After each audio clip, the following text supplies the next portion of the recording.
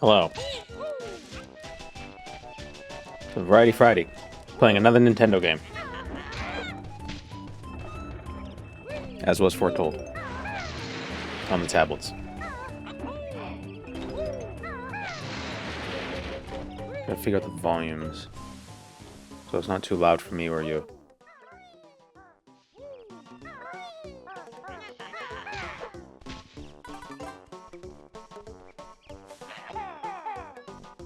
I need to figure out a way to like disengage sounds. Maybe there's like a capture card that can like split stuff and have it send different volumes to different places. Am I getting jiggy with it? Yeah. I think they're working on a Banjo Kazooie port, and that's definitely one I'd want to check out when it's done, because like Majora's Mask, Banjo Kazooie has a totally different feeling to Kazooie. Also, I don't think I've ever beaten Banjo Kazooie. I wonder if Donkey Kong 64 has a PC port. That's another game I never actually beat, but I played a lot of.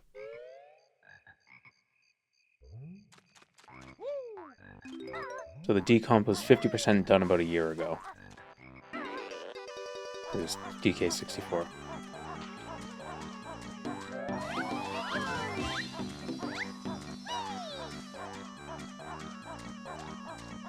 I have Banjo Kazooie for my 64. I like the Kazooie rifle feature. Yeah. Well, I mean, we're playing on actual hardware, so you know, I also have Tui, but I'm waiting for stuff.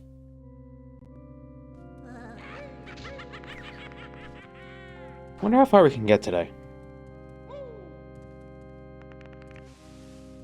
I mean, we don't have to get everything in every level.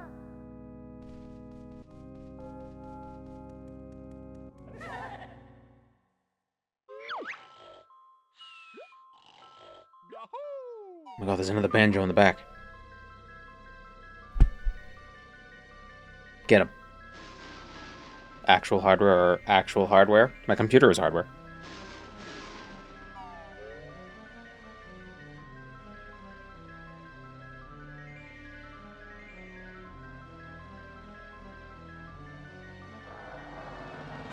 What is that supposed to be? Is that a pig? Ding pot, ding pot.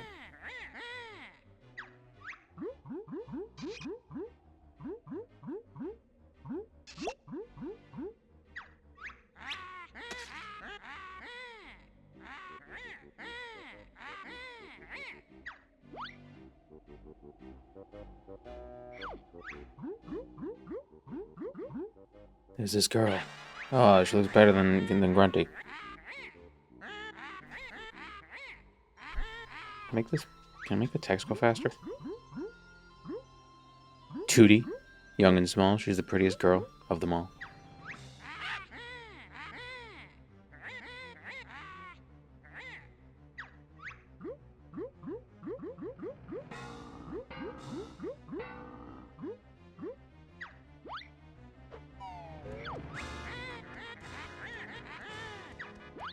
Why did it need a little transition there? What was the point of that?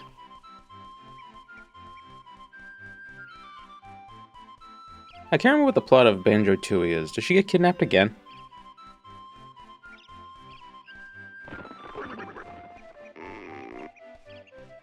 What is that rhyming scheme? I think she forces it sometimes.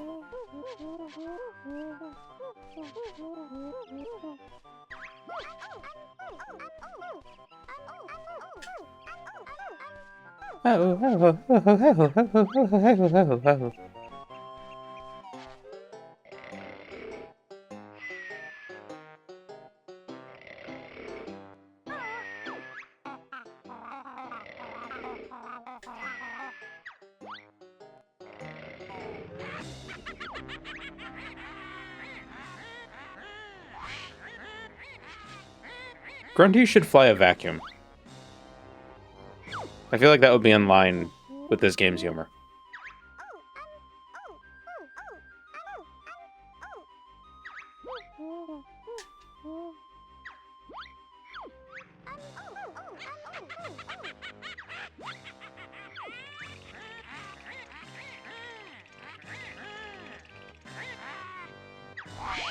We gotta be able to hear that.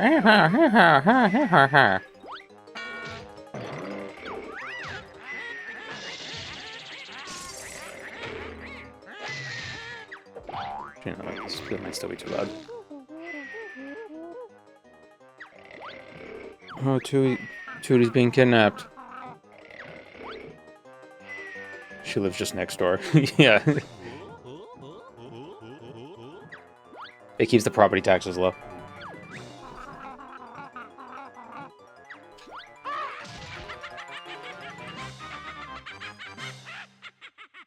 I wonder, like, why a bear and a bird? Such a weird combo.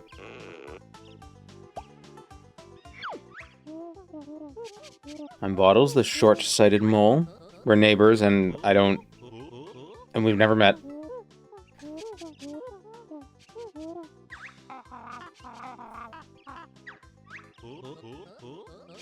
What was all that noise? Where's my sister? Which grabbed her.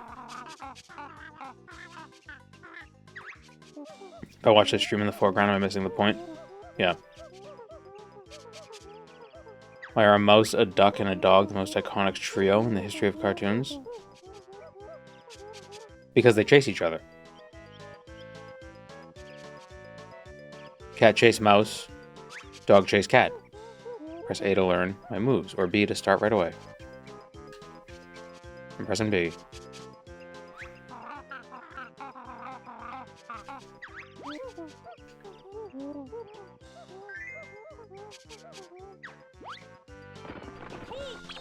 I need to double check the controls because I think... Why is B X?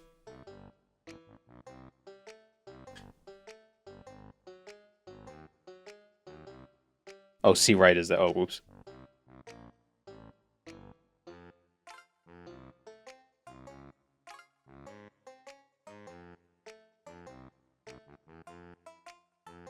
This is gonna take some getting used to.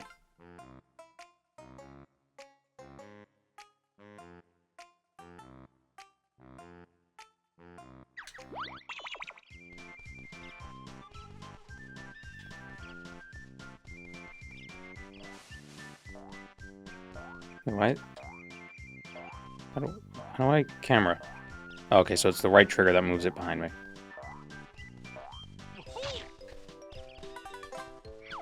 I've heard so much about this game, but I've never played it or seen it being played.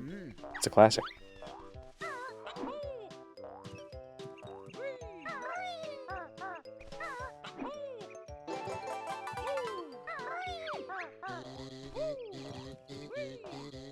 Do love that the bird and the mole hate each other. Nice touch. Why do birds and moles typically hate each other?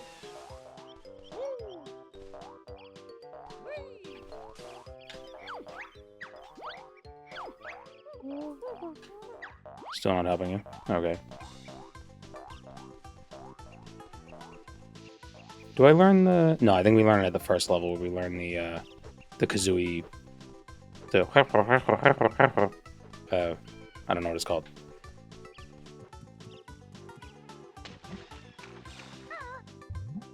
It's a classic. Why aren't there 15 annual releases of it? Well, it did get re-released on the Xbox 360. And then it's on the Nintendo Online thing.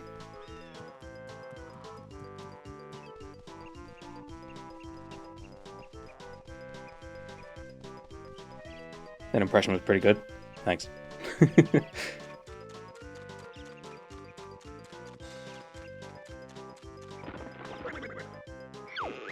Where do you think Grunty lives?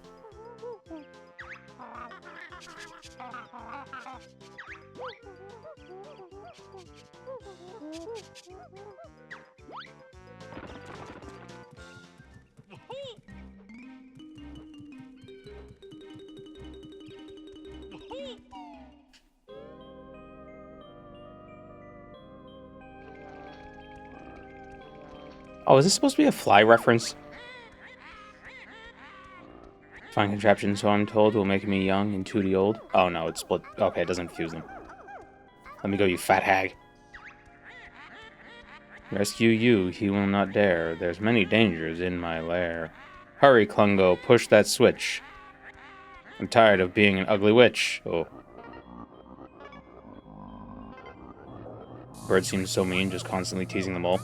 Yeah, Kazooie's a dick.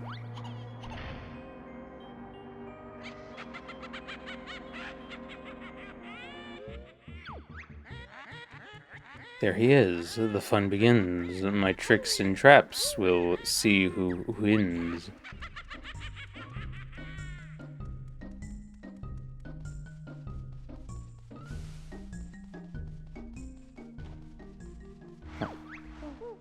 Oh no, I think there is a Jiggy over there I gotta get. Critters go back to folktales in several cultures. What, the bear and a bird? It's me, Mr. Jiggy.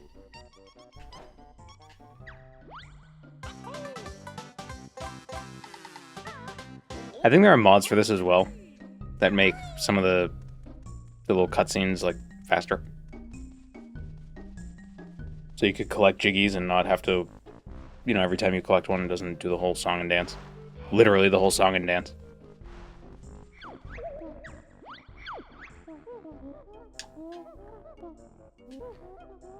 Fill in the missing spaces with the jigsaw pieces.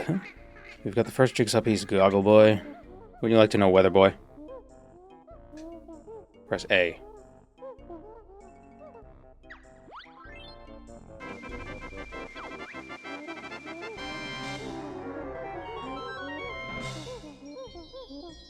Mumbo's Mountain.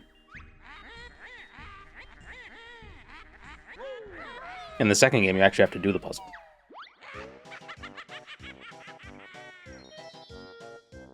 Yeah. Got him.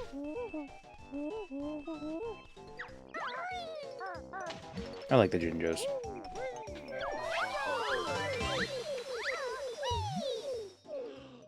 No, go into the water, stupid. Oh my god. I hate swimming in video games. It's some of the worst shit in the world.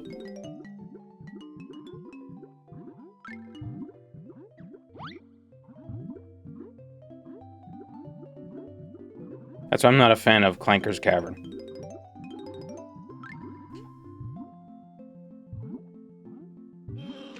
Is this rare content? I don't know, I've seen it around. I've seen it around a lot of places.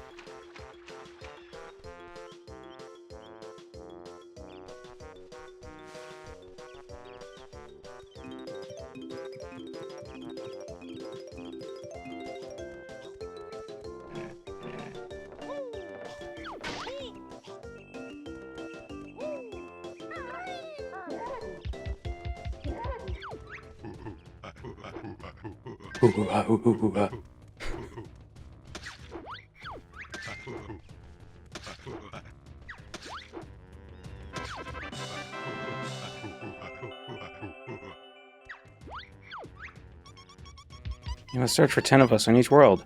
We'll help you progress through the witch's lair. I'm glad her puzzle pieces are... they're defecting.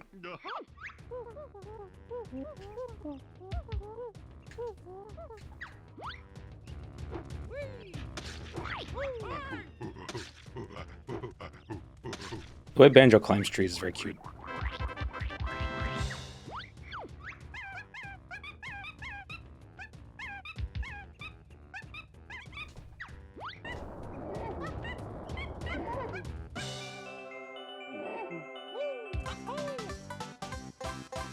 You know, Banjo is kind of like the inverse of cartoon characters, because a lot of cartoon characters wear shirts but not pants.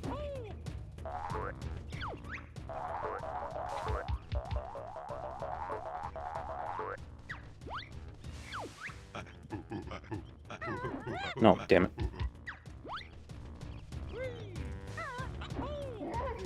And it's funny, because the pantsless cartoon characters, you never really think of them as pantsless unless you make a joke about it. How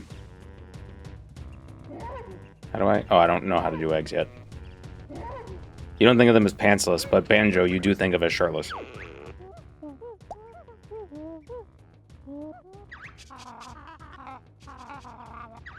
Crash Bandicoot. Yeah, same time frame too. Unless they put on a towel after they leave the shower. Yeah, then you know they're naked.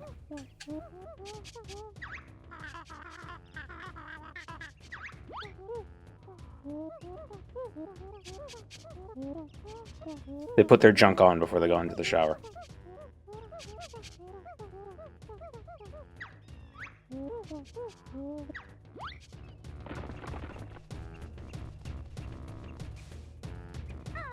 No, how do I eggs? Oh, it's the right button.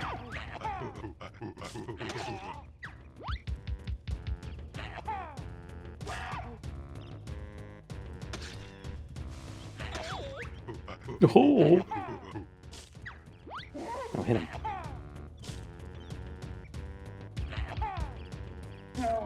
There we go. Oh, he's a camel. Bear beat Conga. Give me prize. Me give prize. Yar, give me prize.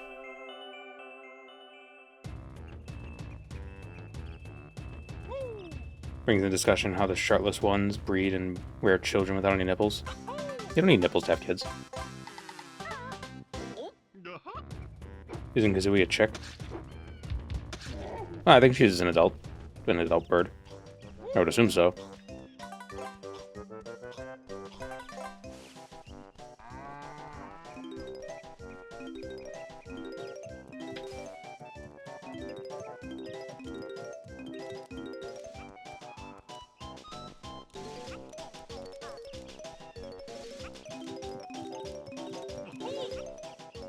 Okay, here's where we got the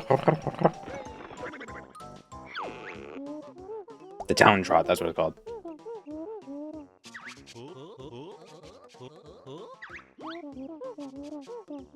There's an actual camel that has the actual camel sound. Yeah, Gobi. How much does the camera fight you in this? Perpetually. I'm just not used to the buttons for changing the controller. I mean, for changing the camera. I can do this. Oh, wait, here we go. It doesn't... It's like, it moves in, like, discrete chunks. Weird.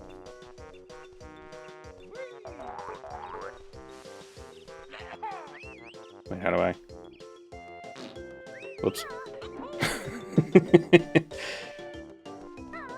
There we go. See?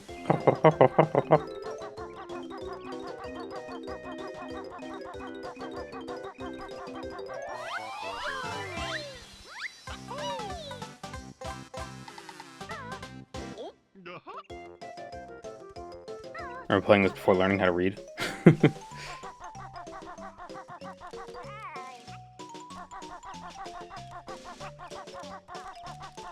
Due to the N64 having no analog stick for second analog stick for a camera.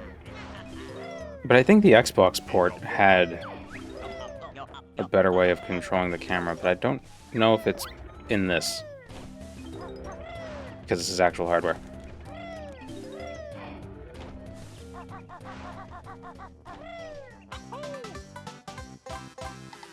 Nuts and bolts, what do we think? Never played it.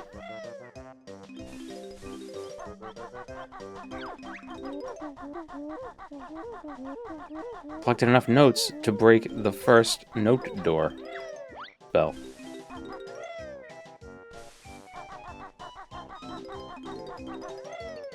In the original game, if you left a level, you lost all your notes and you had to recollect them. Like I think you maintained like your max. So if you collected 90 notes in this level, you'd still have 90 for your like overworld amount. But if you wanted to come back in and get 100, you have to collect all 100 in one go. Am I too good for the C buttons? I don't have any C buttons. Damn it. Why is it that one? I should probably switch those. I feel like shoot egg should be Y.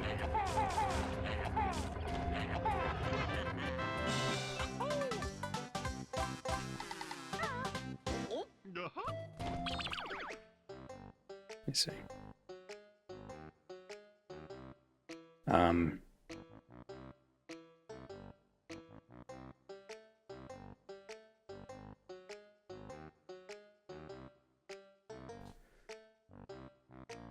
Let me see.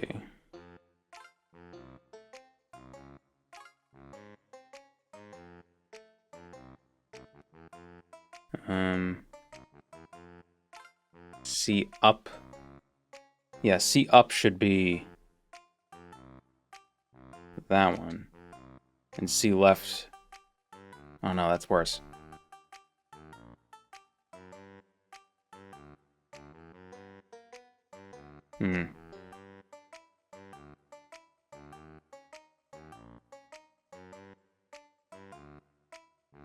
I just get used to it. I'll figure it out.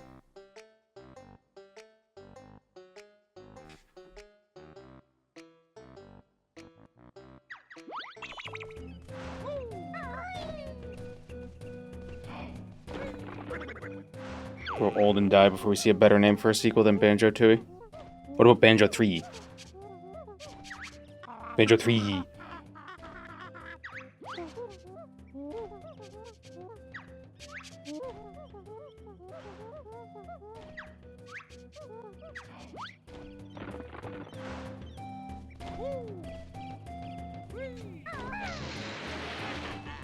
Derivative.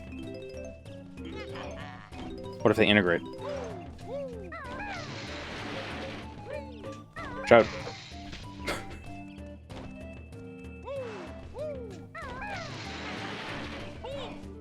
My house!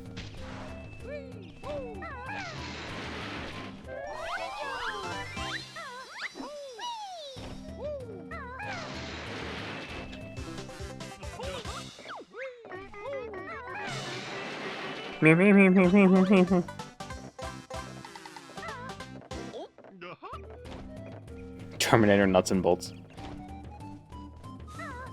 This level is just loaded with jiggies. It's like there's 10. It's like it's a tutorial level or something. I need 5 token. I only need 1. How do I get 5? Mumbo, best shaman in all game. Can help Banjo and filthy feathered friend.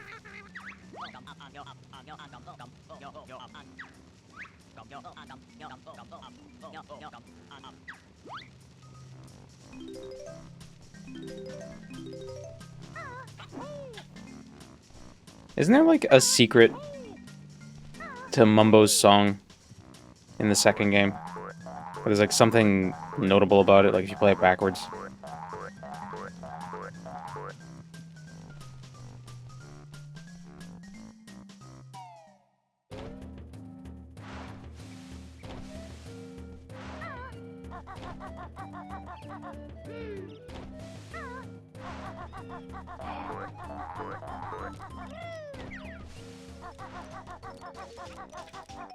Whoa.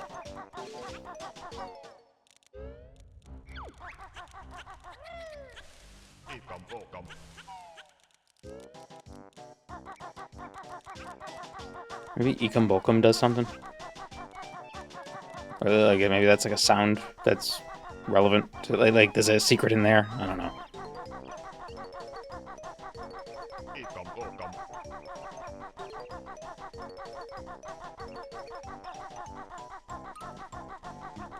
Welcome to the stream, Kismet.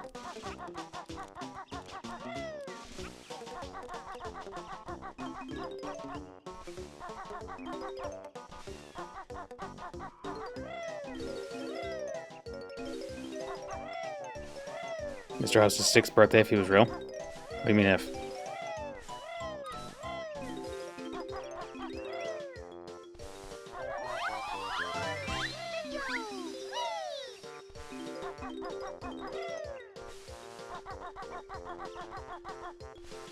I think there are a few more notes at the beginning of the level. Oh no, I think they're in the ant hut. Are they ants or termites? I know they look like ants, but they have like a... They have like a tower, which is more termite-like. Oh, I've never seen pink ants.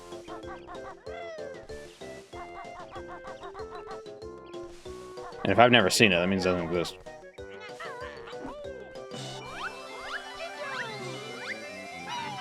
Towers, termites. Camera's screwing my eyes. How do you think I feel?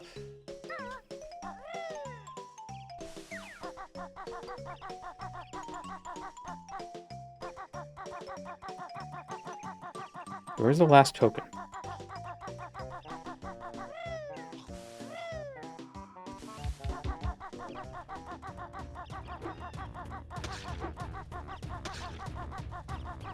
Is it over here?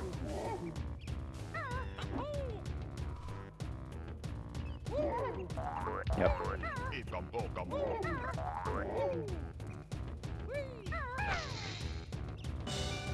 A thing.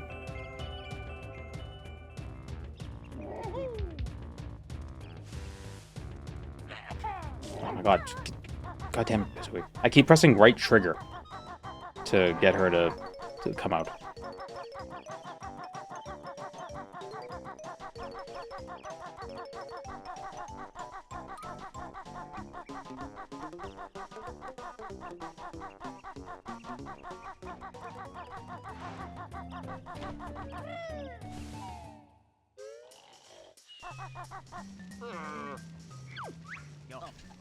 Ah, Banjo has plenty of tokens.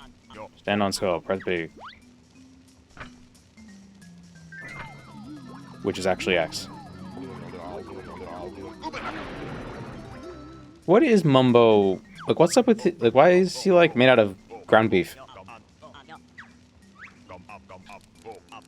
Oh, it is termite. Okay. Where's the queen?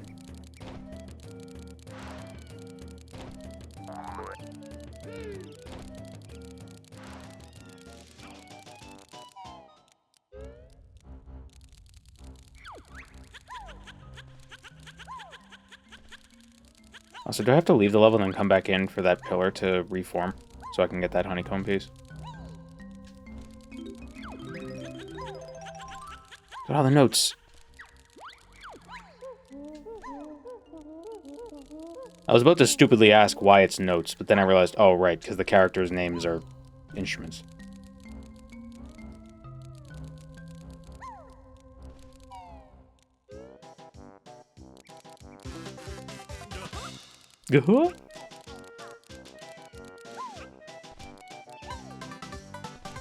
That's all 10.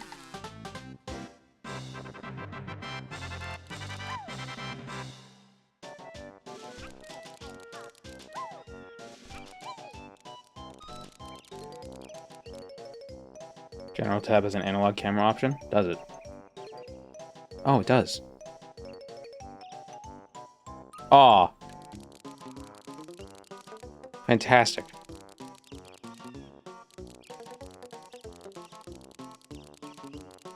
Oh, that is so much more intuitive. What the... Roll credits.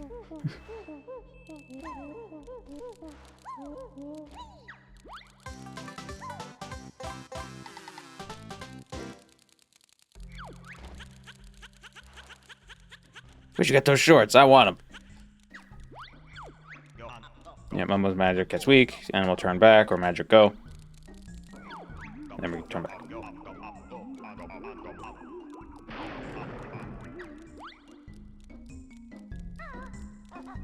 You can go back in and grab that honeycomb. Honeycomb big.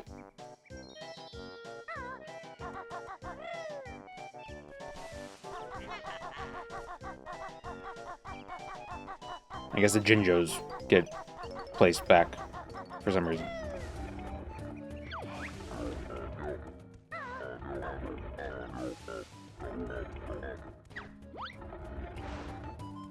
Shoot the egg. Damn it.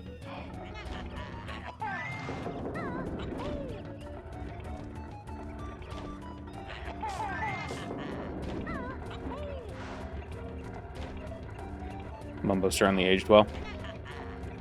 I mean, it could be worse. They could have added, you know, a second, you know, tribal stereotype to a game.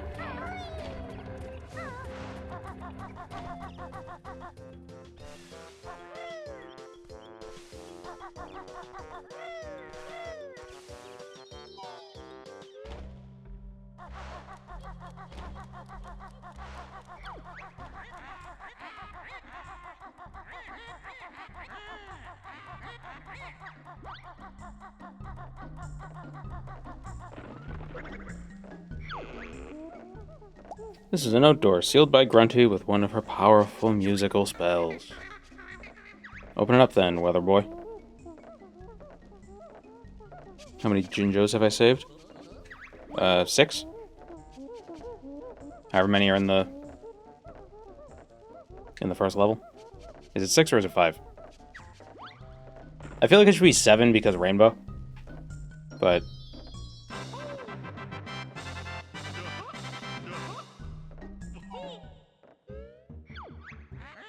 I guess there's only 7 colors in the rainbow because that's what Isaac Newton decided.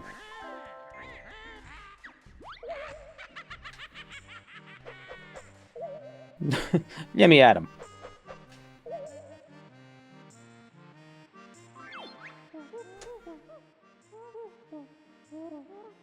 They added more colors in Tui, which implies they mutated in it since now in the sequel. Well, no, it's just we go to Jinjo Town. Because in this game, we only really explore her castle. We never go into the actual world. In the second game, we go into the actual world.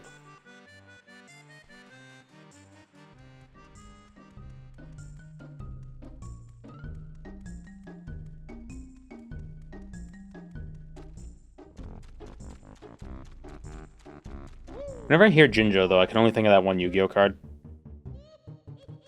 Is it Jinzo? With the trap cards.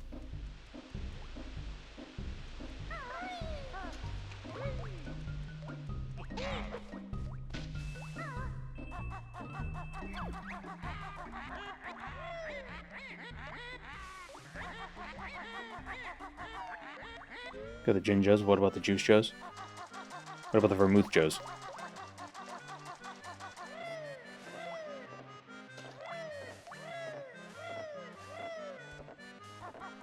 And it's just gone. Treasure Trove Cove, right.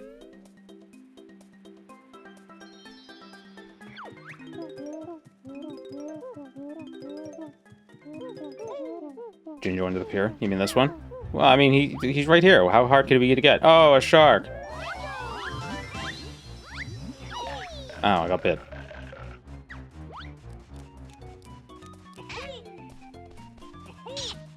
Shark used to terrify me. These crabs don't have enough legs. Aren't crabs supposed to have 8 legs? And 2 claws?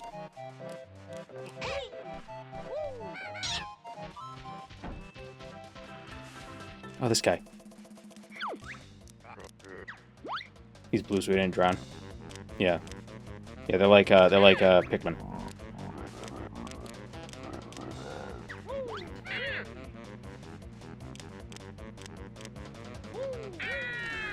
Ah! I love how so many of the sound effects just sound like a guy. Because it was.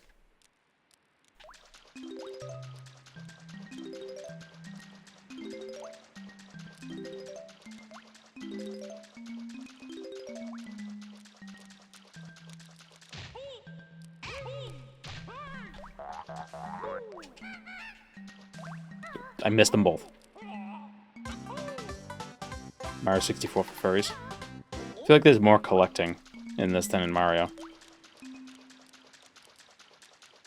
Because in Mario, it's just like, get the stars. There's coins and stuff, but that's just to get stars.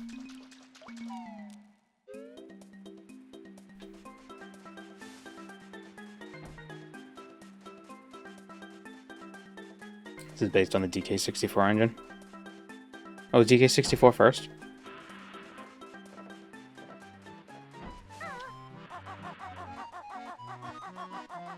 This game seems simpler than Donkey Kong 64, honestly. I would have assumed this would be first.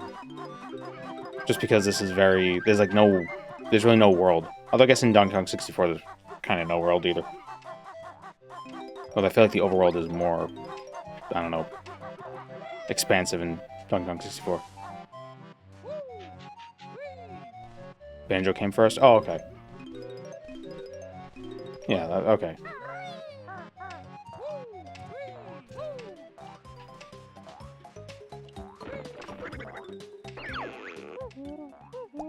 The point of Mario was to collect Peach. Maybe. I bought Peaches recently, and I realized As great as peaches are, when you get, like, when you buy peaches in the summer, you know, and they're nice and ripe, you make a mess when you eat them. So you gotta eat them over, like, a bowl or a sink.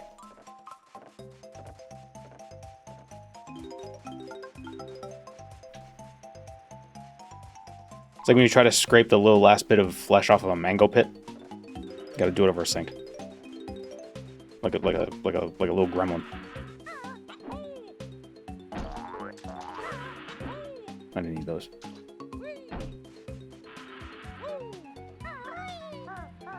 But there were two types of peaches at the store. There were California peaches, and then there were sweet southern peaches.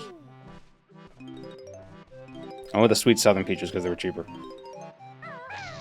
I doubt they were that different.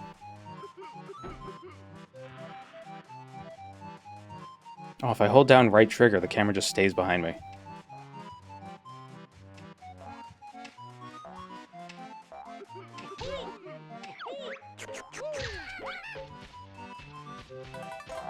I hate them.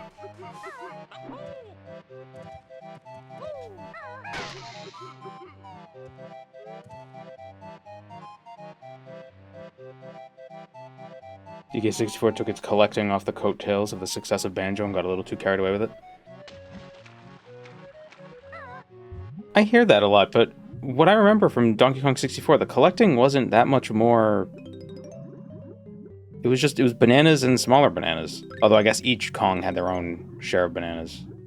So maybe that was... So instead of 100 notes, it was like 500 notes per level.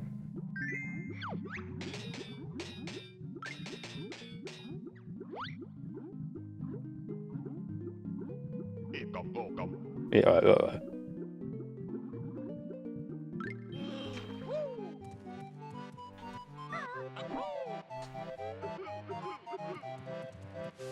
Oh, and there were like blueprints and yeah, there's a lot of different stuff.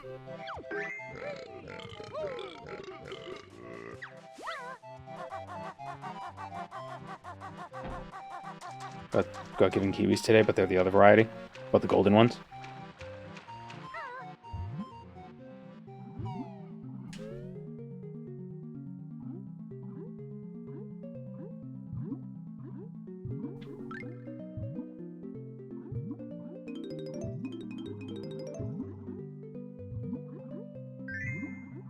Like a hippo could be a captain. Well, hippos can't swim, so it makes sense that they would need a boat.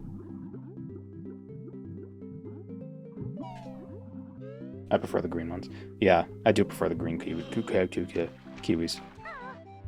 The traditional kiwis.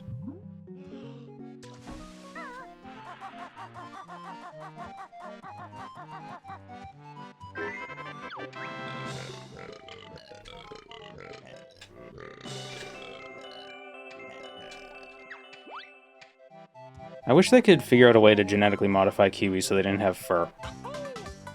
They should give kiwis alopecia so then you could just eat the skin without having to be like that. Or make the fuzz on the kiwis like peach fuzz. Oh, that's where... Oh, wow. That's why we call it peach fuzz. There we go.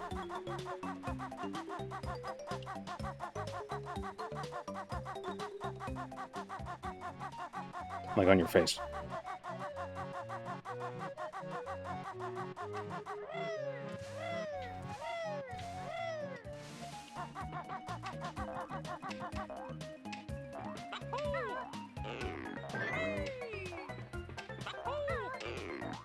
I should get the fur on the skin. Yeah, but I don't like the fur.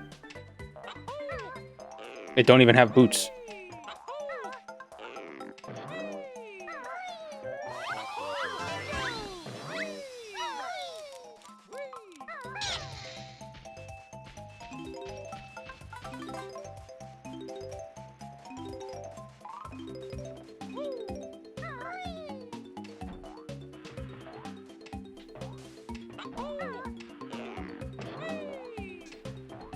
It's the same with lichis. People constantly tell me not to eat the skin, but it's the best part.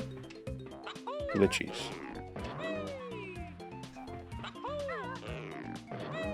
Is a lichie a person who stored their soul in a jar? So they live forever, but they're very small.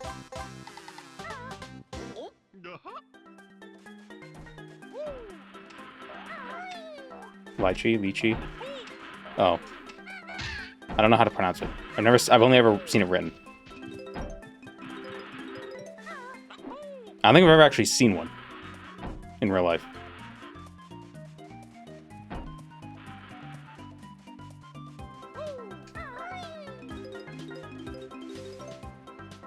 Probably more of a specialty fruit.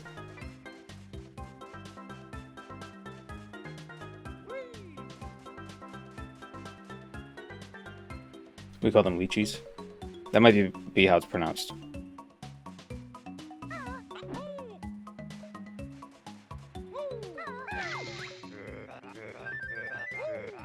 I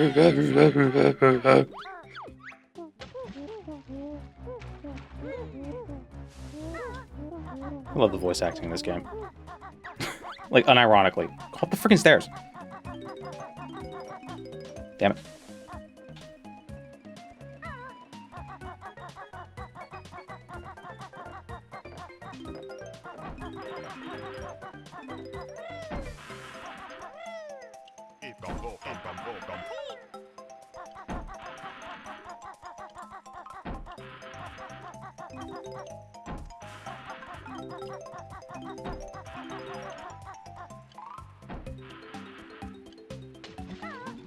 Is there an token? Ikum Bokum? No, it was a Jiggy. Banjo died. Do you think Kazooie would eat him? No. I don't think Kazooie's... I don't know what kind of bird Kazooie is. But she doesn't seem like a carrion bird.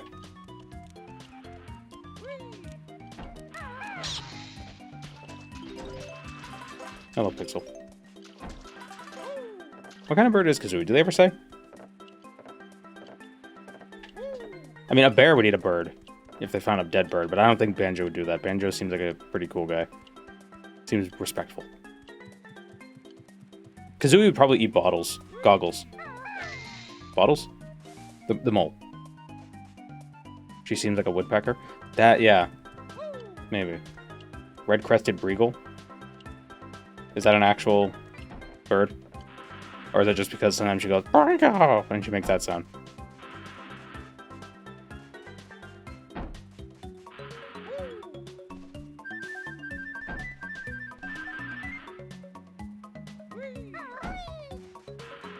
She's a Fira. That's a Pokemon.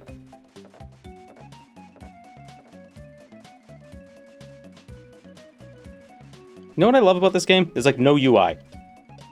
I'm just now realizing, like, there's nothing on the screen. Look at that. Isn't that great?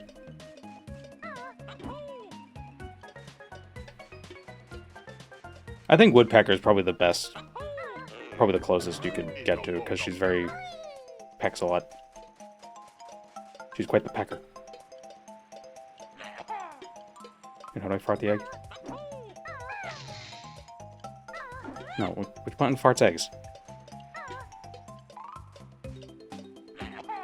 No, what?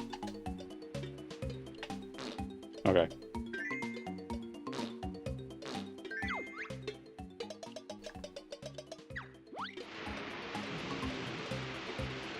It's not a real bird unless you think Kazooie's real. It's real to me.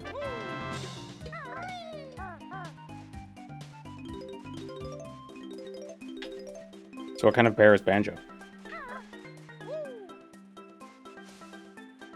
Like, what kind of fake bear is Banjo?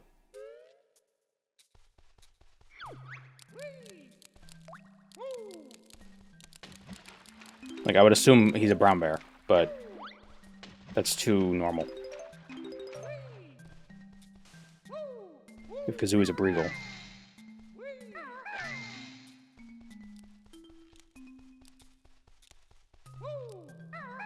A honey bear? Oh, damn it. It's an N. That's how you spell Banjo.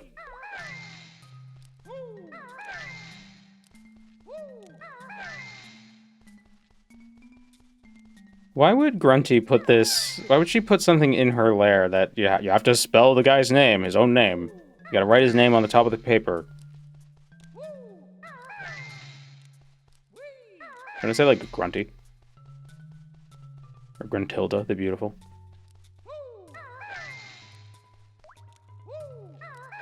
My Google says he's a musical instrument. Oh.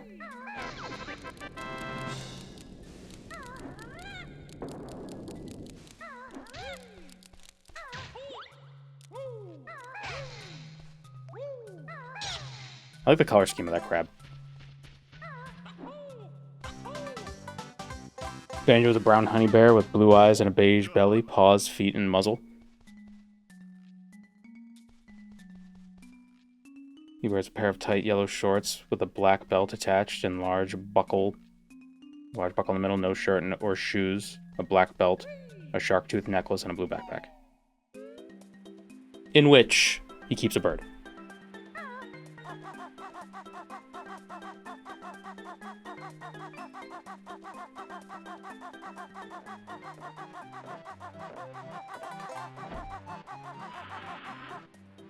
Yeah, what's with the shark tooth necklace?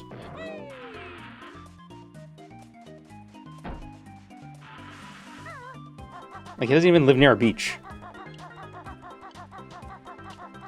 I feel like that's beach attire.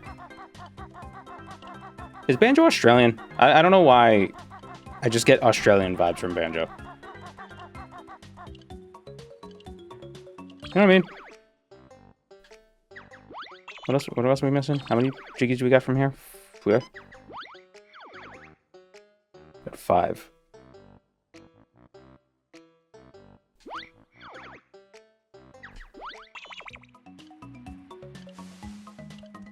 Oh, we need to learn how to fly.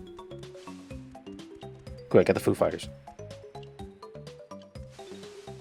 The Food Fighters.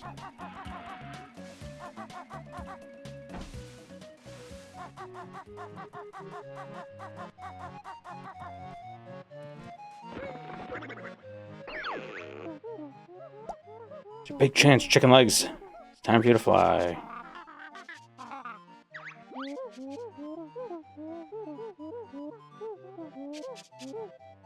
I believe Spiral Mountain is in New Jersey. Yeah, I could also see Banjo being from Jersey. How does the mole get there? Carefully.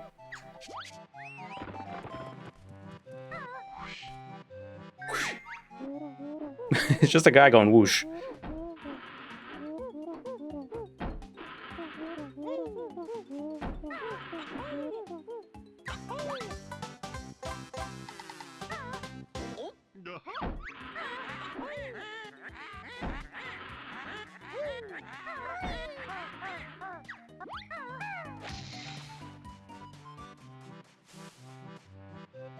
I think one of the honeycombs is out in the water. Wasting so many eggs trying to talon trot with the wrong buttons. Alright, you can book them.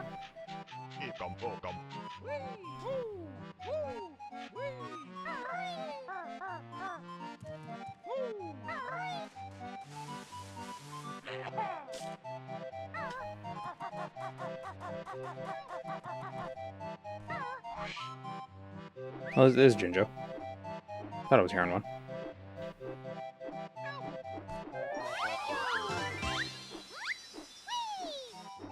I think the final Jinjo is up here.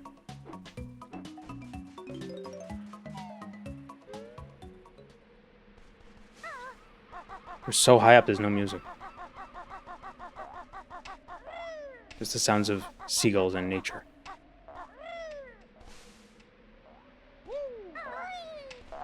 Oh, there's the Jinjo. Now, what are Jinjos supposed to be?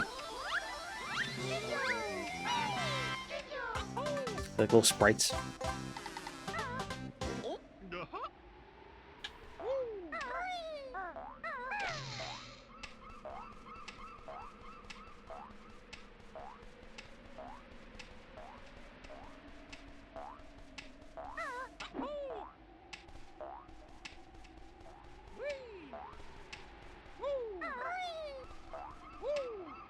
It is funny how, you know, like, in Pokemon, all the Pokemon designs and everything, they all have, like, at least in the recent releases, they all have a reason for being what they are and where they are, and why, like, all the details are that way.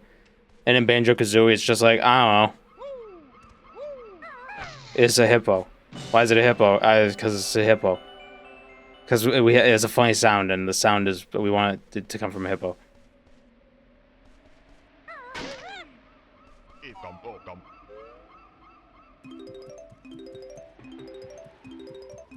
I'm missing one note. That's gonna be a pain in the ass.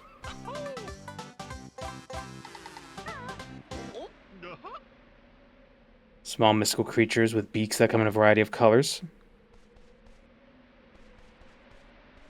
So they could be like little sprites if they're mystical creatures. They're like fairies. They're fae.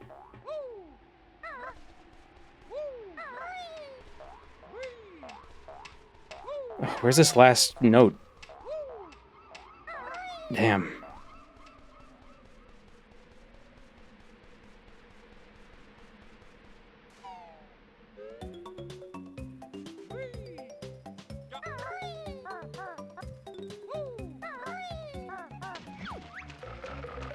Somewhere in a small pond. That's what I'm wondering. Like, is it one note? Or was it a row of notes and I just happened to miss one?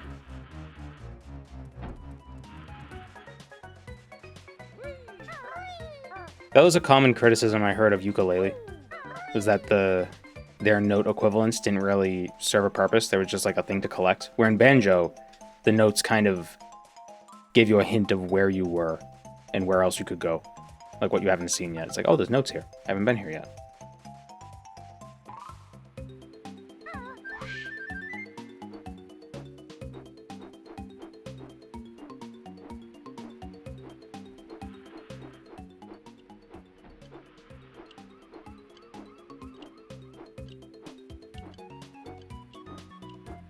Oh, excellent. Did I miss this one? Or is there only just one there?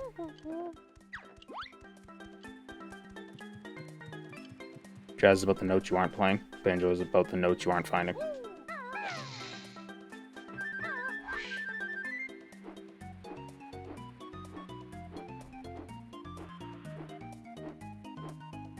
I must be really good at jazz, because I've spent most of my life not playing notes.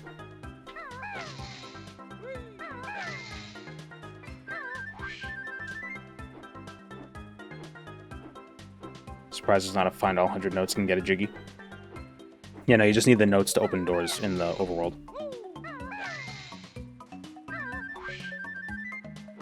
This ain't Mario.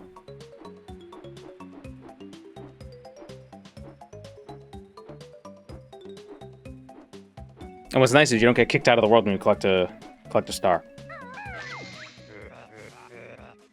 You'll never find me now. Yar. Where is the X that marks the spot? It kinda is. No. Shut up.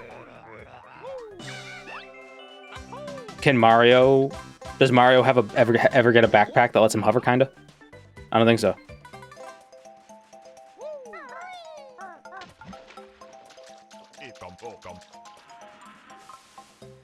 Alright, where's the last jiggy?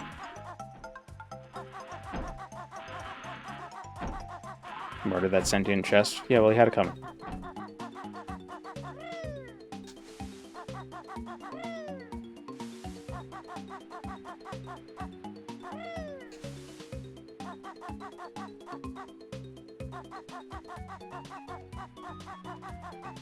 Flood. Now you guys are making things up.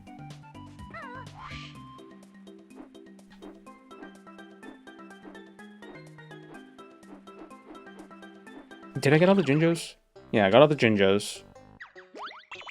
Jinjo, Hippo, Treasure Chest, Pirate's Treasure.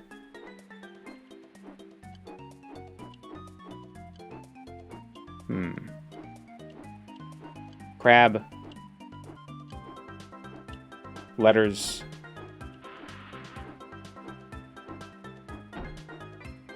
There's one outside, I know that.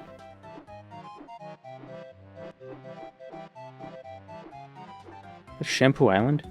Shark Food Island. Welcome to Shampoo Island.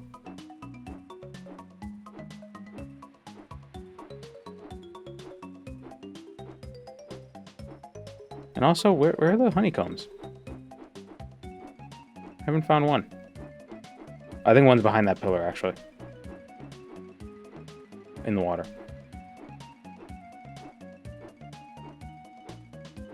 So the lighthouse. On top of the lighthouse. That's 7. There's one under the water. Near the mine, that's 8.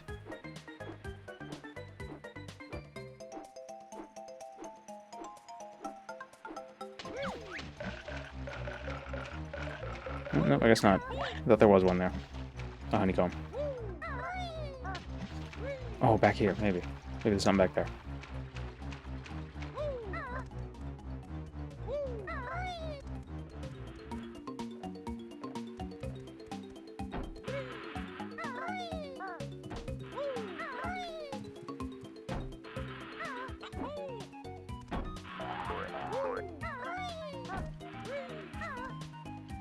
Can't believe it wasn't until Banjo Tooie that... Here's a Jiggy. Banjo Tooie that you could grab ledges and mantle. And where are the honeycombs?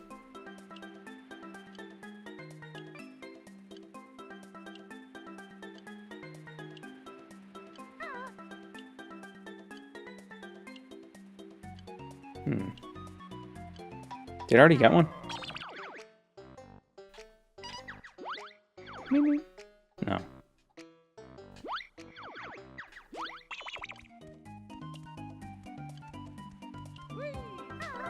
There's one near the beginning of the level?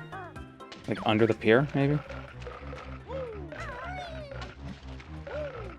Cheese and crackers? Banjo Kazooie. Is the shark stupid?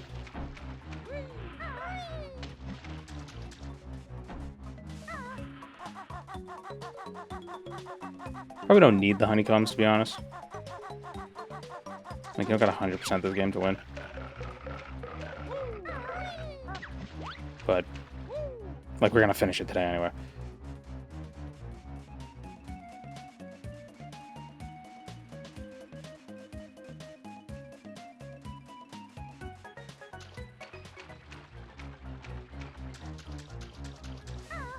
Beware my legally distinct Jaws theme.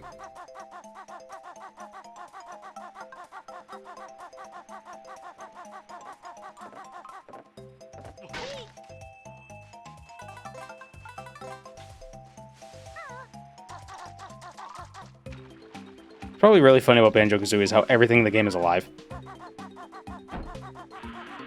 Everything you kill and fight wanted to live.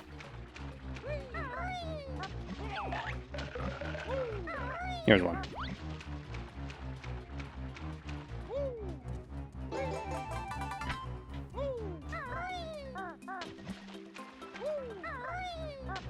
Hello, slot machine.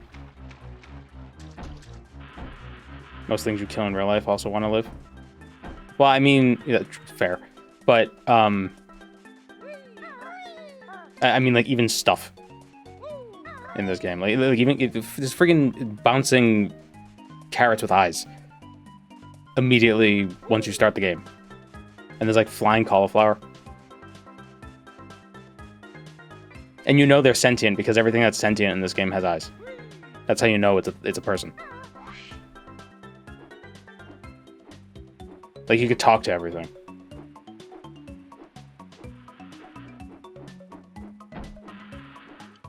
Like, see, that one has eyes. It's got regular-ass eyes.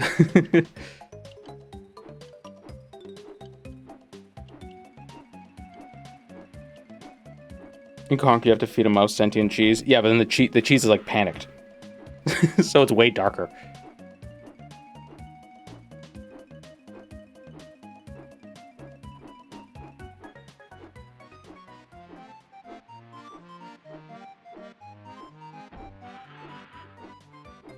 You have a bee pollinate a flower in Conquer? Yeah. A flower that they They use subtle design characteristics to tell you that it's a female flower.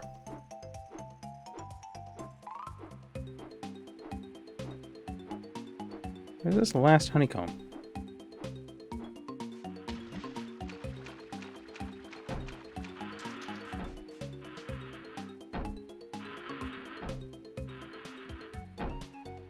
The treasure trove honeycombs. I had to fix a curtain. On the map behind the... behind the crab.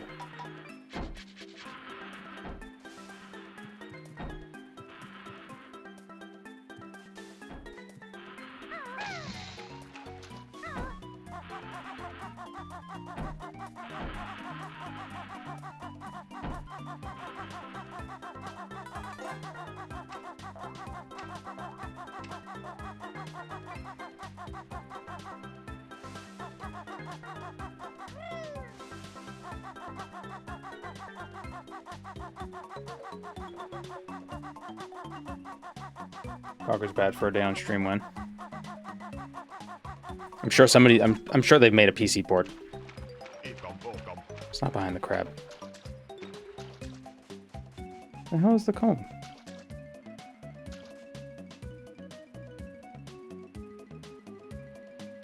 It's my first time ever looking for a comb.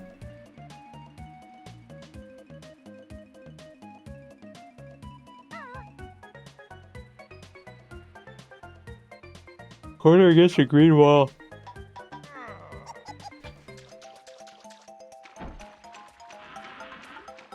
Oh, there it is.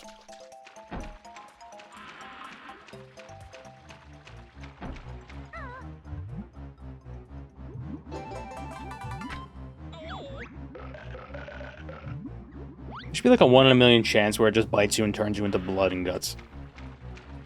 Just like rip you apart.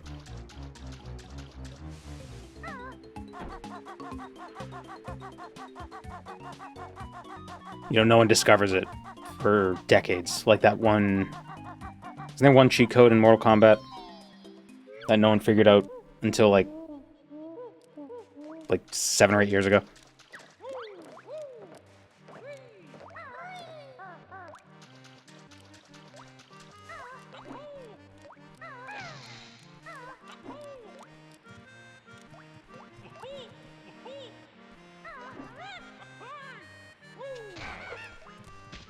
The blue dog in Zelda.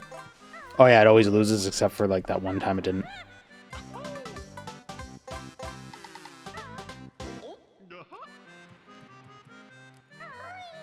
He only has 3 toes. Maybe Banjo's a sloth.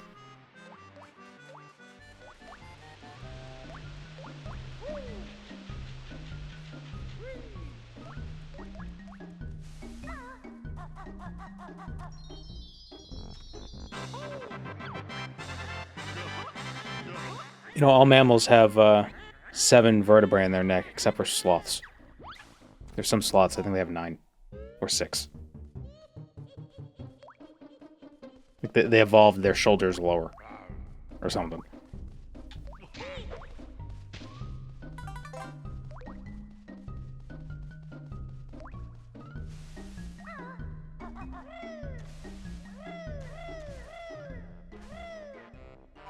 I said mammals, right? Birds can have crazy vertebrae.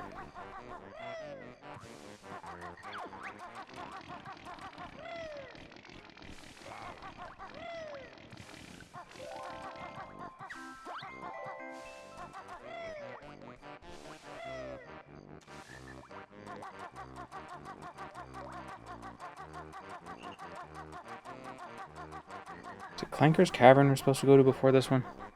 I think it might be.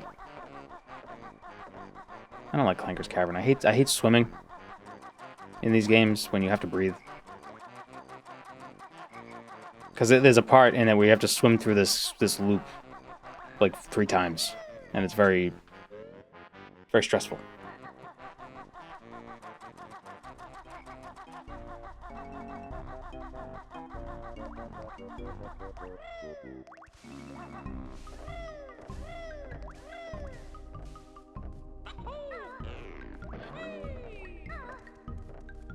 That's 260.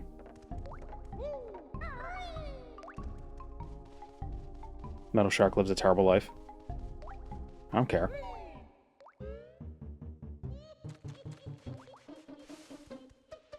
I mean, he has a garbage disposal.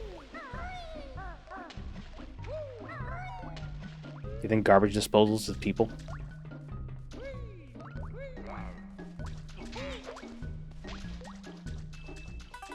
Oh, fast travel.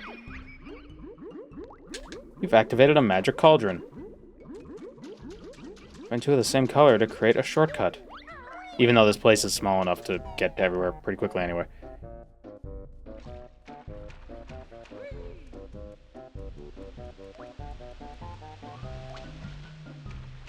Maybe.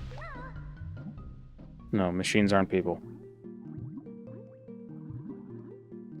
No matter how much they try to make them seem like they are.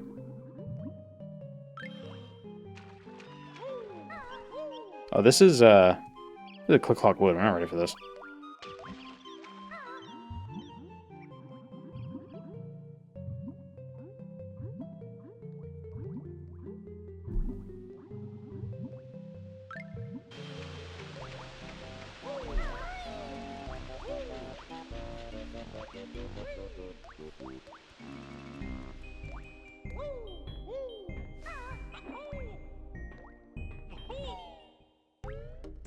Many holes, head boy. Here we go.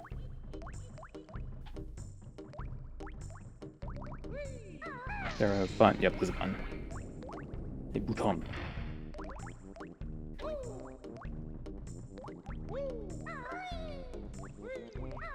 Do the sentient boots have souls? No. They have souls. But not souls.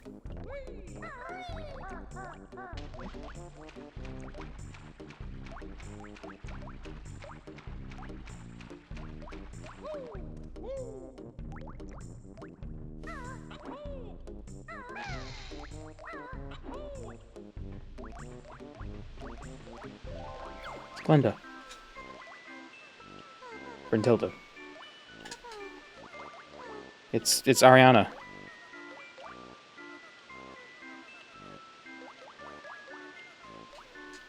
Although they're both green. Even the Good Witch is green in this. Yeah, she gives you hints for the quiz at the end of the game, but, meh.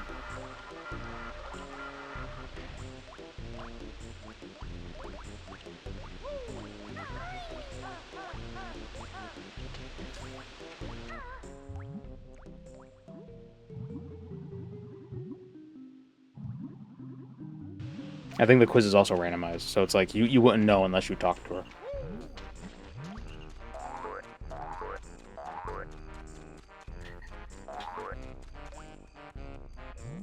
Bubble Gloop Swamp. Oh.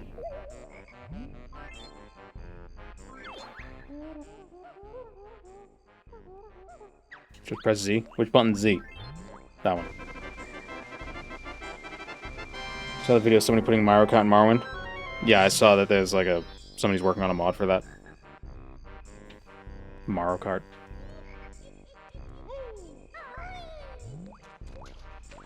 Is Clanker's Cavern not before Bubble Gloop Swamp?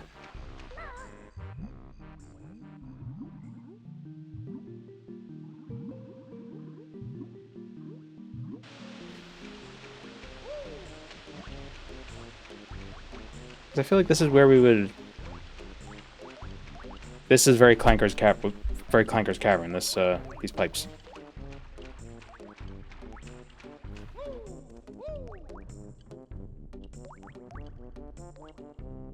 Like, how do I open? How do I open that?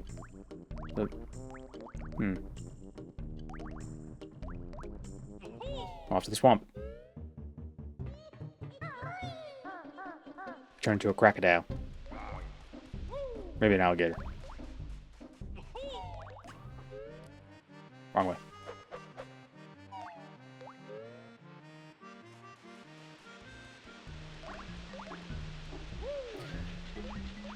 Oh yeah, the caves that have the teeth above them there's a dungeon through there.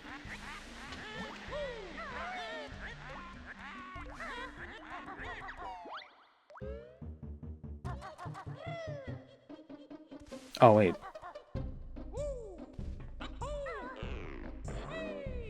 There it is.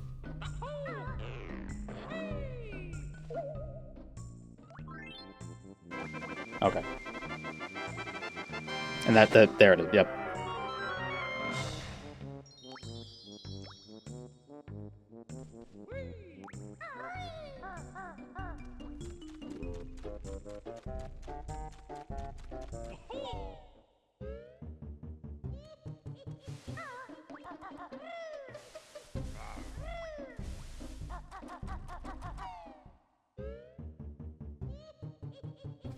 I don't remember how to get back to it, though.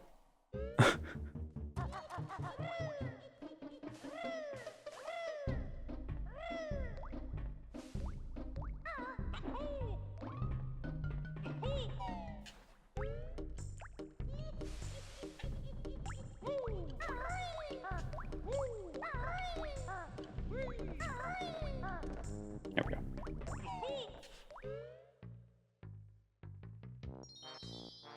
Clanker's Cavern, where we might die for the first time.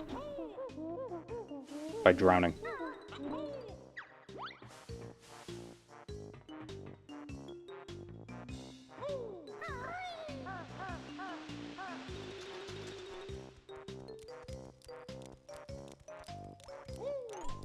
Got to the gross metal pipe areas quicker than I expected. Where are the jaunty levels? What, like Treasure Trove Cove? We were just there.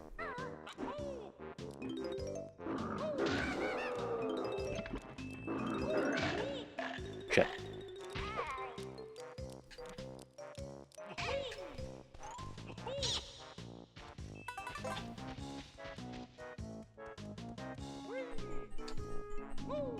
What's the other jaunty level? There's one with the boat. Damn it. The, Rust Bucket.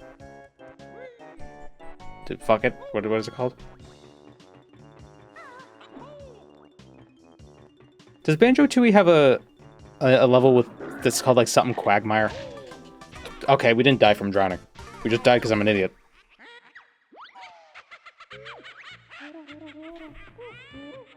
Your best note score for this world is 3.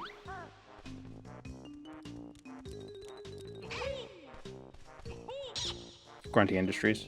Okay. Is that the one where you turn into a vacuum? Or do you fight a vacuum?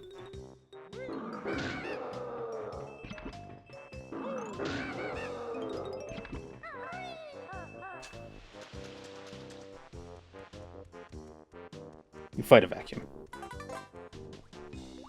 You turn into a washing machine. Okay. Similar appliance. You know, similar... Well, not really a similar appliance. They both clean stuff.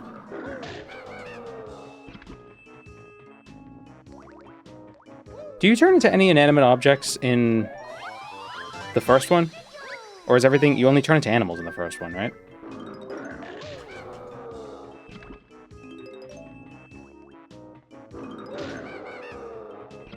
Do you turn into any animals in the second one? Because you get turned into stuff not by Mumbo in the second one. It's somebody else who turns you into stuff. Can't remember her name.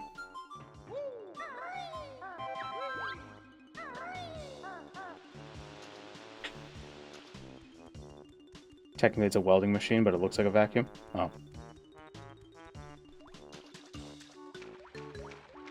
You turn into a pumpkin in the first game? Pumpkins, well, I guess it's not an animal, but it's a living thing.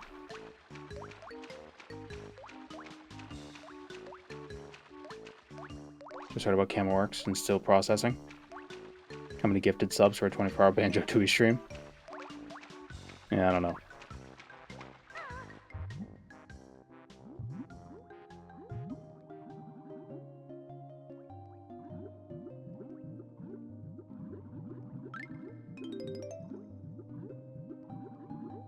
The only animate object in Tooie is a T-Rex. Okay, so you do turn into... Oh yeah, the level that's like the past. Oh wow. Got some memories flooding back there. Bzz, I'm Clanker, which is garbage grinder. Clanker, not like dirty water. Not like dirty water, want clean water. I'm going to give my shark emotions and thoughts. That'll show him to fuck you. Turn into a bee in the second one? They turned into a bee in the first one. In Click Clock Wood.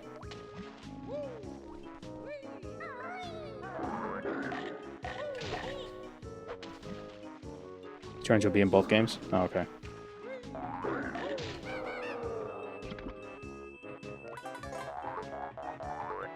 But do you turn into any inanimate objects in the first game? I think everything is some sort of living creature.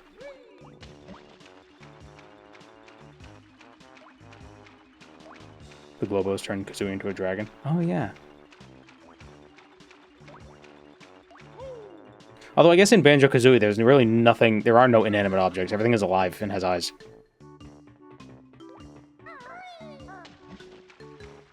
Clank reminds me of the lake at my old summer camp that was closed most days because of E. coli concentrations. Stop shitting in the pool. The pond. Termite, walrus, crocodile, bee, and pumpkin in the first game. Yeah, so all living things.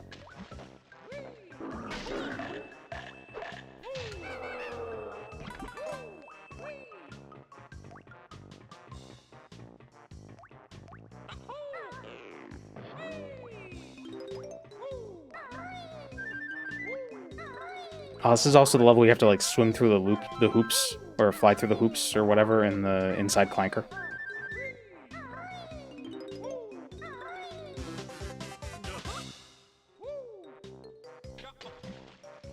Yeah-oh.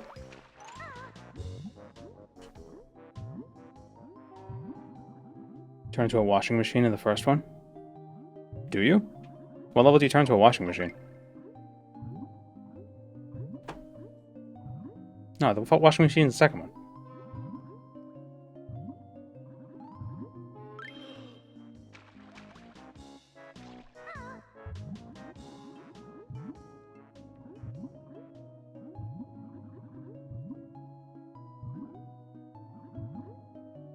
Oh yeah, and in the second one, to transform into stuff, you don't get the tokens. You gotta bring, like, living creatures and throw in a pool of acid. Or whatever the hell it is.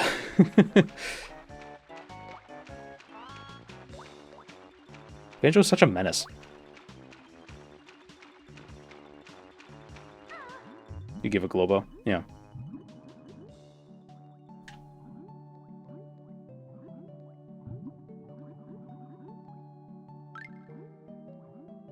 There are also aliens in the second one, aren't there?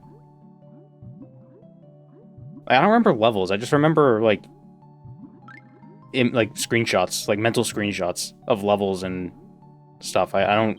Like, there was, what was it, Freeze Easy Peak? And the boss there was an ice dragon and a fire dragon. I did like in the second one how levels connected to each other, where you could find shortcuts that would lead you from one level to another. It felt more open world.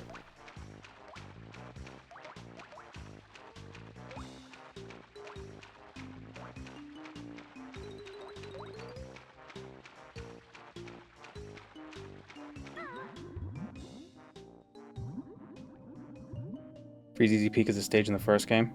I know what you mean with the Fire and Ice Dragon. Oh, okay, so what? In the second game, it's like, or is it Hot Cold Land?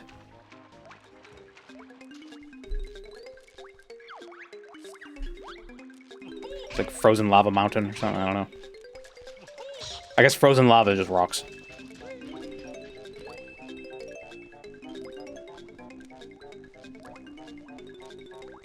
Fire and Ice Mountain. Yeah, Freeze Easy Peaks is where you turn into the walrus. Cuckoo Cuckoo.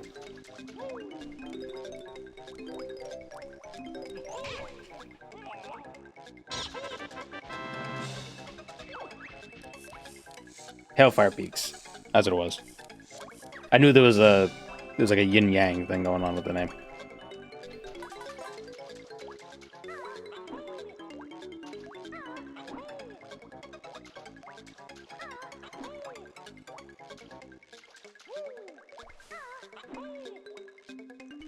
Jump up the freaking thing.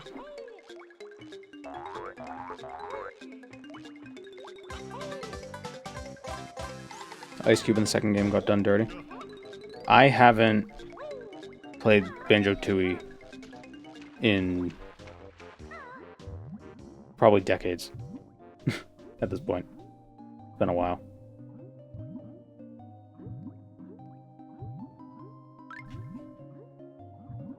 Is there a Paper Mario port that makes like less dialogue, or makes the dialogue go faster, so you can actually play the game without having to sit through a bunch of cutscenes?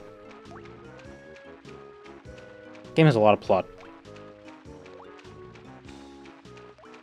Like actual plot, not anime plot, where I'm being coy and just talking about tits.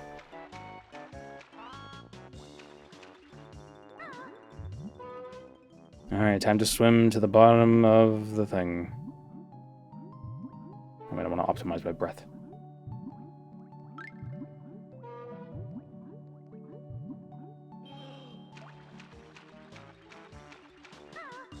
I do like how sassy Paper Mario is, though. Both Paper Mario 1 and the 1,000-Year Door.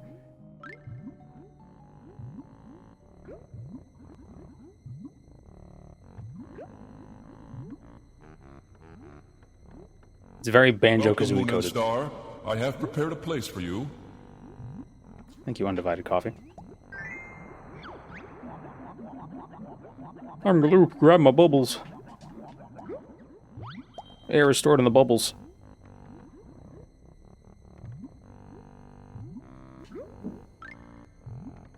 So this is hard because the player will run out of air, so we should put a fish down there so they can get air. What if we just make it not cause them to lose air? No.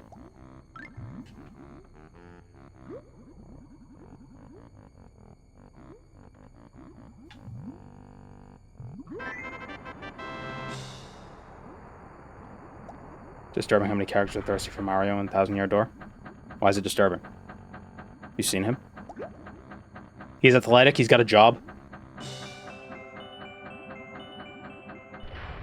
What else can you want? Got a bitchin' mustache? I'm the first person to say bitchin' in like 10 years.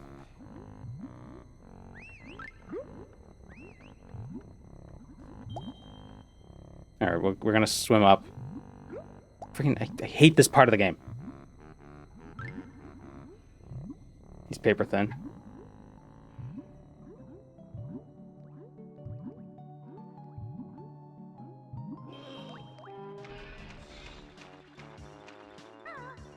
And his job isn't just like a regular job. He's in a trade. Yeah, that's a pretty stable job.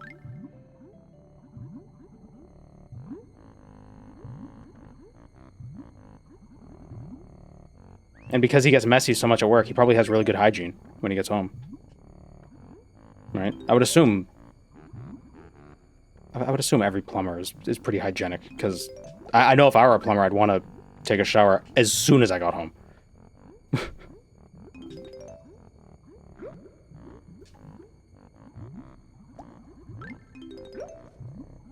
Take a shower, get a hepatitis shot.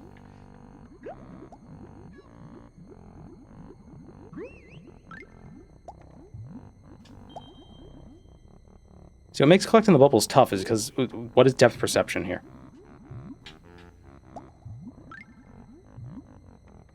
You ever seen him do plumbing? He has a hammer. And then what you're doing, you'd be installing bathrooms in new builds.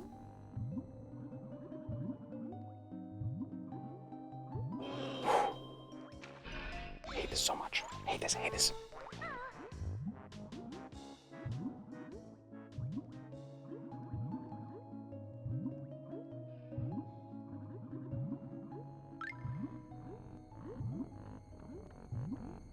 I still feel like installing new bathrooms in new builds would still be pretty messy.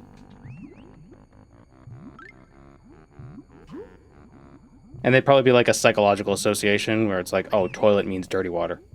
Even if it's clean water. Still just feels gross. But that's my non-plumber attitude, so. Those are my soft hands talking.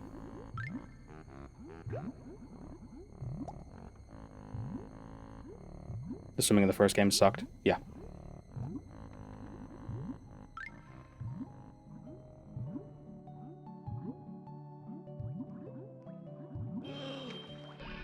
Still a Jinjo down there.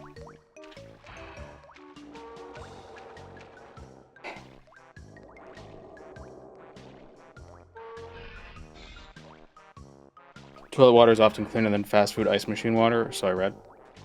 Well, what part of the toilet water? You mean in the back of the tank or in the bowl? I would assume the stuff in the tank would be rather clean. The bowl? I would doubt that. Like, there's probably bacterial buildup in the pipes in the ice machines, but it's not poop. It's not poop and pee. Ideally. I mean, I guess it's possible.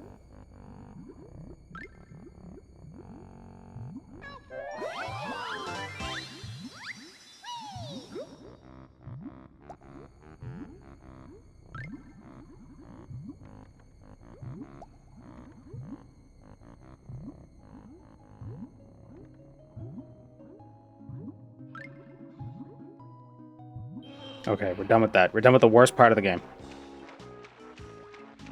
I'm just saying what the poopologist said.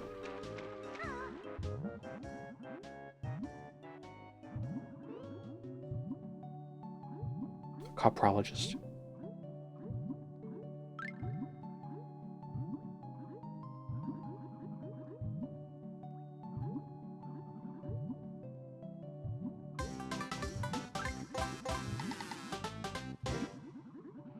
I wonder if it could be because maybe toilets are... Maybe they're made in such a way that they don't really retain bacteria. How porous is porcelain? Are toilets even made out of porcelain anymore? Or is that just what we call it? Sort of like how pencils have lead. You know, quote unquote.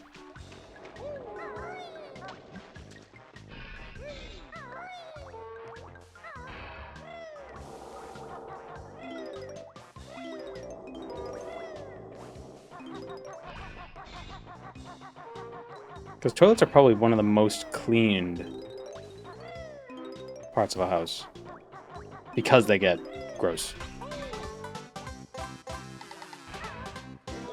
You know, there's sort of like a... It's like a paradox. It's a clean toilet paradox. Because we think they're dirty, we clean them more, so they're actually cleaner. Maybe. Entire bathroom is covered in bacteria from your insides. People don't realize how far the particles spread. Well, that's what I said before. That's why I just shit directly on the walls.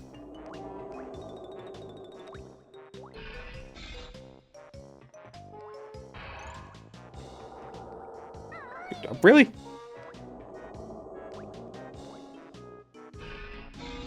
Porcelain is very non-porous. Because it's basically glass, right?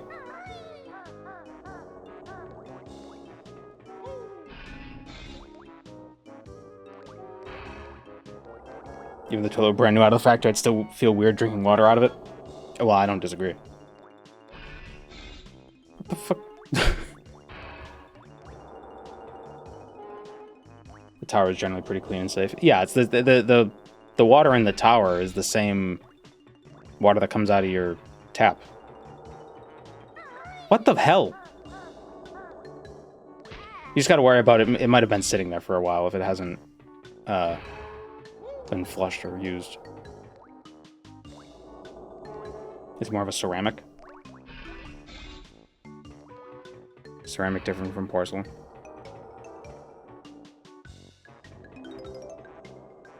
I know ceramic can be very sharp if you break it. If it's straight out of the factory, you should clean it before drinking out of it. Yeah, but for different reasons. Have like factory residue, not poo residue, not poozadoo. Residue. There it is.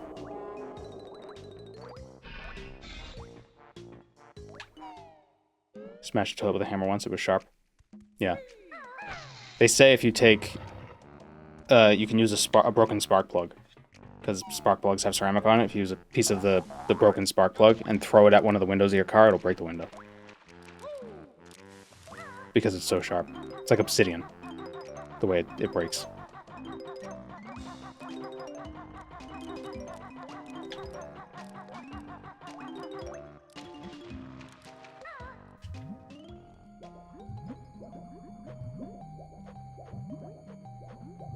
If I had a nickel for every... Actually, no, this joke might not make sense. If I had a nickel for every game where you have to go inside some sort of aquatic animal, I'd have 2 nickels. But I'm sure there's tons of games where you have to do this. People don't understand how dangerous a cracked toilet is. If it breaks, it'll slice you open. Yeah, and then you get toilet particles all over your bathroom.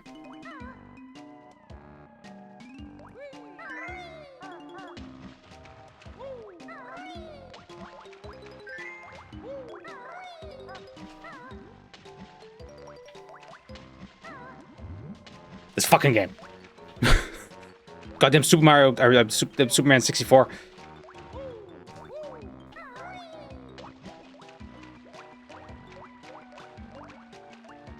Come back to it. Back of the tank usually has fresh water pumped into it when you flush. Yeah, but I mean, like, if the toilet hasn't been flushed in a long time, the water in the back might be a little grungy.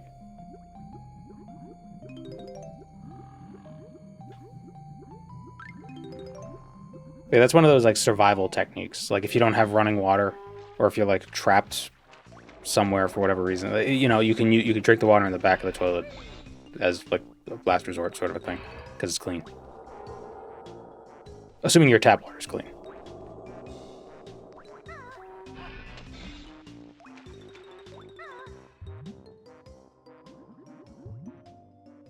I've also seen images of that device that you're supposed to put into your toilet so you can get air.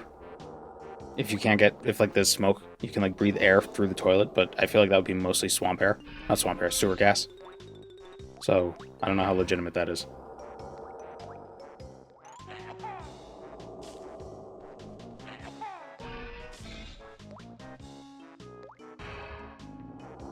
Metal chain connected to the flusher probably make the water disgusting. It might not taste great, but if it might be safe to drink. Safe to drink.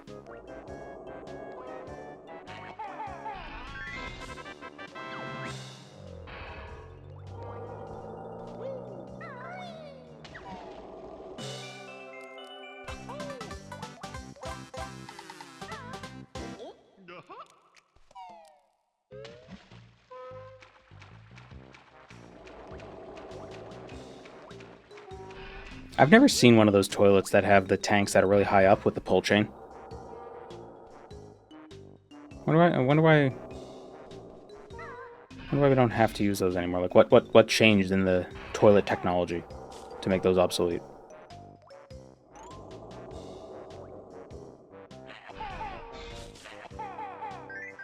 Just better water pressure in general, maybe? Water pressure? Yeah.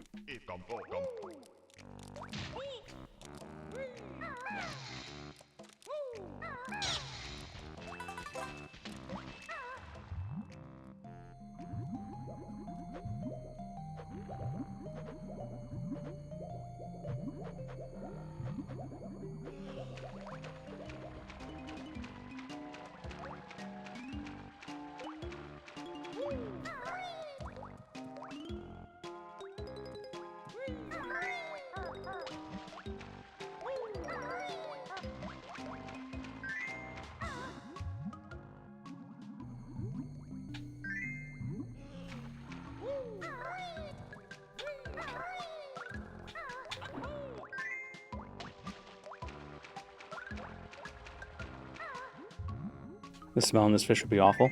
Well, he's not a fish. He's a garbage disposal.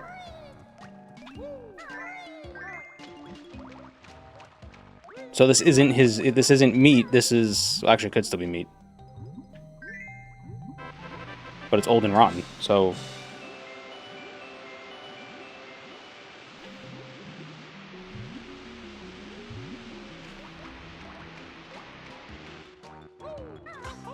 you know what I would feel more grossed out about eating out of than maybe like, well, maybe not. I feel like a dishwasher is also as like, well...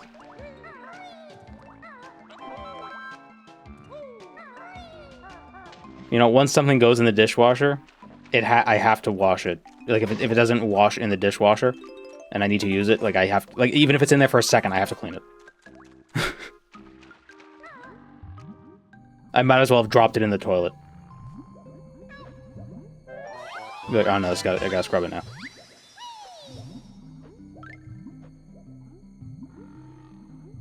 Maybe that's just like a weird neurosis thing.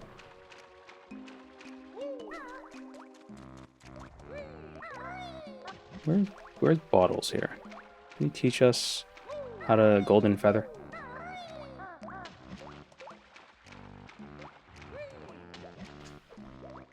Need a glass, but the dishwasher hasn't been run yet, and someone says get it out of the dishwasher, I can't do it. Yeah, unless it's like, okay, do you have a sponge and soap I can clean this with?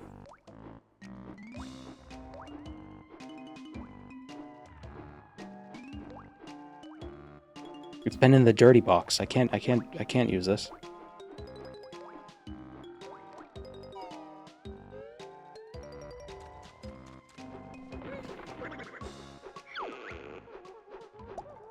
Move uses Biko's wings as a shield against the bad guys.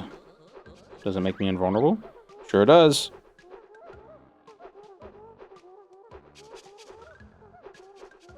I wash all my dishes before I put them in the dishwasher because I'm insane. That is insane. So why use the dishwasher at all? Uh-oh. Oh my god. I've done it. There we go.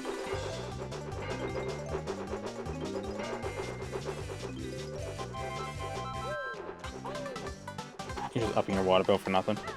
Well, I mean, if you rent, you probably don't have to pay a water bill. It seems like more effort.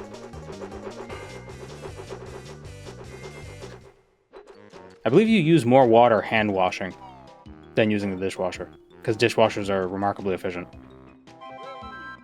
I think a dishwasher might use 4 to 5 gallons of water to wash an entire tub.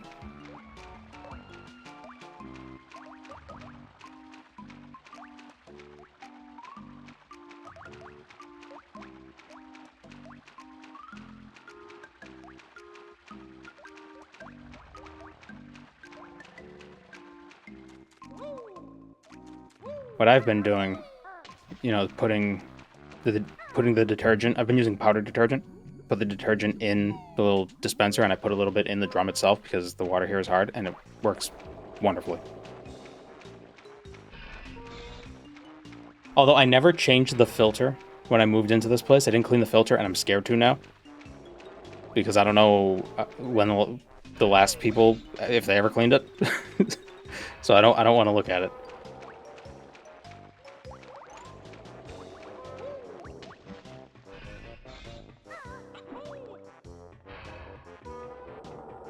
What am I missing? 32 jiggies, or 32 notes and 3 jiggies.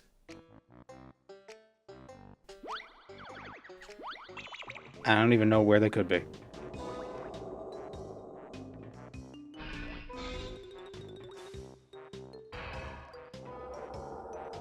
There's a token.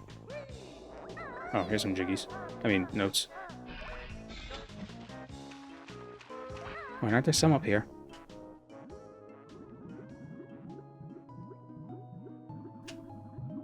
Ah, honeycomb.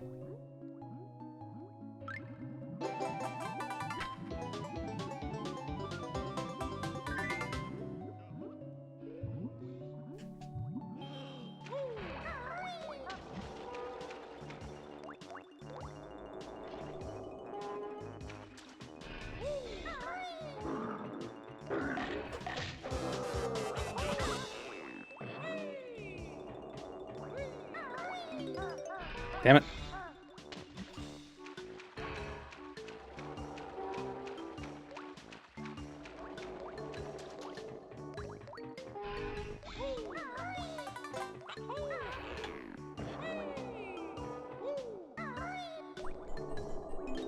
I think I need to buy more silverware, because I've been noticing I run the dishwasher because I run out of silverware. Not because I run out of plates. Or because the dishwasher's full.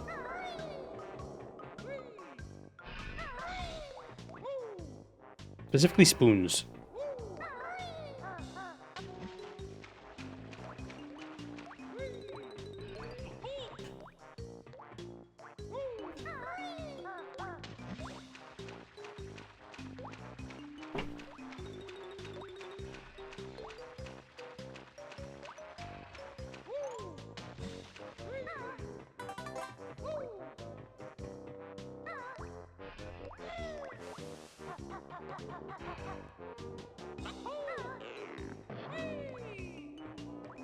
What else do we got?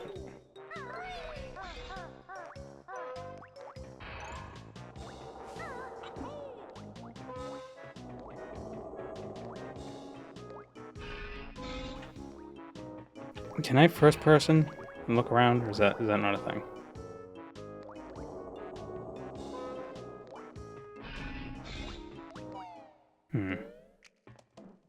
Oh.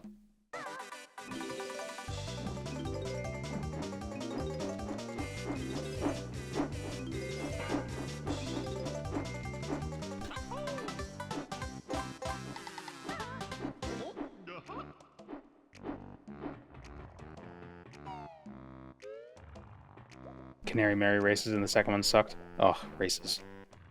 Hate racing NPCs. Because they always have slingshot. They always slingshot everywhere. Like in every game, it's just like fucking. It's just like if I'm losing, let me lose. If I'm winning, let me win.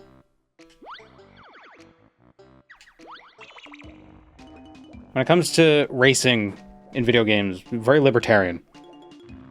No advantages for the losers, no disadvantages for the winners. Let everything stand on its own merit. Fuck you. No sympathy.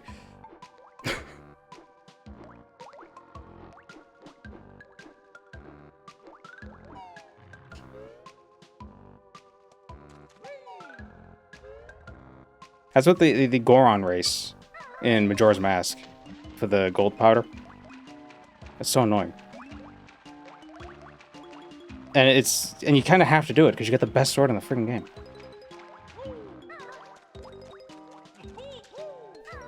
I think there's a glitch where it just teleports you to the end of the race.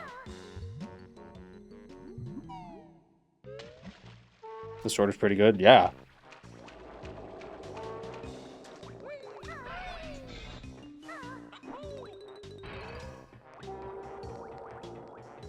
I still need...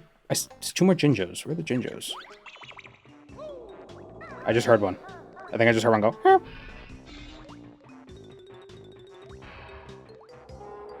Oh, does the tail? Did we go up the tail? Oh, there's notes. Oh, hey, hello? What was that?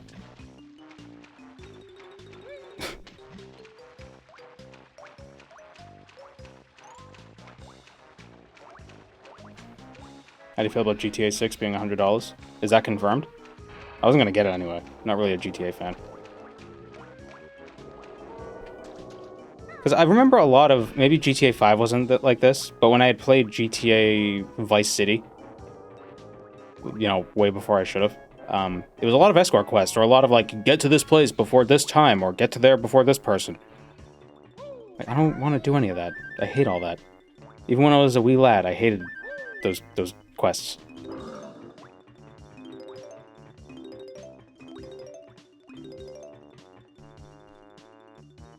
$100 for the deluxe, like loads of games. Yeah, I assume that comes with like, oh, season pass. We'll release one DLC in a year, and that's it.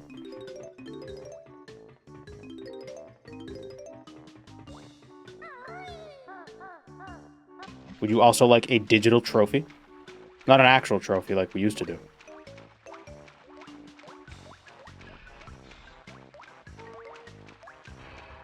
Are there timed missions in GTA 5?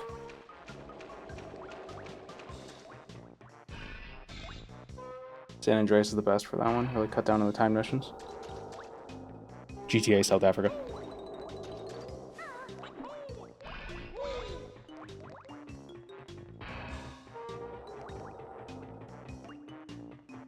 How do we get to that Jiggy up there?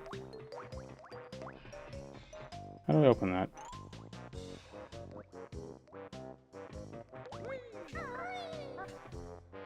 Jump? But... Oh.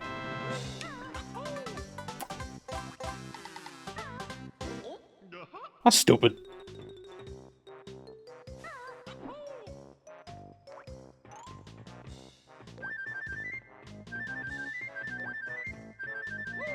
For the last, I just need the Jinjos. And a few more notes. I think they're in the tubes. 80 for standard, 100 for deluxe. The biggest weird thing is the physical copy is just a box with a digital code to download.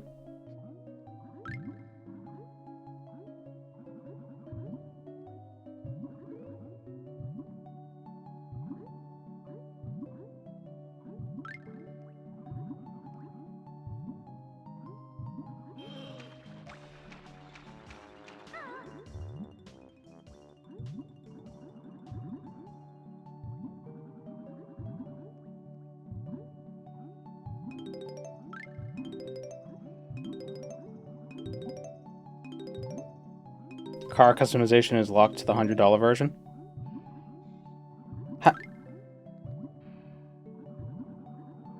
I feel like that should be like the thing for Grand Theft Auto, is that you can do stuff to your car.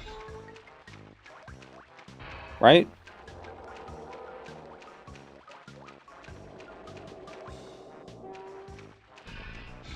I love Bingus Kazoinks. Yeah, Bingus Kazoinks is pretty cool.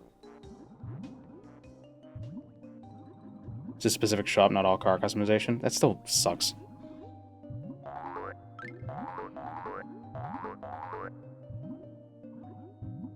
See, that's why I'm still adamantly against cosmetic microtransactions, because it removes it from the game. Games used to have the cosmetic stuff just because. And I was like, oh, it's just microtransactions, it's just cosmetic, you don't get any advantages. I don't fucking care. By making cosmetics cost money, you're incentivizing the developers to make the in-game stuff look like shit. So you feel compelled to buy the cosmetic stuff because you look like shit.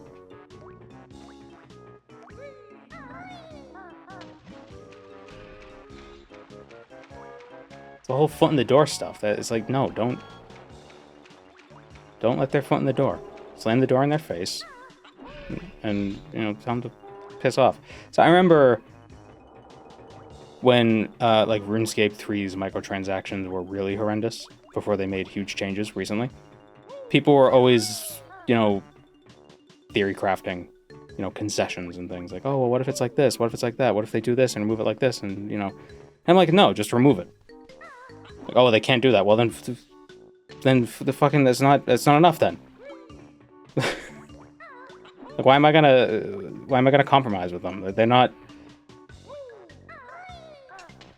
like, I'm not like, I'm a customer. Why should I customize? Why should I compromise with the business? Like, no, it's like, you make the thing or I'm leaving, you know?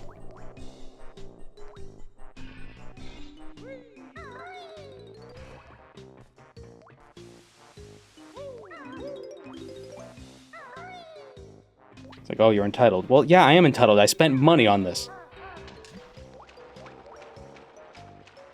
I'm entitled to things I spent money on.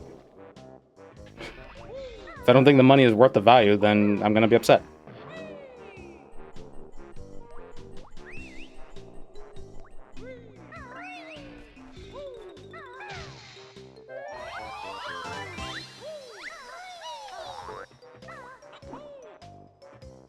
Who was the jackass who said they wish they could tip the game companies for making a game?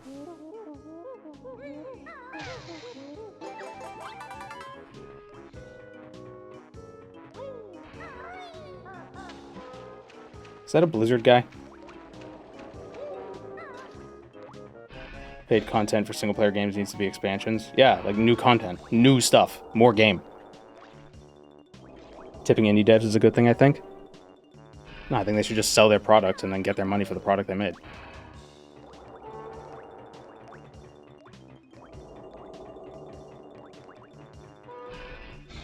I don't like tipping. I mean, I do tip because, you know, in the things that typically require tips, like, you know, deliveries, things like that, service stuff. I do tip, but I hate it. I hate that that's what we have to do.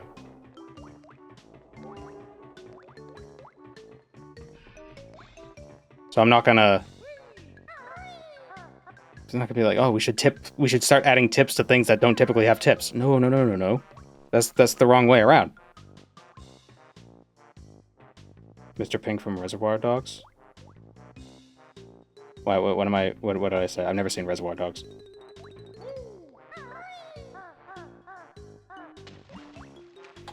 There's one more Jinjo. Steve Buscemi goes off about tipping. Is he wrong? I've never seen it, but I don't know.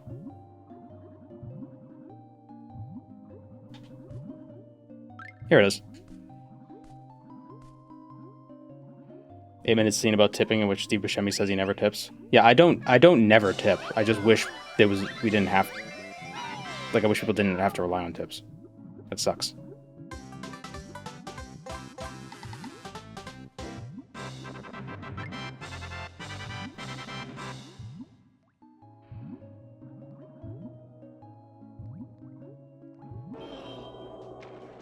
Majority of the world has tips included in the bill. Well, it should just be you pay your workers, and the prices should reflect or you just reduce your profits so you could pay your workers and not have to have them rely on tips. Imagine that.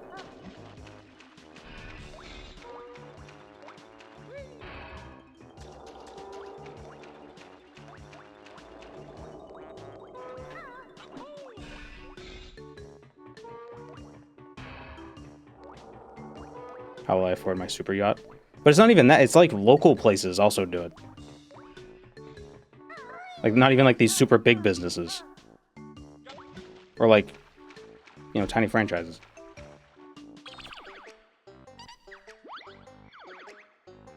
Oh, we're done. Everything, we got everything here. How do I leave?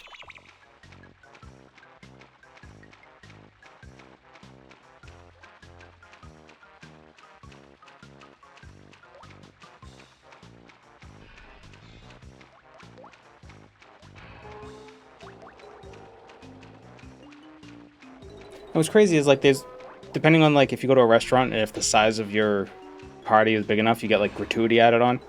But that's not the tip. You still have to tip on top of that. So what the fuck?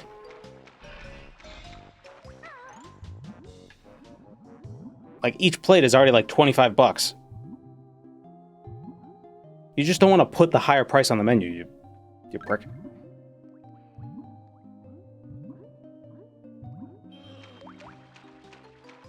If I tell people the real prices, they won't want to eat here. Maybe they shouldn't. That's why I don't go out to eat. That's why I don't get DoorDash. It's just like there's just so many hidden fees and prices and stuff. It's not even the tipping at that point.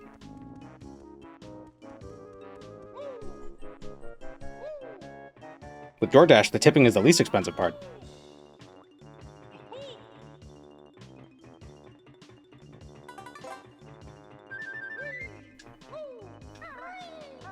The only time I've used DoorDash is when I get, like, those coupons for, like, save $15 off your next order. And it's still, like, 20 bucks. Guess you're going through the N64 library? Yeah.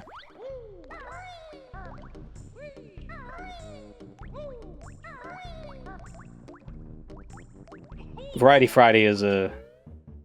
Basically, I can play a game with a controller, and I can just sit back and rant about my grievances. That... Not many hot takes. I don't have many hot takes in that regard.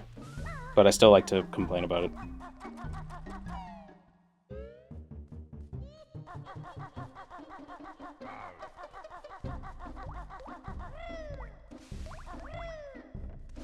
Use DoorDash to look at a place's menu. Well, a lot of places have menus online. Oh, no, where's Bubba Gump's shrimp boat?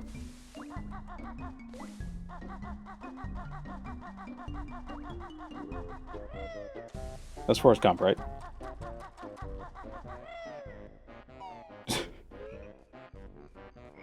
Morrowind Xbox on a Friday soon? Probably not.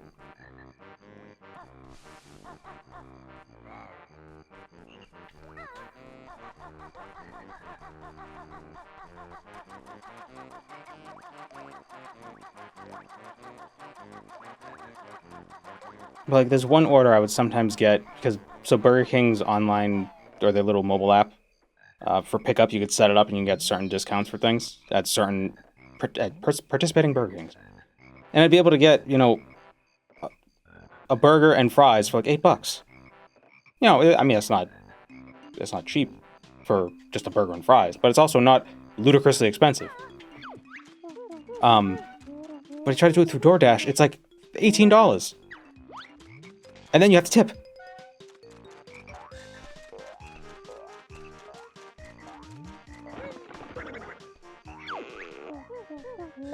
That's why pickup is so great. You don't gotta tip nobody.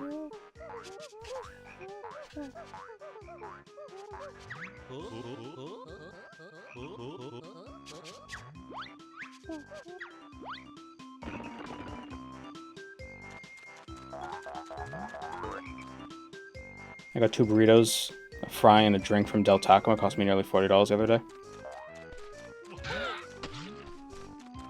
Although with Chipotle, if I went there to pick it up, it's like $8 for a burrito that I get.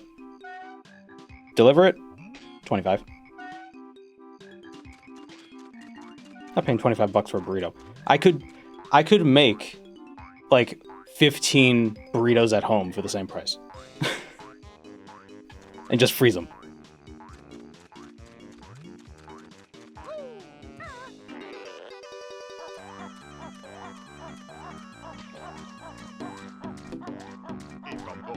Do you know how many Twitch subs it would cost me to get a burrito delivered?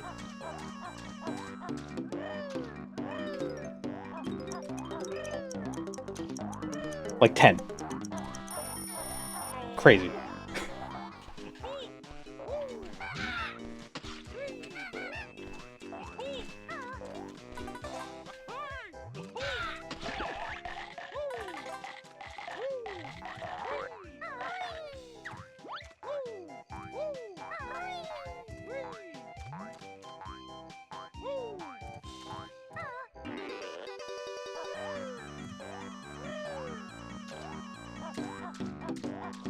I don't know how people can afford to do DoorDash more than, like, once a month.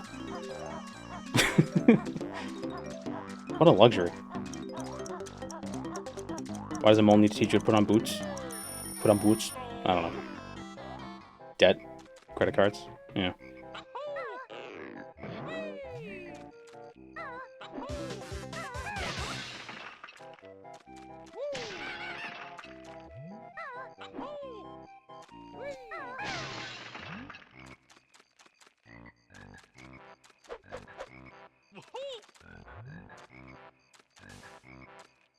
Camera.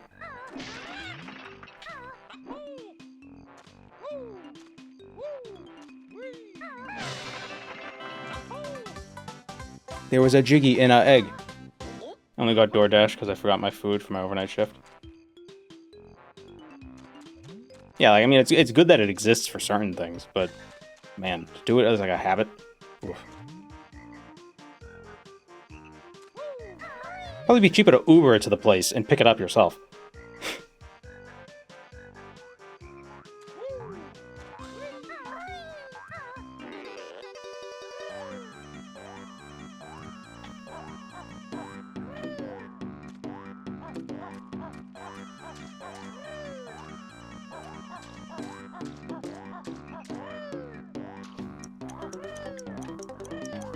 Jump.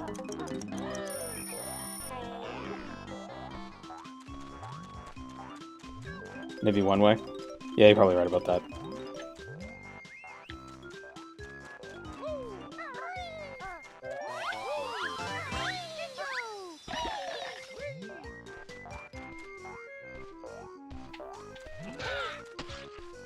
COVID last month, I ordered food a few times because I didn't want to get anyone sick by going out.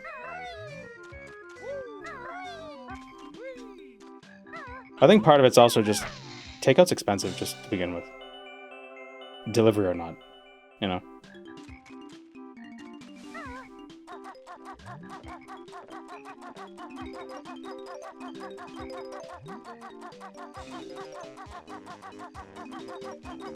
You know, just to make a profit, they have to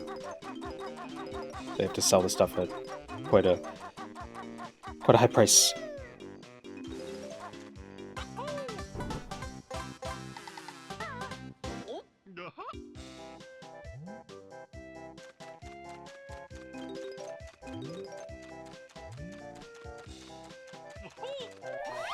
Eating out is expensive, not just takeout.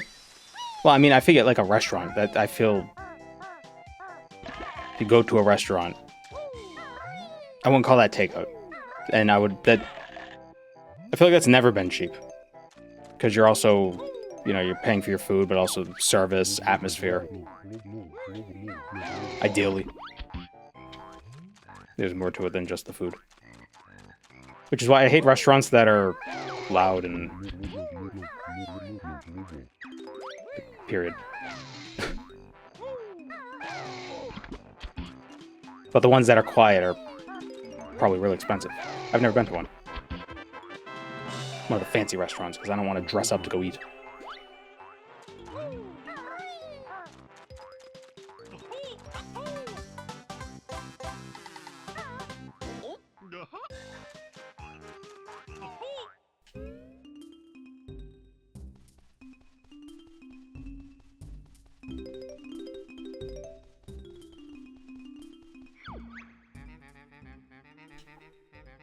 Right, please. Middle. Bottom left. Right, left. Blue, yellow, red.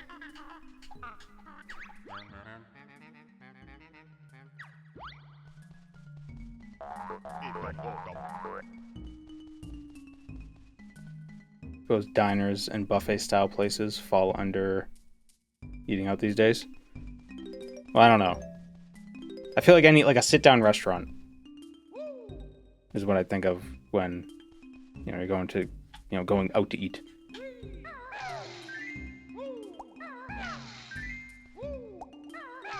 Basically, I consider going out to eat if you sit at a table and somebody comes over and asks you what you want. Red, blue, purple, other blue, purple.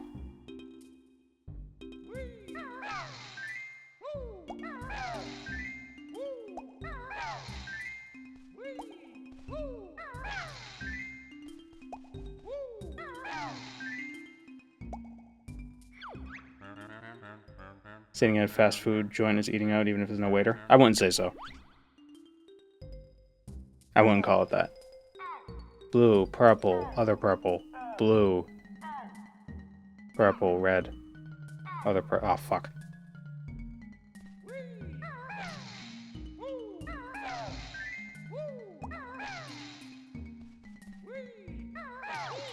Nope.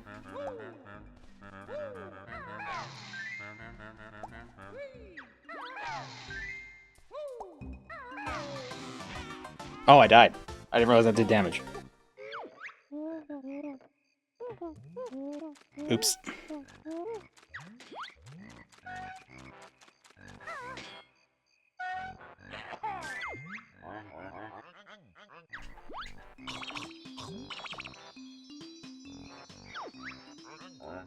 You want a yummy egg.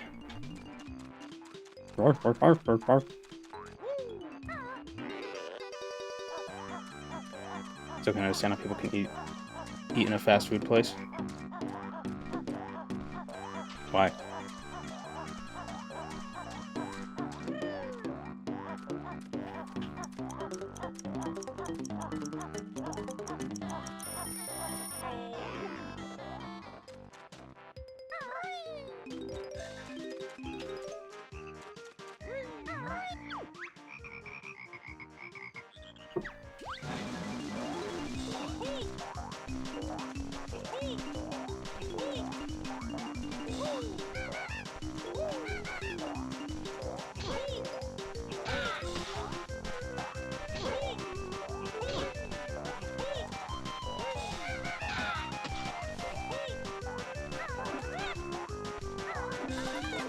hit the thing.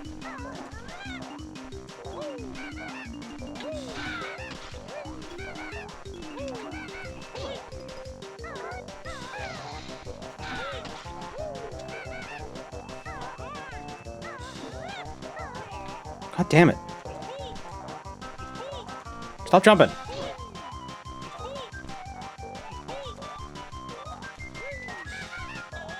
Speaking of jumping, I saw a jumping spider doing a little dance to a lady jumping spider recently. They were recording.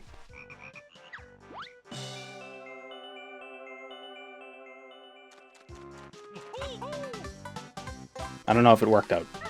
It was taking too long, so I stopped watching them. Maybe they were shy. Maybe they were like, who's this creep?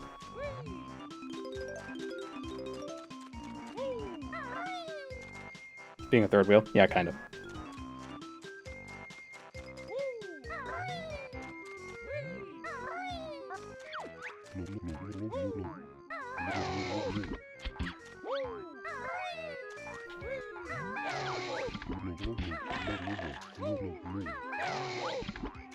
Oh!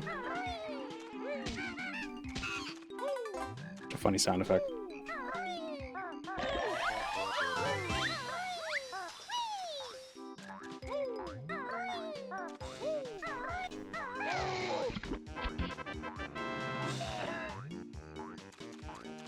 Oh, there were boots on his back. Let's get all the Jinjos again? No. I believe... Oh, yeah, maybe I do. I don't remember how many Jinjos I got the first time I died. I don't have to recollect the notes, though. That's how the original game was, but not the Xbox version. Blue, yellow, purple, blue, purple. Blue. Purple. What the fuck?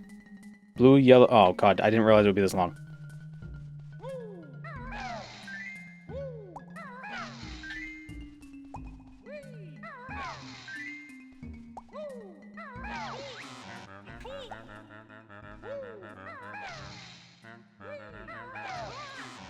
Oh. Oh.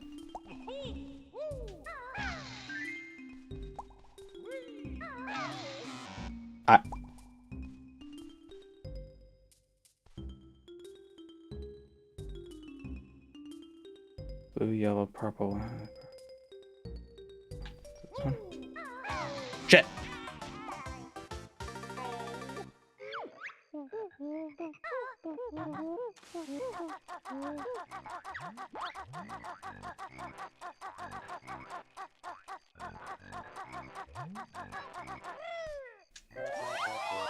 Oh yeah, you have to recollect all the Jinjos when you die.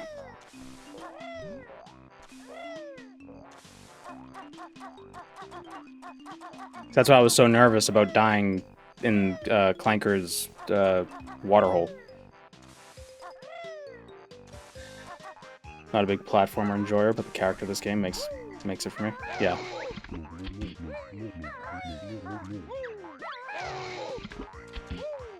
Well, I don't really think of this game as a platform, even though obviously, yeah, it is. I feel like the platforming isn't that difficult in this. It's freaking trying to remember which frogs are chirping. They're not frogs, they're turtles.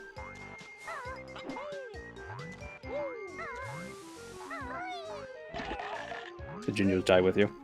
Good.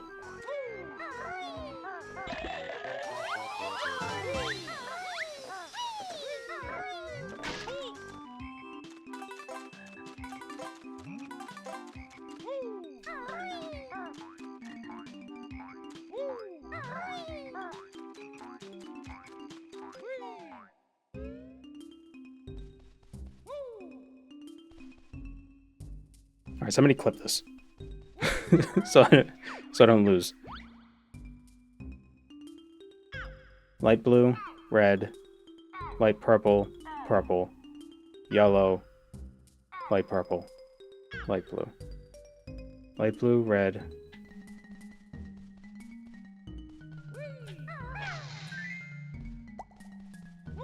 red, magenta, purple. That's magenta. Yellow, magenta, teal.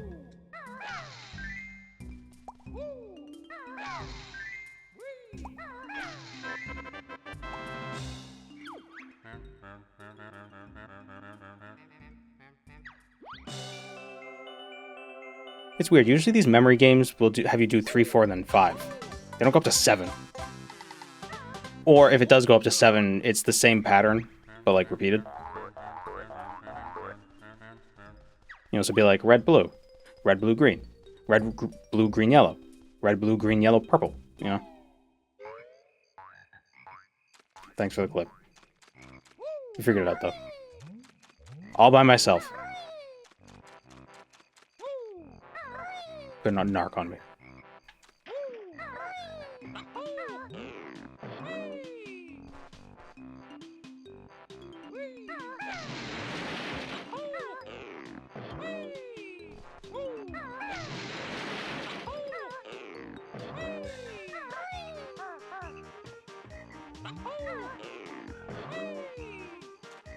I can't hear while clipping. Really? I thought there was a... I thought clipping was just, you just like press clip and it clips the last 30 seconds. I actually think I have a button that lets me clip things.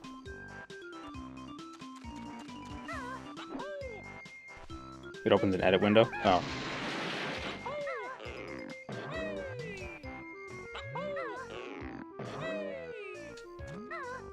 Not very smart when it comes to Twitch things, I just wanted to help.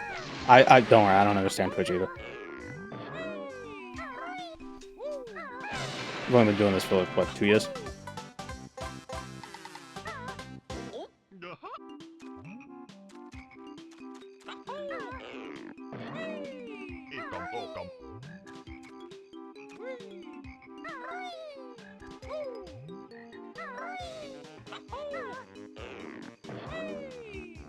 I want to get everything we need before we turn into the crocodile. And then just grab the last few things.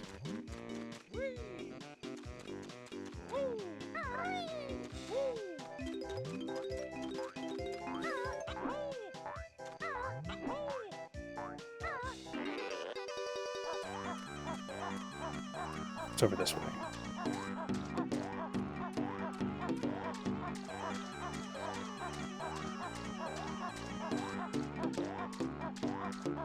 Time to go inside a gator. Not until we become a gator.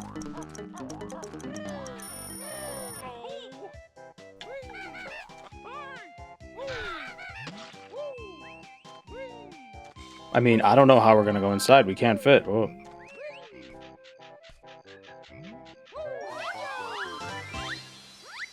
Crocodile looks very menacing for a guy that does absolutely nothing. I don't think that's a real crocodile.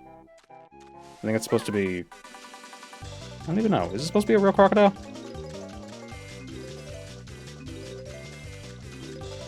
Like a living crocodile? He's an alligator? Oh, okay. That just looks like a structure.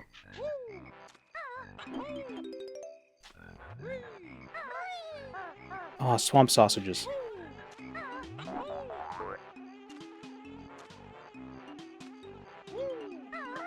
Oh, I'm right near a river. I'm gonna have a bunch of swamp sausages, swamp hot dogs to collect next, I think in the fall.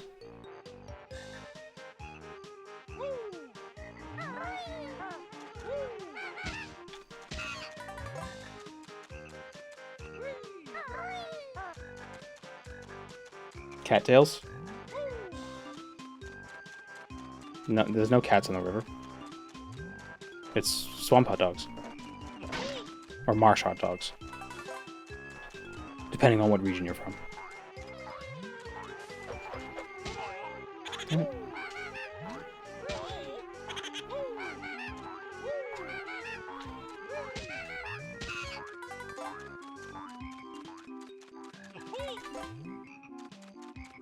Don't let the intrusive thoughts win. Can't tell me what to do.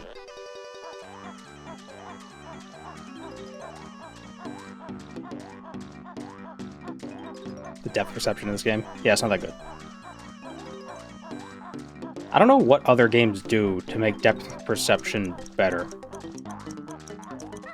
I feel like newer games do it better.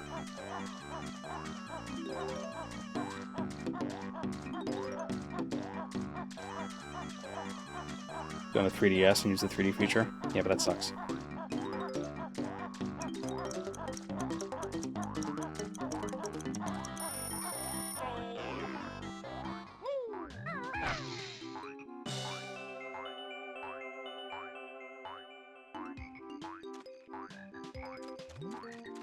Oh my god, you son of... Oh my... You bastard. Camera.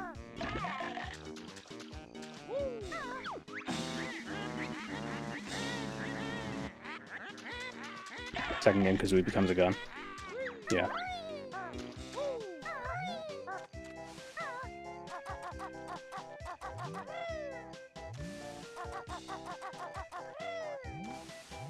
And a dragon. Dragon D's guns. Got him.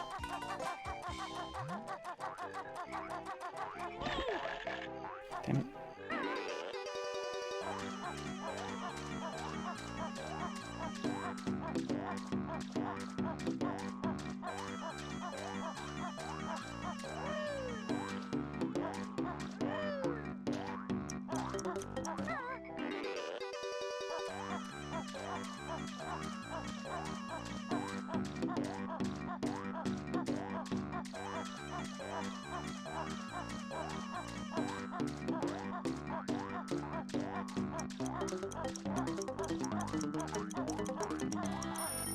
The kid that split up pads blew my mind. Yeah.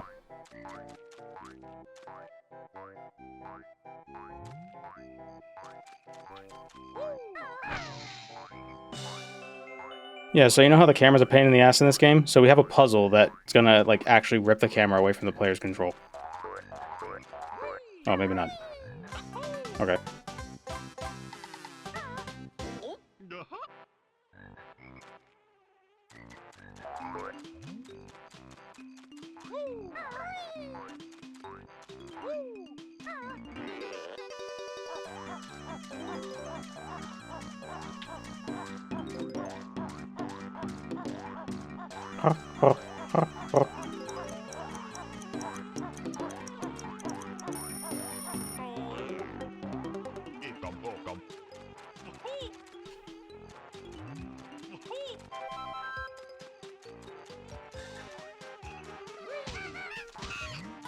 Mumbo's tower is taller in the second game, right? I remember it being more upsetting. It just looked weird.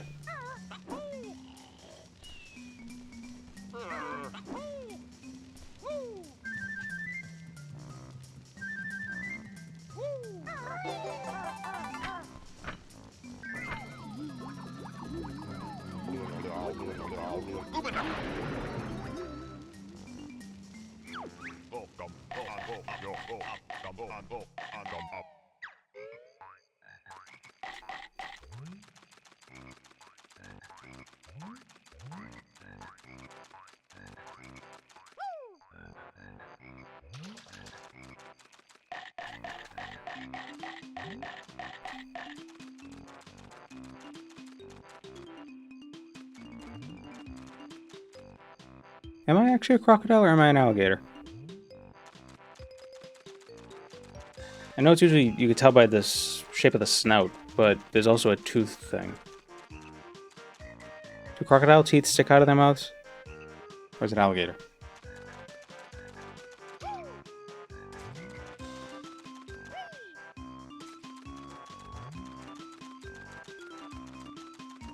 It's actually a gharial.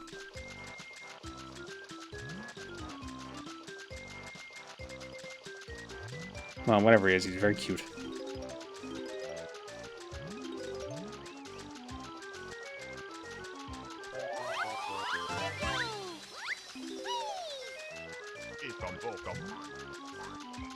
Croc teeth stick out both ways. Because I know gators have more rounded snouts. They have like U-shaped snouts. U-shaped snouts. While crocodiles have more V-shaped snouts. I can't really tell on this.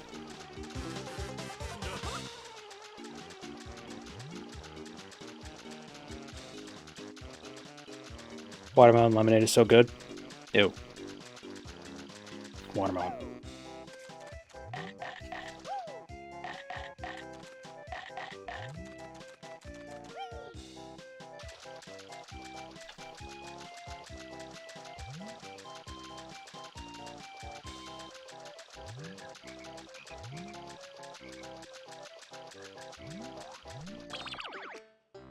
94 notes.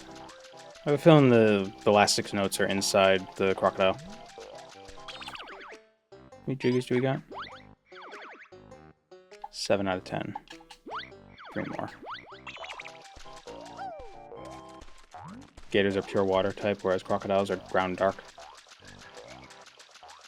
Well, there's also a fire ghost gator. Actually, no, he's a crocodile.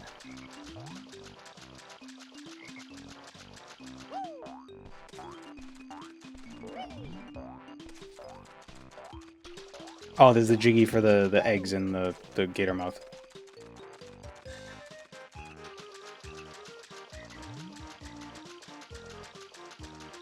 Red Hot candied jalapeno.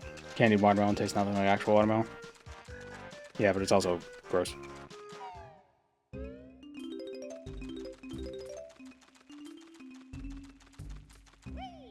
Watermelon has a similar background flavor that cucumbers have, and I'm not a fan of either. Like, imagine if you took all the sweetness out of a watermelon, it would taste like a cucumber. There's like a like that taste like in like the back of the throat, but like sort of toward the nose. It's like, and I don't like it.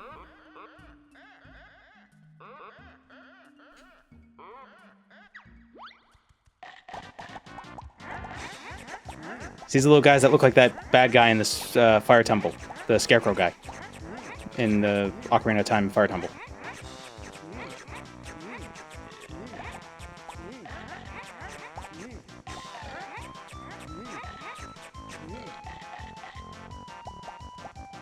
Oh yeah, you can come back after the desert level and it's easier, because you can get the boots.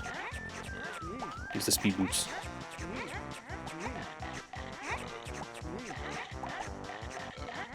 Not the desert level. You get the speed boots on the ice level. I missed.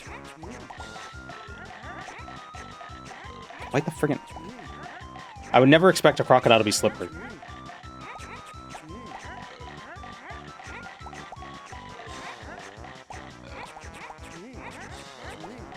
If you took the sugar out of stuff, it wouldn't taste good. What else is new? No, it would taste like a cucumber. I don't like either. Because they both have a taste.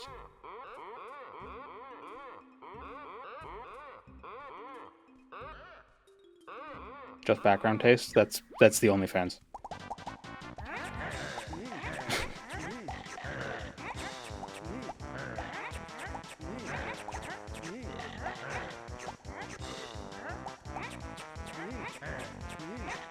No.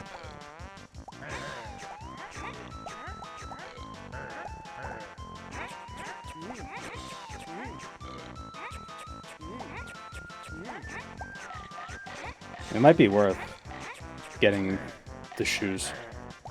Oh my god, shoes.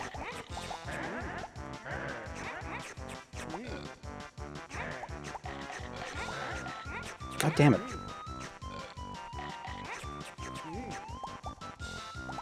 Eat the yellow ones. Why are you so good at this?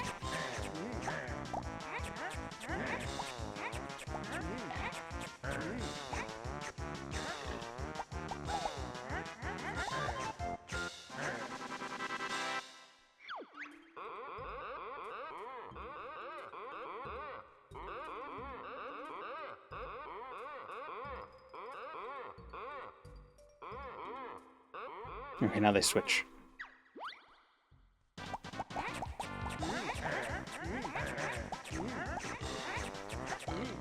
I think they switch every 10 seconds?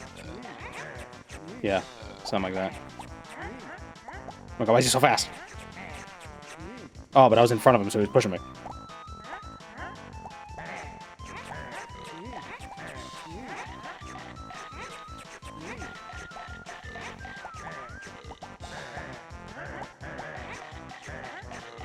Oh no, yellows.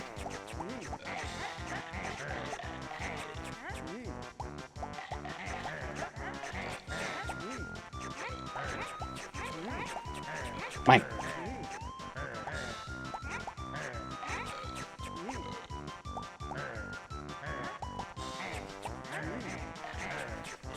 Yeah, it's every 10 seconds they change. Where the hell are they? Ooh, I win! I can't stand the artificial cheese flavor. What, in watermelons? I think you're getting the wrong watermelons.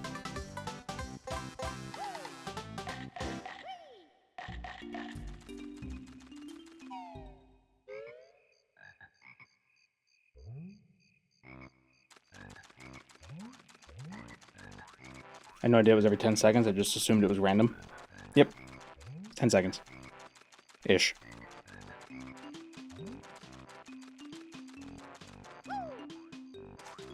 Are there any other... There's The Last Jinjo, the sequel to The Last Samurai, and the eggs. The egg gators. Where's The Last Jinjo?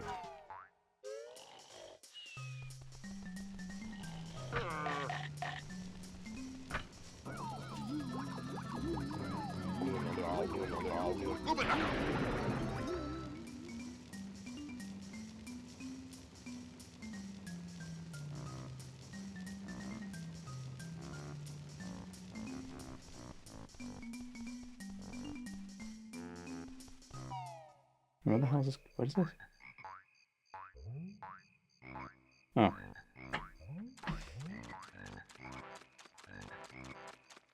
YouTube comment.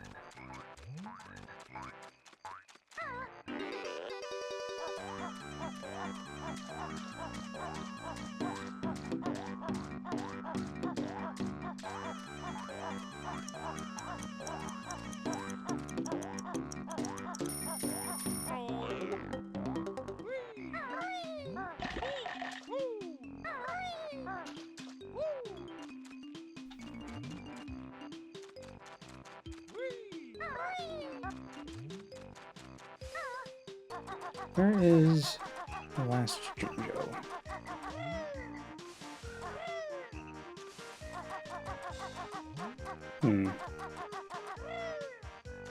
Got the one that was over here.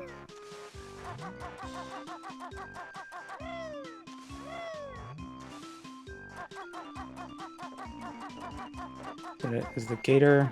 Did it reset when we died? Whoops. When we died? We mentioned the FPS difference, but the resolution and unfiltered textures of a look alien. Yeah. I haven't played Banjo Kazooie in a long time, so like the original Banjo Kazooie in a long time, so I don't really like it's not fresh in my mind how it used to look. Oh no, the other Jinjo was up here because I skipped him when I was getting the Jiggy because it was timed. There he is.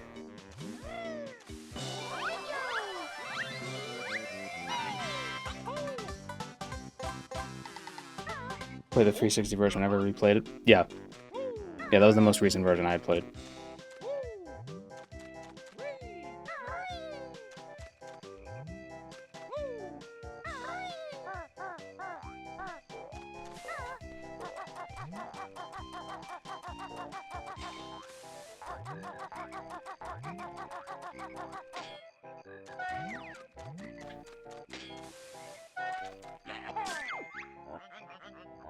Croc does like that.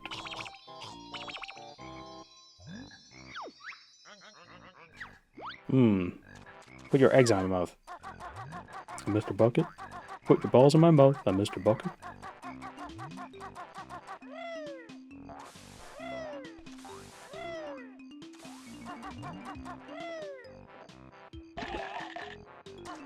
Did you lose your bananas if you died in Donkey Kong 64?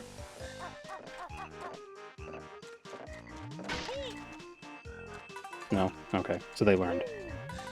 I'm guessing Banjo 2, you also don't lose notes.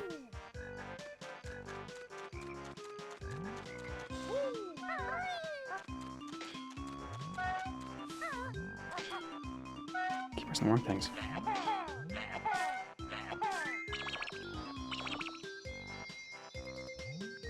Hello, Molly Crawley. Conker's Bad Fur Day next? I don't know. I like playing these recomps. And that doesn't have one yet.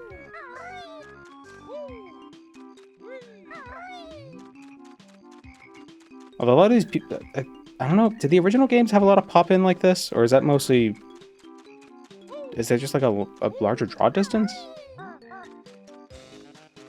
Do you see things popping in? Some I don't really like. Never huge on Conkers. Yeah, I never beat it. I never really got very far in it either. Just another one of those games I had when I was a kid. Probably not the best game to give to a kid. But, yeah, whatever. I turned out fine.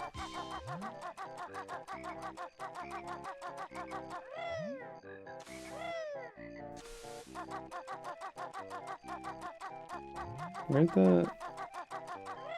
Wasn't paying attention when the crocodile moved. Is he near a turtle?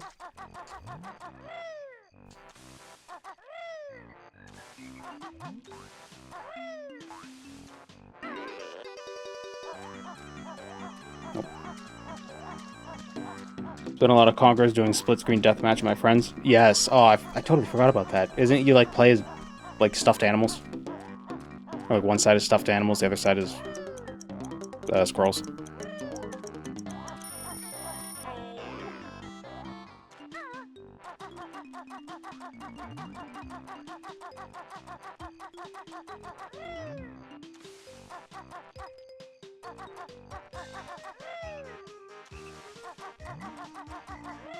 you still have a copy of that really vibe? I don't know. I have a bunch of games back at my parents'. I don't know if I have Conkers.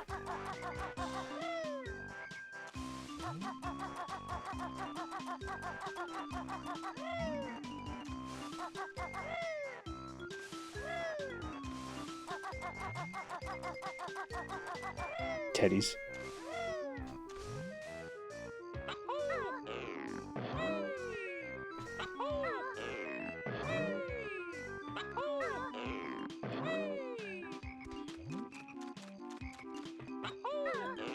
I know one can be up here. Yep. Ah, shit!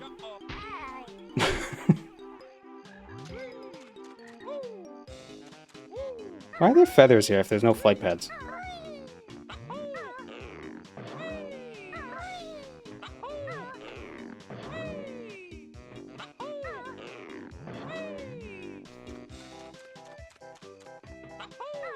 What weighs more? A kilogram of steel? Or a kilogram of feathers? That's right. A kilogram of steel weighs more than a kilogram of feathers. How do I shoot egg? There we go.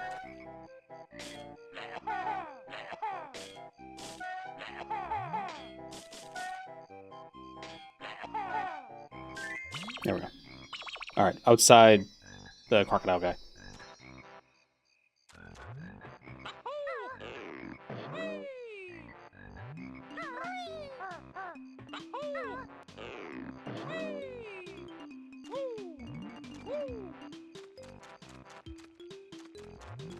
You're aware, my man, fellow Scottish man Limmy. I feel like everybody knows who he is.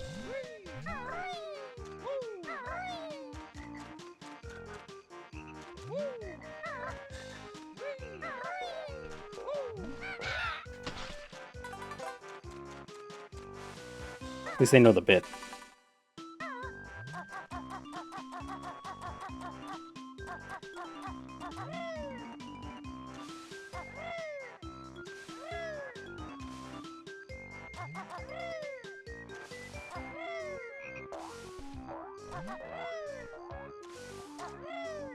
I think him every time I get a glass of ordinary water. Oh, I don't know that bit.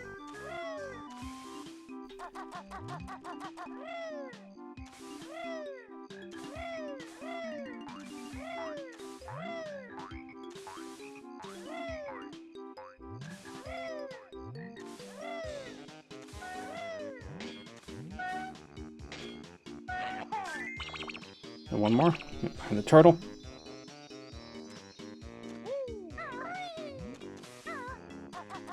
Watch his series if you can, the Limmy Show. I've seen parts of it. I think. I think I've seen, like, sketches and individual, like, bits.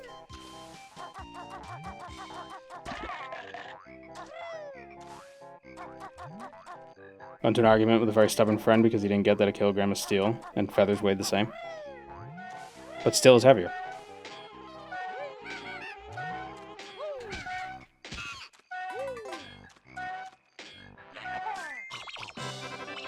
But then you have to live with the guilt of what you did to those birds. I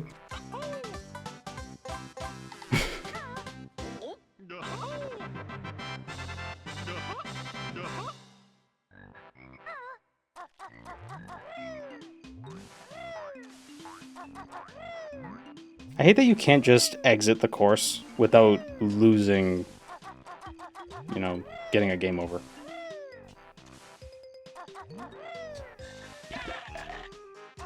It's more dense, we're speaking weight here.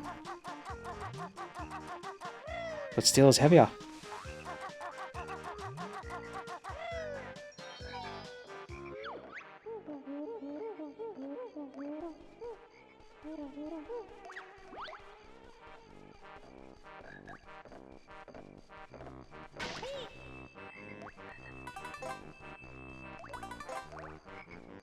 Oh, I still need to be crocodile. Damn it. There's a thing over there.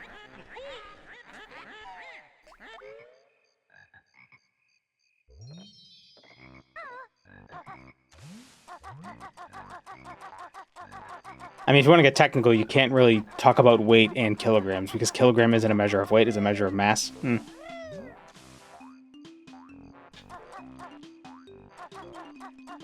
So, you know, nothing weighs a kilogram.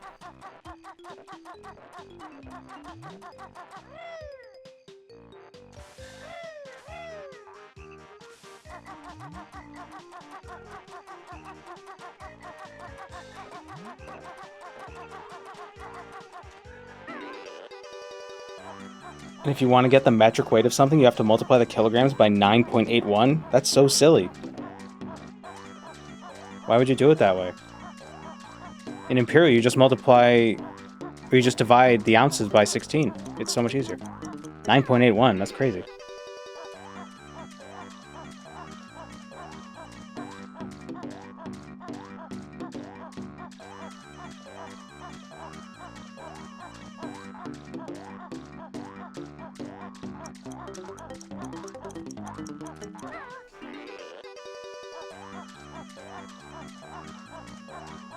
Slugs in pounds mass. Imperial mass is slugs.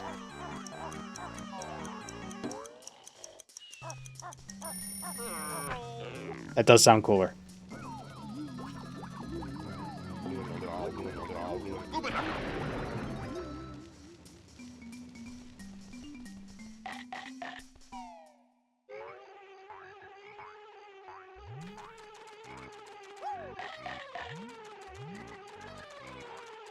Really get comments on the VODs rising to your rage bait. It's not rage bait, I'm right.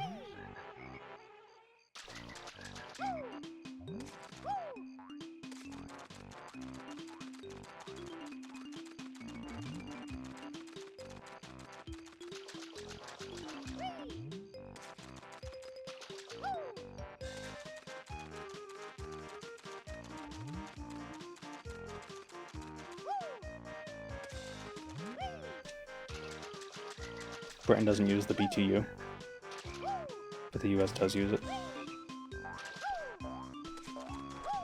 You typically only see BTUs used on things that have like high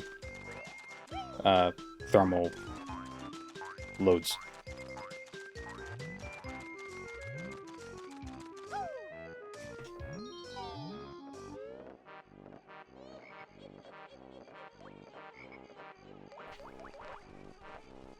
I think a BTU is like 750 joules. Is that what it is? Something like that.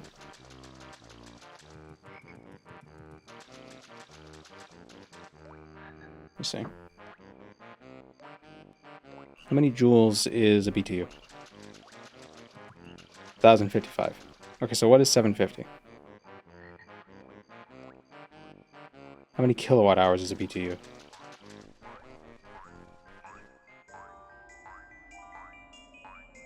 BTU. Oh wow, kilowatt hour is just a lot of energy in a kilowatt hour.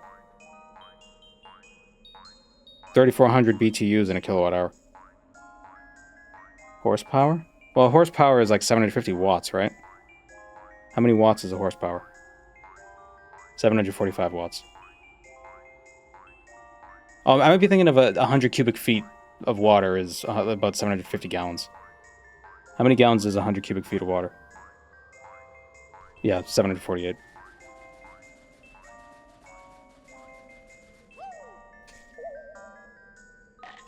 Oops.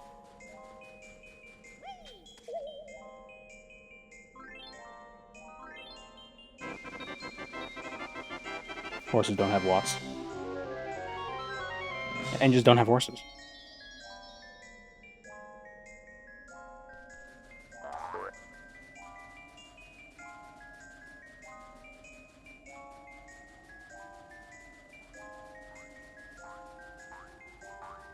The best system of measure is the system that everybody agrees to use in a given context. Doesn't matter what it is. As long as everybody agrees on what unit you're using, it doesn't matter.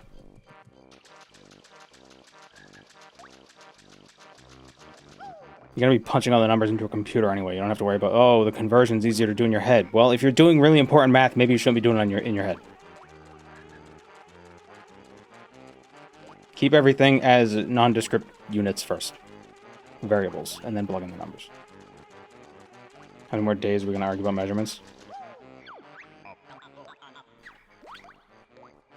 When I stop seeing comments on videos of people complaining about American homes being made out of paper, then I'll stop talking about units.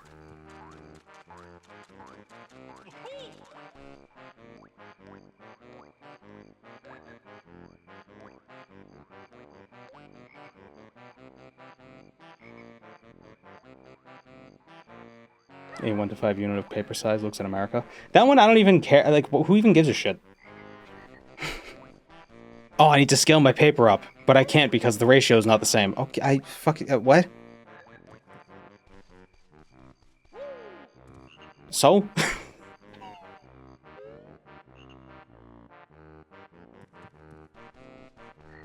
If paper is wood, doesn't that mean wooden houses are technically paper?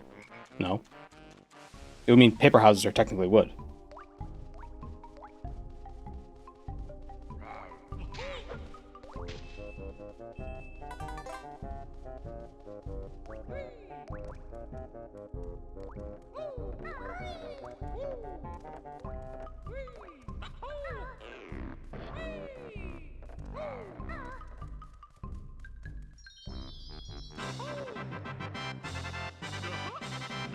Plorpa Brambleplinth, PhD. Yeah. That's where I got my information from. Stevie the Plinth.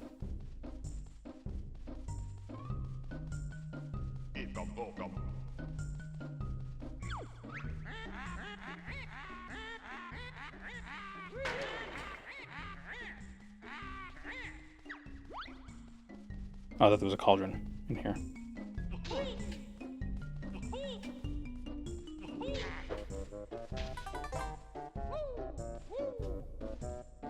Why does this feel like it's missing a texture? The button was just like very green.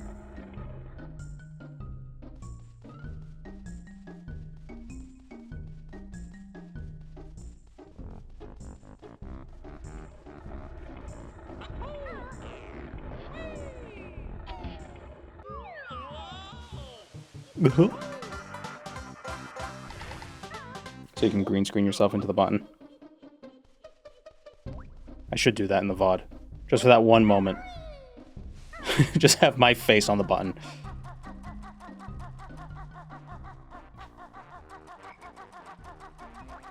How do we get to Iceville?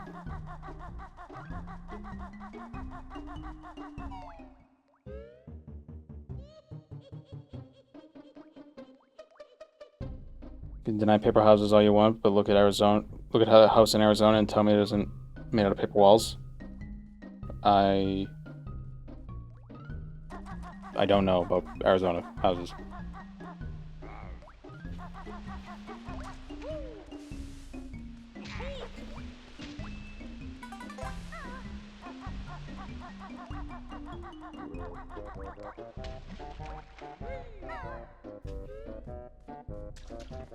I'd find it hard to believe that it's just paper.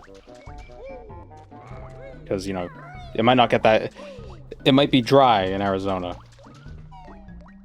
Doesn't mean they still don't use insulation.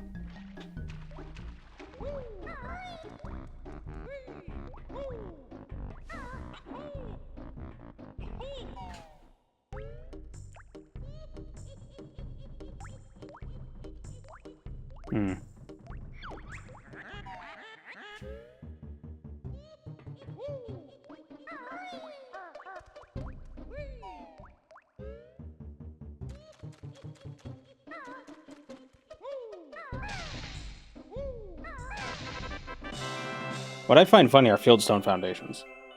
Because they're just like, we need to build a foundation, so let's just find a bunch of rocks and just stack them. And then put mortar in between them. That'll be fine. Basement's gonna be humid as hell, but it's sturdy. We don't have concrete yet, I guess.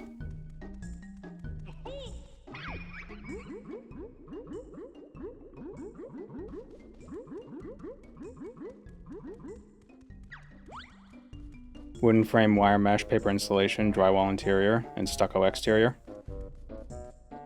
I don't think it would be paper insulation. A lot of insulation would be like that fiberboard or fiberglass or just rock wool, things like that.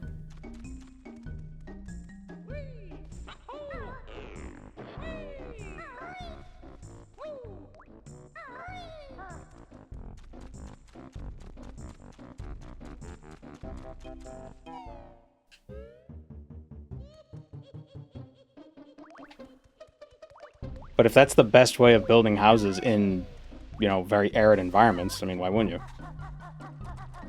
You wouldn't want to build them out of stone because it would just get hot and trap all the heat inside and you would be baking. You can push a pencil through it? Yeah, I know the video you're talking about.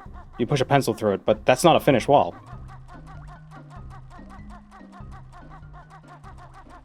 Tornadoes? I don't think they get tornadoes in Arizona.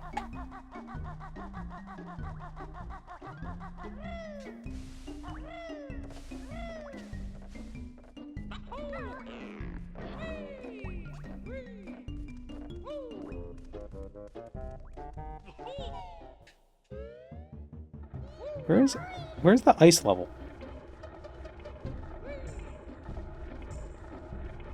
Through here?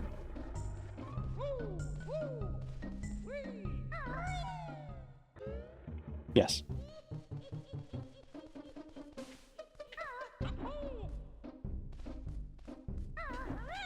Damn it. How do I poop? No, poop the eggs. God damn it. How do I...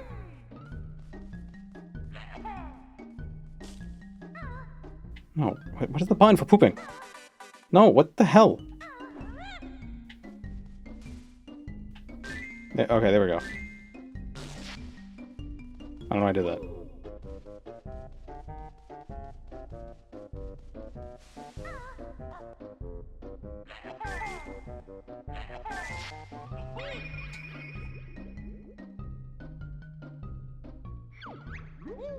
I can now fast travel. That's it, you've created a shortcut.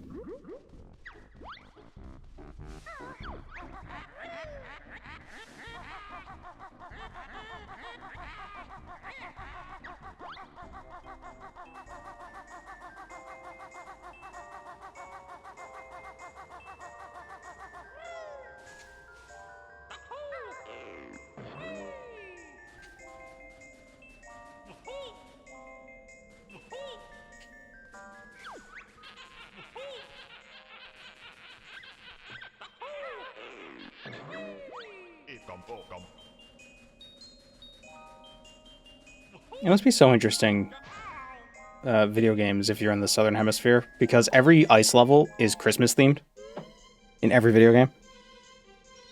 But, you know, you got summer Christmases down under.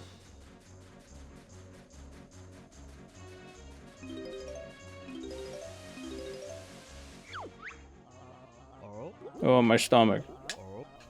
I shouldn't have eaten that shiny thing. Someone help poor Buggy.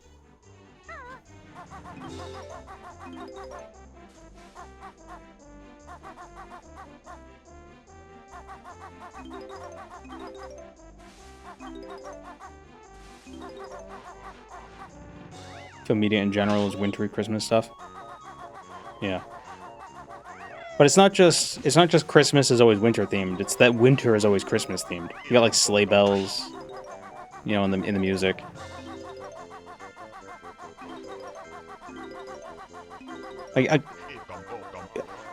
Is there any video game music that's like the winter, the cold level that isn't Christmassy?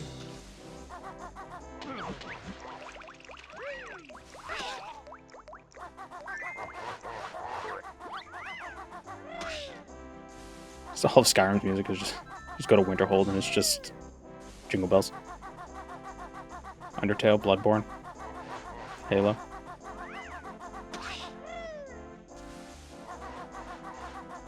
Okay, what about good games?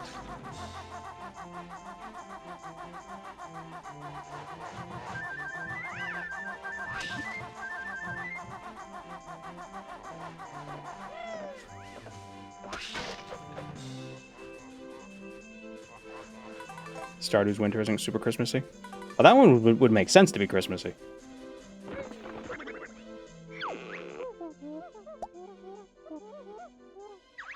Devastating beak bomb. Press B while you're flying to launch Kazooie at a target like a missile.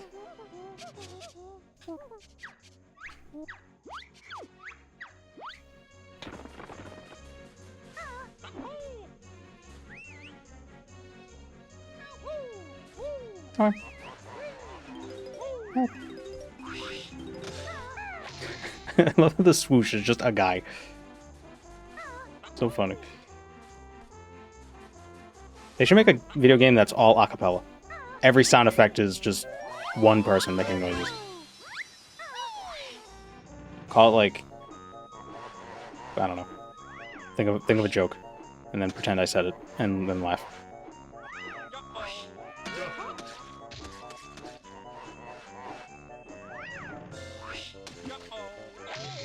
Oh.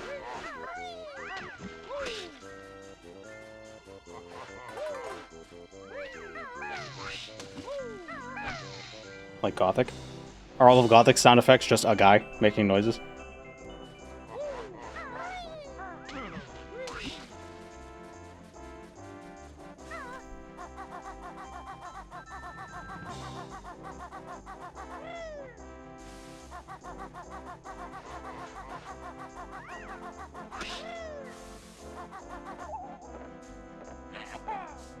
No, god damn it.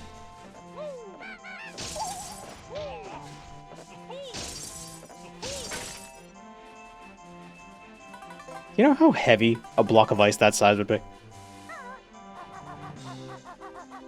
A cubic meter of water weighs a ton.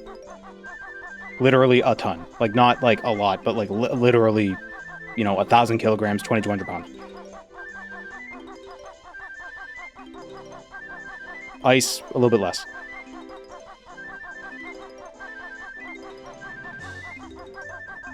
It's one guy doing all the voices in Gothic 1. There's no way... Do you mean in English? Because the protagonist, there's no way the protagonist also did the voice of, like, Zardos. Zardos's voice was at least good. Like, he at least emoted a little bit.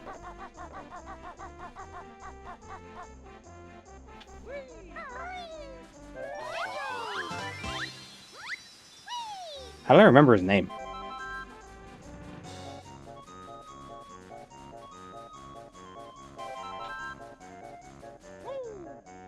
I played through Gothic 1 twice. And I feel like I most of it I feel like I kind of like blocked from memory. Except for Ulubulu. 5 gold pieces. These are the videos and streams that I fall asleep to. Oh, thank you, Tongue Toad, for the bits. Making a jest, the very limited voice cast. Oh. Well, I don't know, I can believe it. What was the name of the orc who told us how to make the Ulumulu? The shaman, what was his name?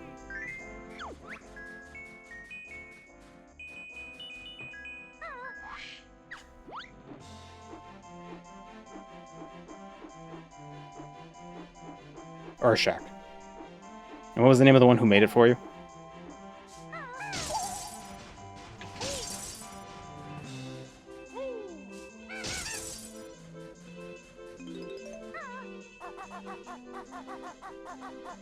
God, I hate this. Depth perception, please. Tarok. Tarok in the mine, right? Get Kashka, Urtak-ta, Ishtwala, and Al-Karta, or whatever the hell he called them. What I'm confused by is, you don't actually learn how to get those special materials until you talk to Tarok. But somehow I was able to buy those materials from a merchant that I sold them to at some point.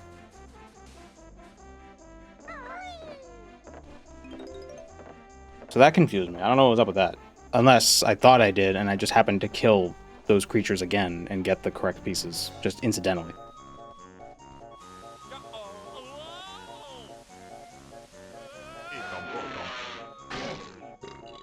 Urshak was my favorite Watchmen character.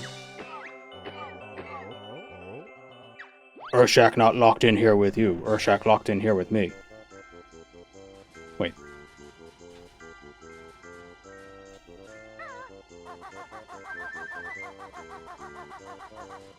Your Tulpa did it? Tulpa.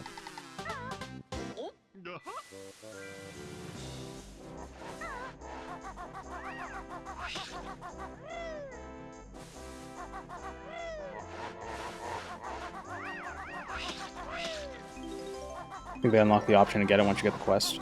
Yeah, but I bought them back from somebody I sold them to, but you can't get them before you get the quest, so how did I sell them to them? That's what I'm wondering.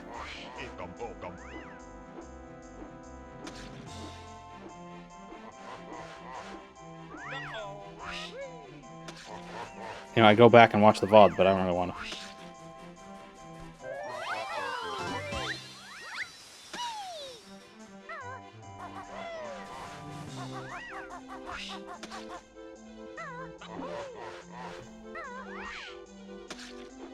I think you bought back a Shadow Beast hide?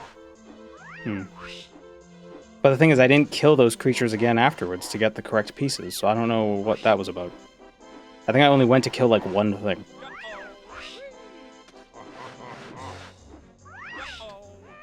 God damn it, we hit the freaking snowman.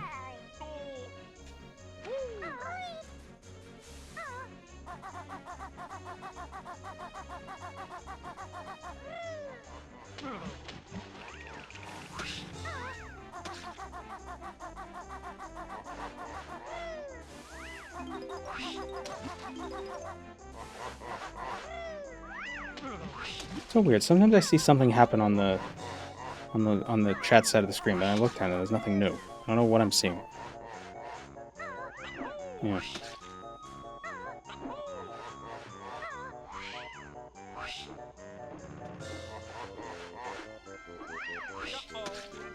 Oh my god, hit the thing!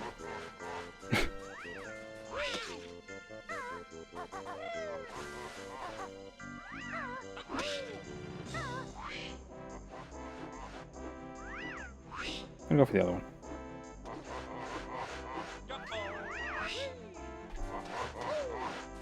I don't know how to aim this. How do I aim my bird?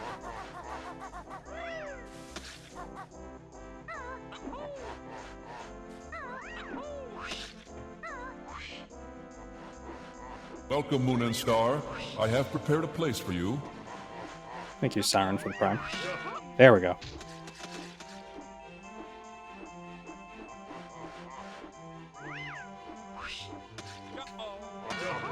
Much better.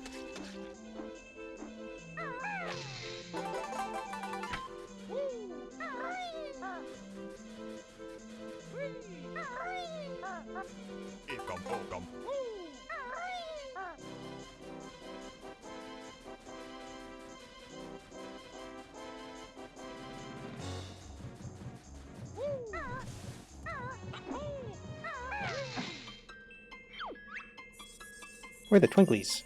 Protect us from the Twinkly Munchers. As we hop across to our tree. If enough of us get there, we can light the tree for you. Hey.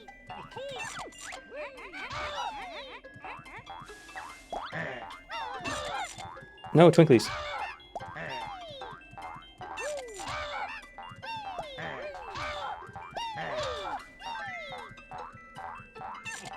No! It's like, it's timed just perfectly wrong. Oh. Maybe if they, like, stopped running into them, it wouldn't be so much of a problem for them. Die!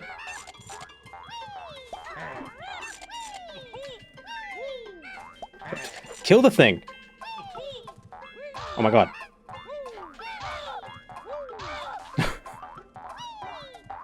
Gotta poke him.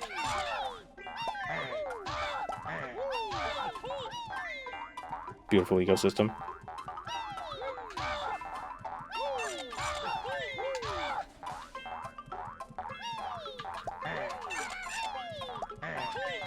No, that's it. I only need 10. Rest can die.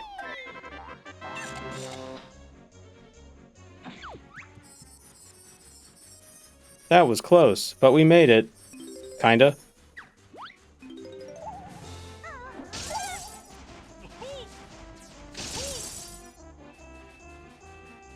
Maybe the ice is hollow. Maybe that's why it's so light.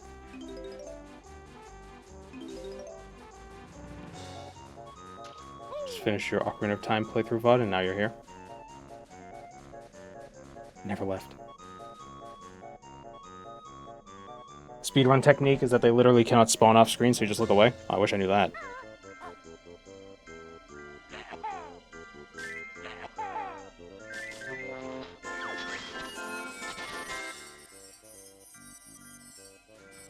Oh no. Why is everything timed?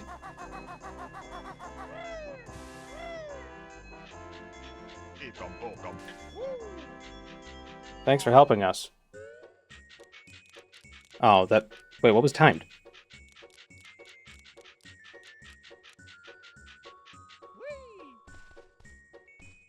Wait, what?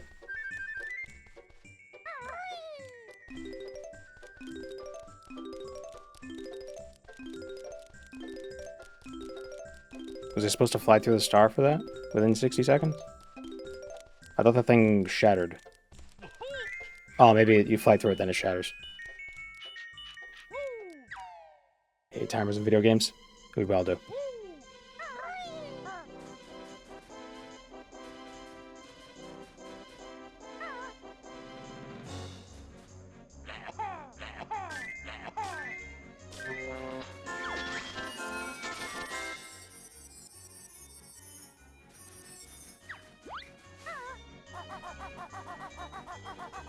It's not supposed to be all caps. That still tracks.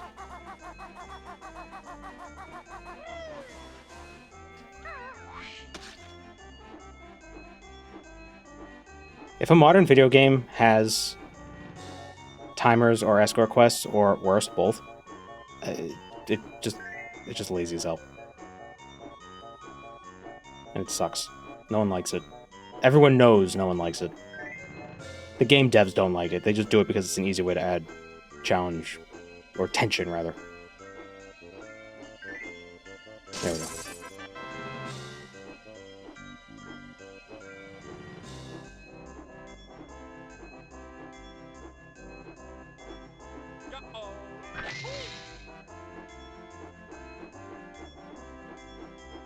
You know, it had to be done at some point so you can learn. You know, they get a pass back in the day because, you know, video games were still a new medium. Especially these 3D games. But now, no excuse. Does Pikmin count as an escort quest? I would say no. Because the Pikmin, they're also the tools you use to interact with the world.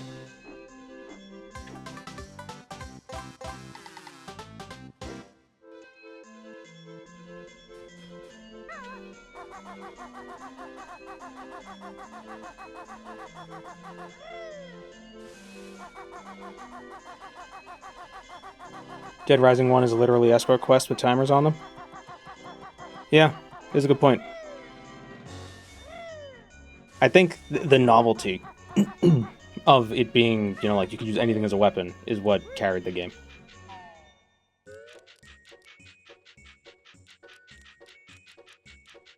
Escort quests make me wish I could piggyback the NPCs. You can. In Dead Rising, some of the NPCs, you can carry them.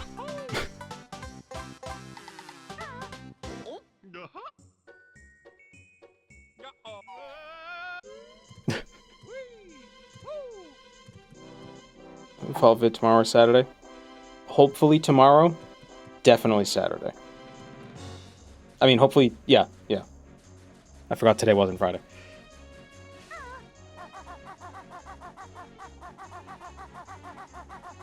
But which Fallout? Who knows?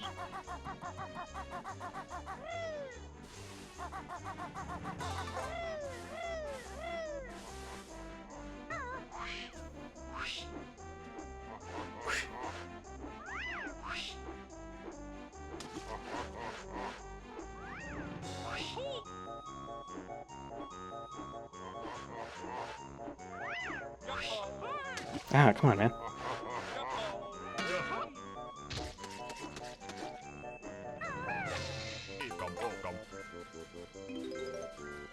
Two and a half hour Brotherhood of Steel deep dive. I collected power armor in each Fallout game. Oh, actually, maybe that could be a thing, but that's not what it is. But that could be a thing. That could make for an interesting video.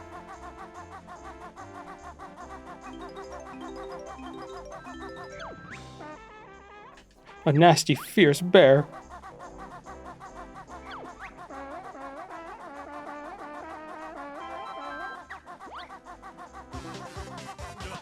Question is, do you collect all the different types of power armor? Because, like, in Fallout 1, I think there's one power armor and you can upgrade it.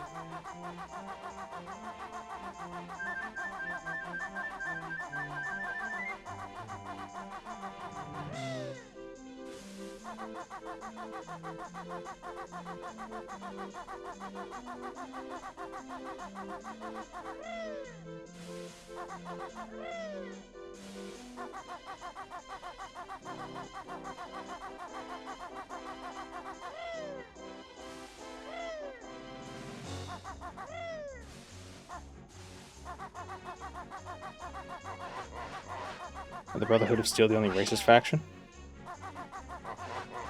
Are they racist?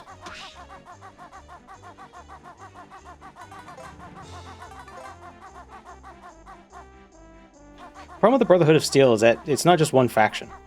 It's got a bunch of different splinter groups, and they're all very different.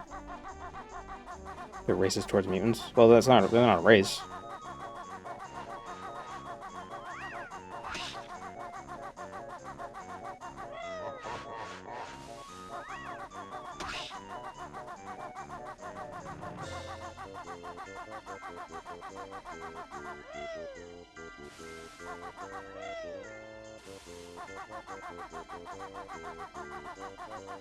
I think that's one more snowman.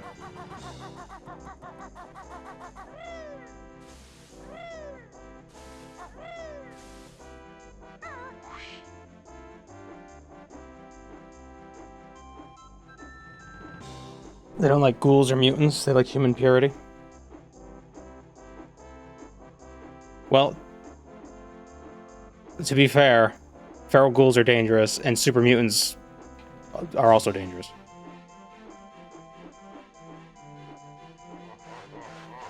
And a ghoul can go feral for any reason. We don't even know. Bethesda doesn't even know.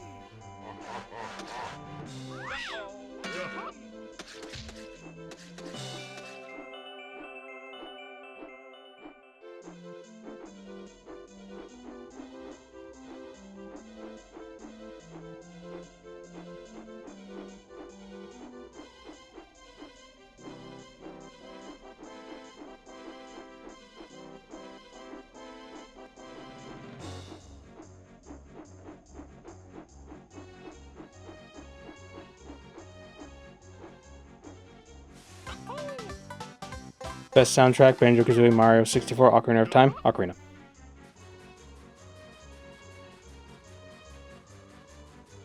Like, no question.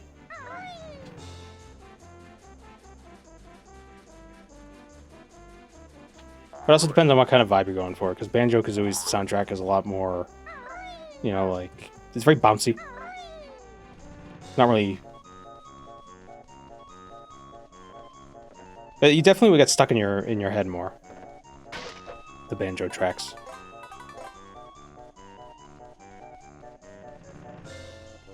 Dire Dire Docks though. It is a good track. But like the file select and Dire Dire Docks, and that's really all I can think of from Super Mario 64. Like I know the other tracks, but I'm not really like, oh great, that's so great.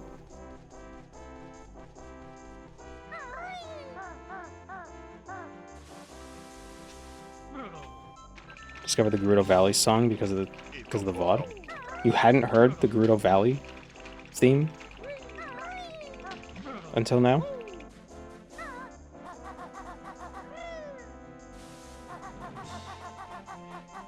What's your favorite Ocarina track?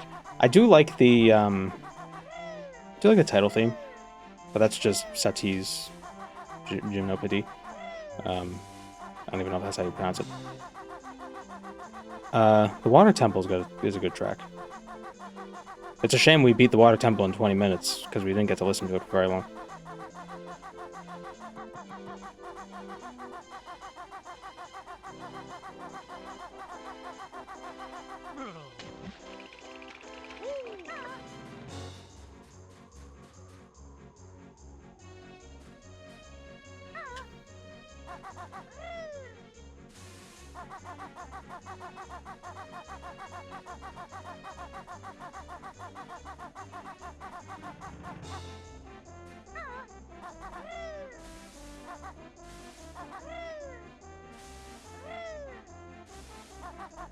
Majora's Mask has some good tracks. Now, a better question would be to ask, like, what has the better soundtrack?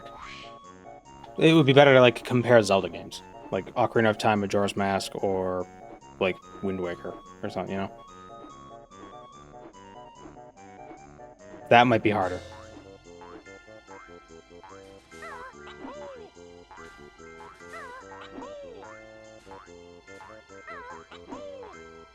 Yeah.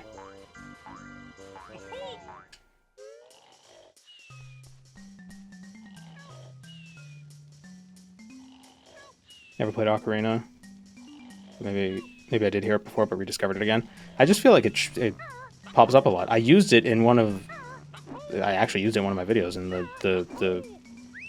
the Gandalf when we went to Narcissus. You don't remember every second of every video I upload? How could you?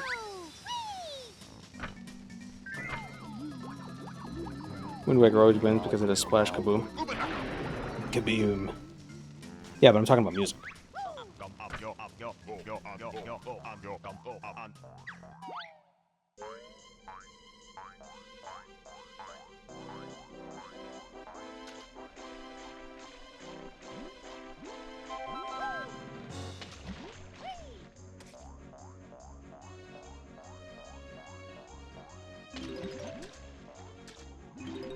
Tried to avoid a lot of your TR stuff because I wanted to keep it new. Yeah, fair enough.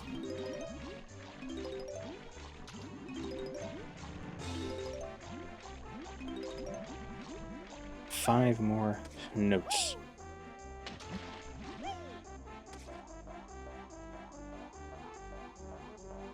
Oh wait, do we learn the speed boots in the desert level or in... I know you need them in the ice level. In this level to beat the race. To win the race. But I don't remember if you learn them here.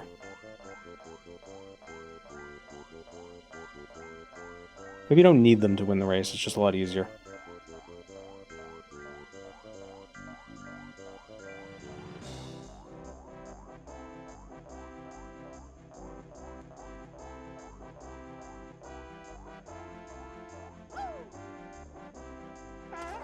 Greetings, fellow walrus. Another walrus, take this.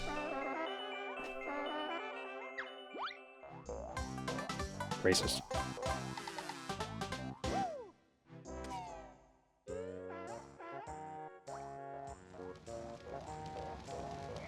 So cute. Ah, damn it.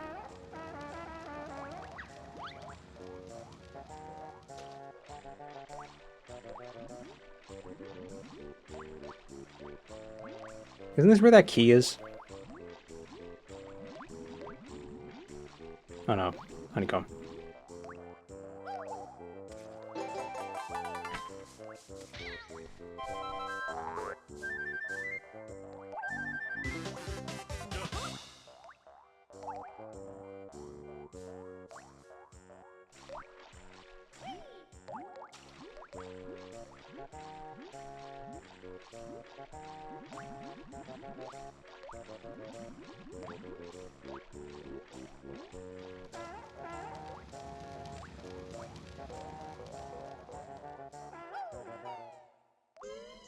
Here's a question. Which Pokemon game has the best music? And let's assume the music is also, like, it gets rearranged, so it's, like, better quality.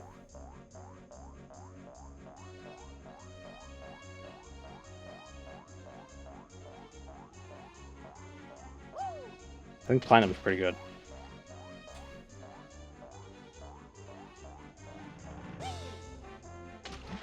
The Pokemon Center night theme.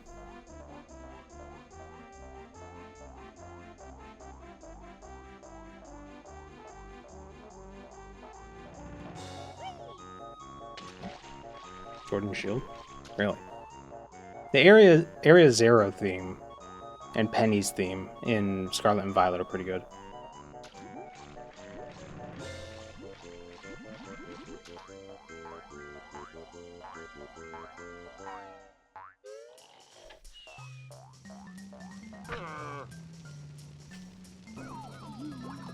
So deliver the presents, win the race, get the Jinjo.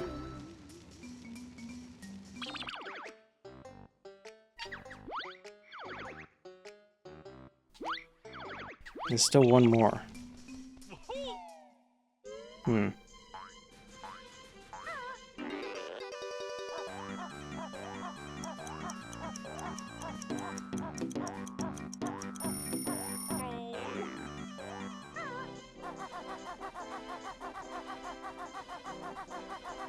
Did I? No, I got the Jiggy when I landed on the guy.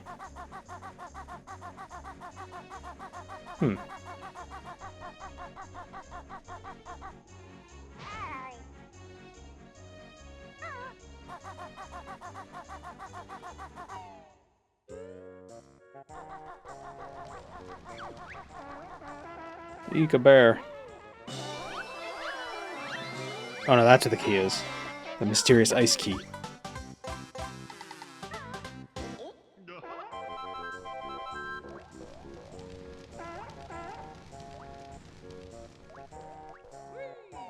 I lost my kid's college fund at the Mauville Game Corner.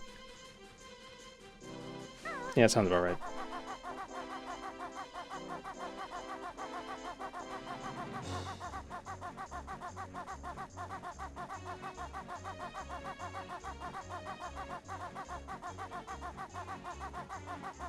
I hated how they would put some of the best TMs behind the gambling stuff. At least in Gen 4, or in Platinum, you could... There was easy ways of getting money, so you could just buy coins and then trade them for the TMs.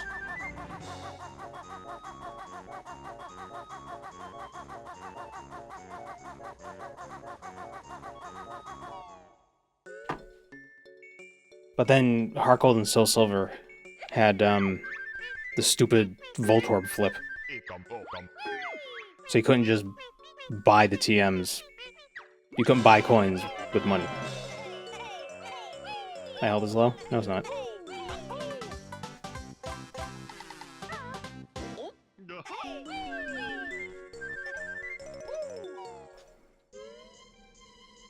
Do you have food or potions? That's not how this works.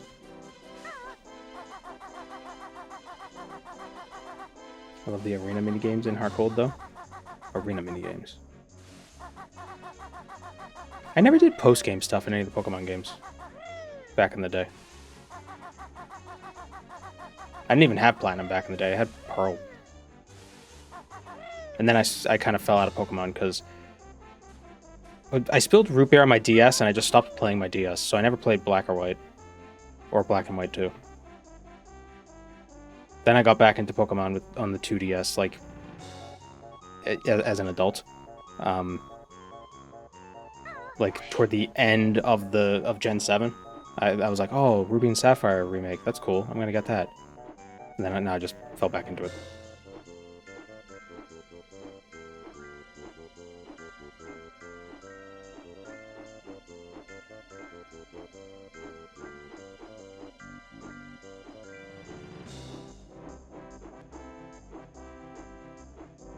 Missing the plot entirely. Yeah, probably. Okay, so... Alright, so I got the Jinjos. There's 2 more Jiggies. One's from the race. Where's the other one?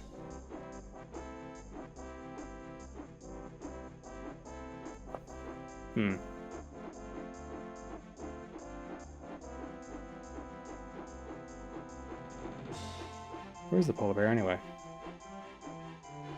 I thought he was up here. Oh, and we're missing some notes too.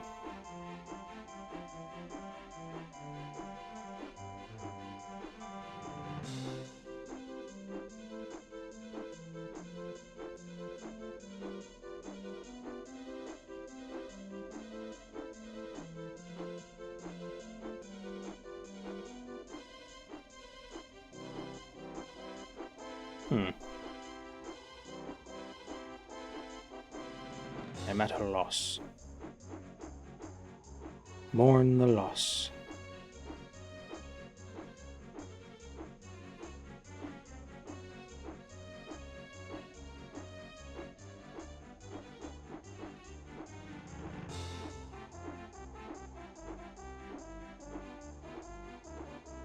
Oh, here's the race.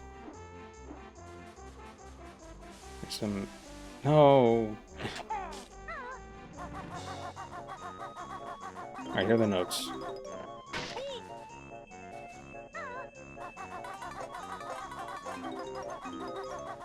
No, I'm missing a note. What the hell? Waiting for somebody to race me. We'll race you, numbut. Sorry, you're too big for my sled. I can only race someone smaller. Oh, I think there's 2 Jiggies from races. One is as walrus, one is on foot.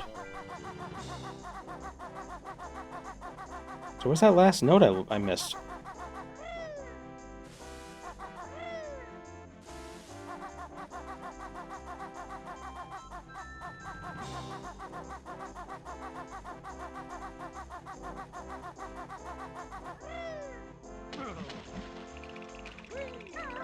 I should play Pokemon Black or White and just play it on like an emulator so I can speed up shit. Because that game, if I'm not mistaken, has a lot of plot that I'm not going to care about. Oh, Pokemon should be free. But also, the guy you've been talking to this whole time, he's actually a king or something. Best story in the entire series, okay. I'm sure.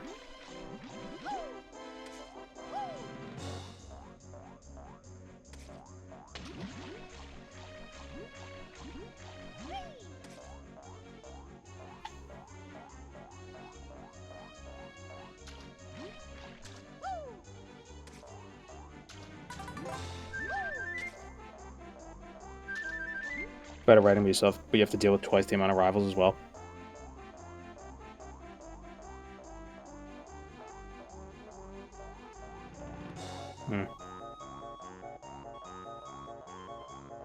They can't be any worse than Gen 6's rivals.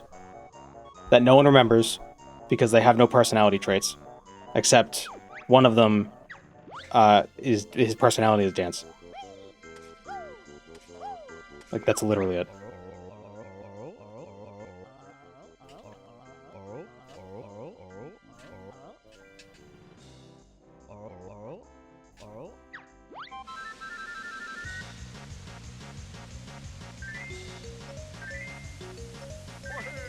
Pokemon Rogue looks like a lot of fun. It is. We played it on stream once.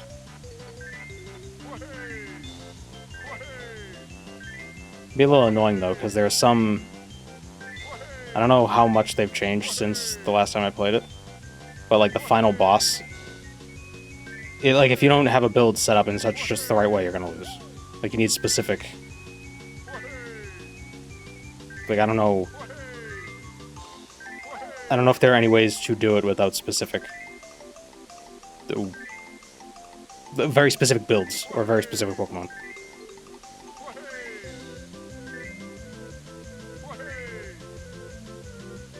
Unless they're Pokemon, you have Pokemon that have, like, good boosts or stuff. From between runs.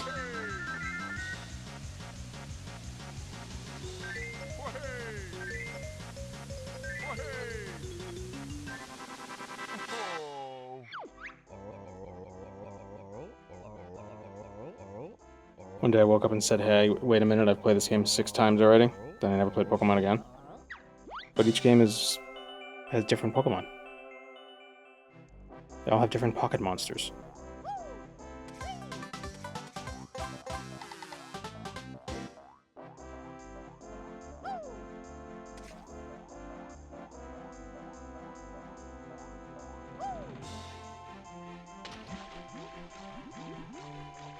Infinite Fusion got updated. That could be a fun stream. Maybe.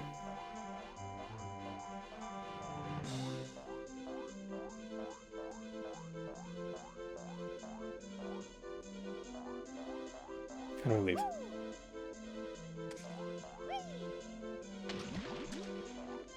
That last note in Jiggy can... They can just stay where they are.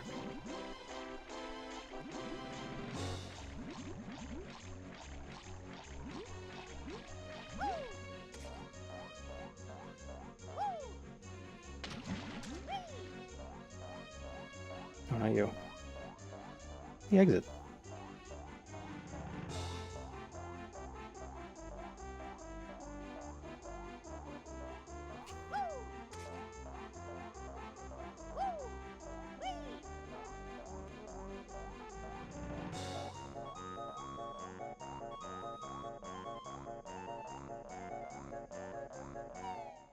On the wrong way. Need to find a Pokemon fan game that doesn't have a cringe level story.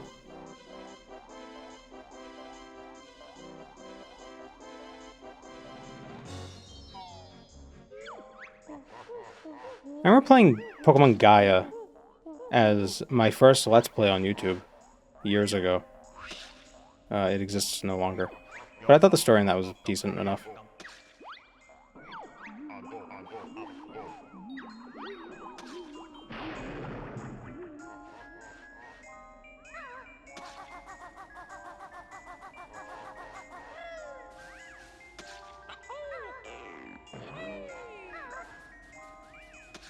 But yeah, a lot of the ROM hack stories, they're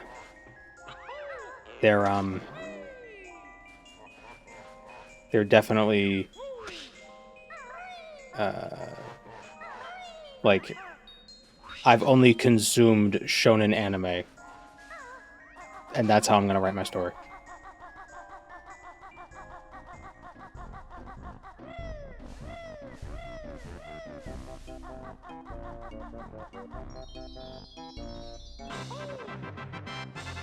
Why'd I have a big mural of Banjo?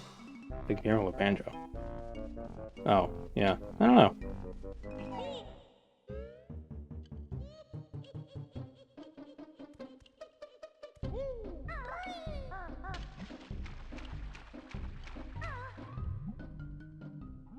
With little chocolates inside. Oh yeah, it's supposed to be an advent calendar. Kind of.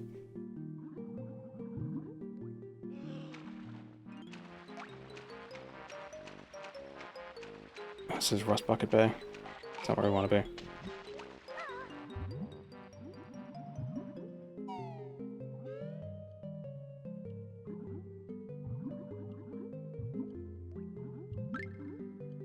Level 1 ROM. Basically gold with later gen abilities, etc. Is that Sea Glass?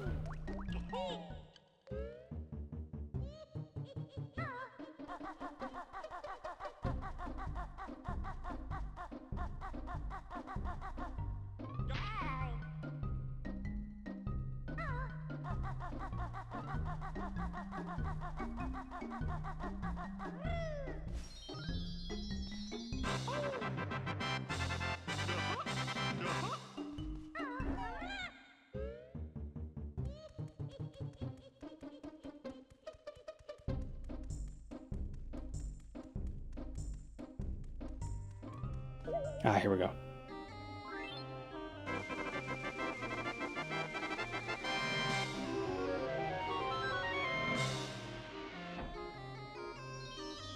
What kind of tree is that supposed to be? Is that a biloba tree that's like that are like weirdly fat? Or baobab, not biloba. Biloba is the stuff that allegedly helps you in memory.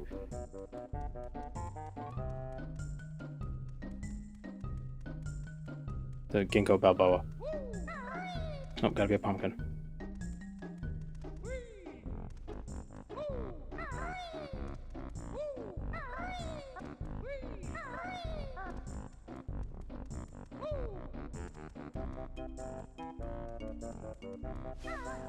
Always forget the name of the baobab. Yeah. Well, there's also a character in one of the Pokemon games named Baoba.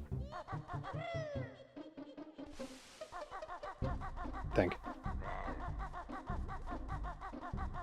How do I get back to the desert?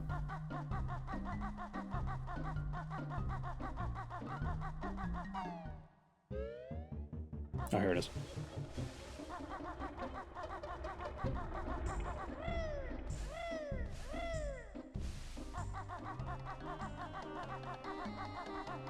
And who needs boots?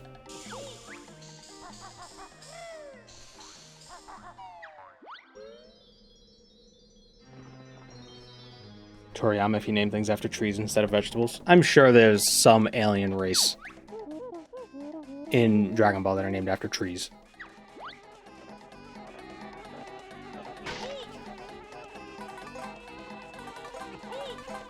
Quick, go in the water. Bees don't like water. Oh, that actually worked.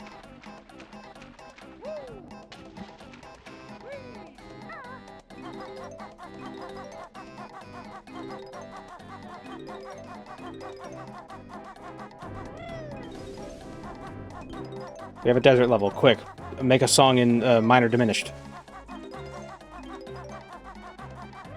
Excellent work, Grant.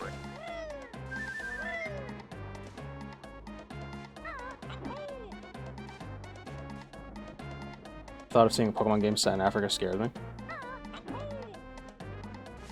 Well, Gen 9 is going to be in Southeast Asia, so you have a couple more years.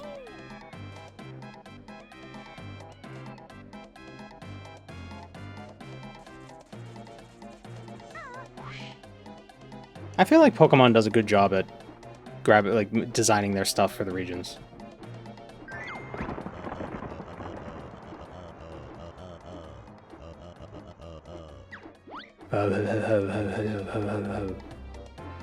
Where'd he go? Where is it?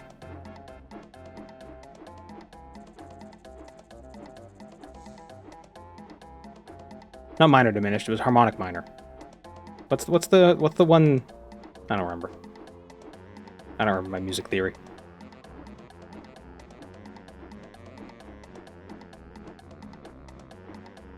Gen 10, Gen 9 was Spain. Oh, I thought they were on Gen 8. Oh yeah, you're right.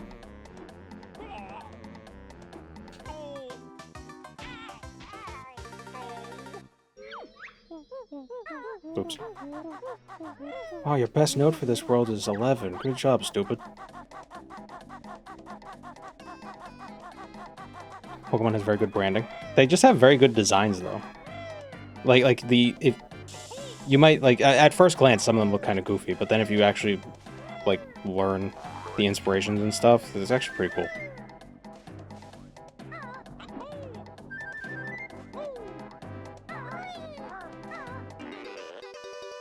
Give it the extra life. Look at all the trainer designs in ZA. Haven't played ZA yet.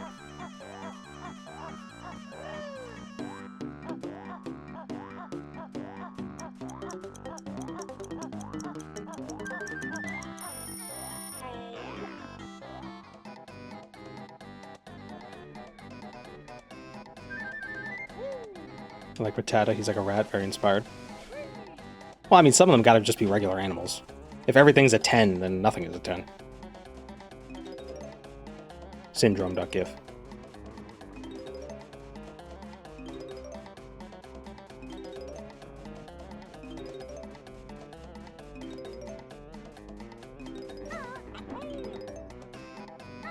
Gotta have the plain so that the specials stand out.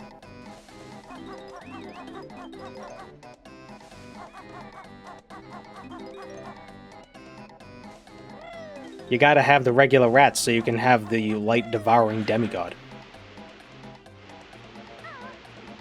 That scared me.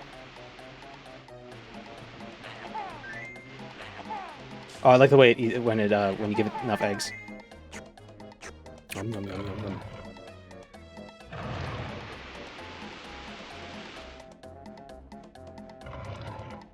When you see a Pokemon, you immediately know, oh, that's a Pokemon. Yeah. Even some animals in real life, you look at them, you're like, oh, that's a Pokemon.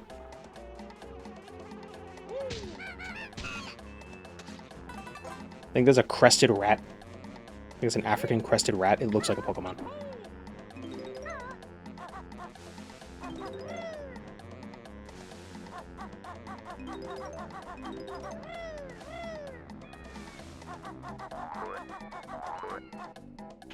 Oops. Platypus. Is there a platypus Pokemon?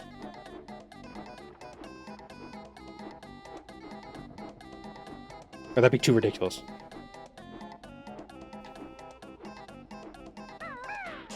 Damn it. When they set a region in Australia, there'll probably be a platypus Pokemon. So we might get one in the Southeast Asia one, because it's kind of nearby.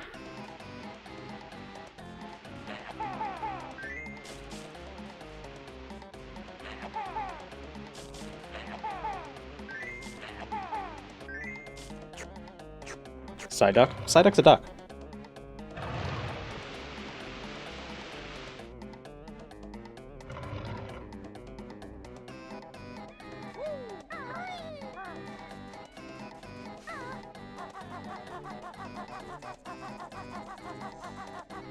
Psyduck doesn't have the beaver tail.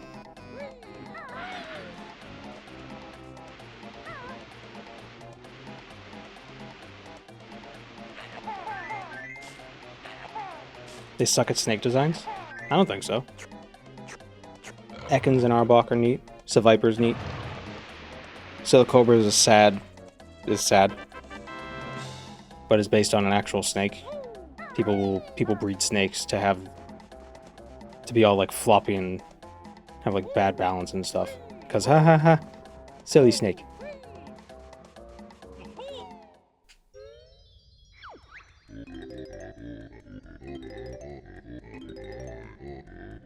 Oh, I hate this. This is so stressful.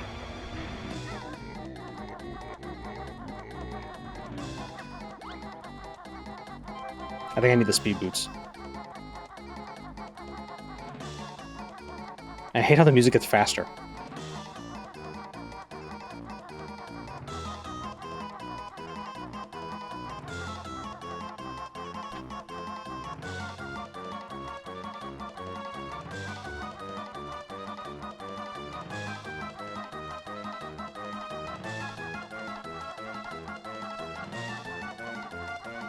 I didn't need the speed. Oh no, Grunty button.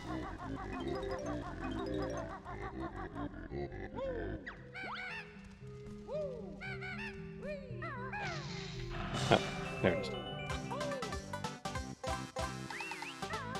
The designs are slightly too basic. Maybe.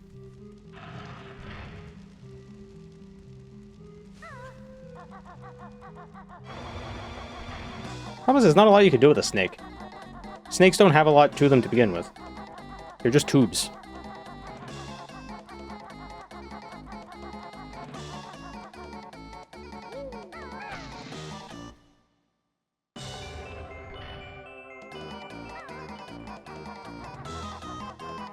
Because he's just a bird. Gen 1 has a ton of basic. Well, all the gens have some basic.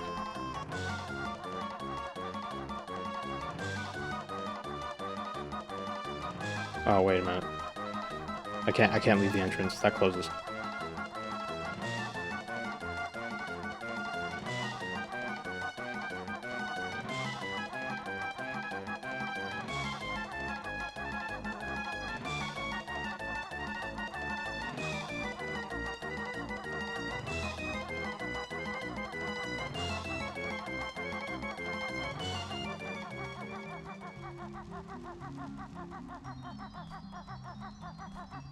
Oh, Jinjo. What happens if you separate the executes? Does each group then become a new execute? Maybe they die.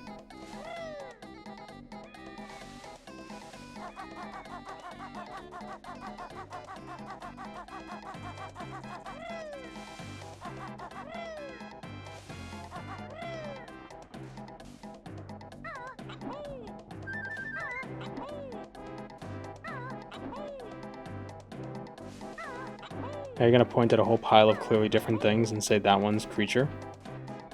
What?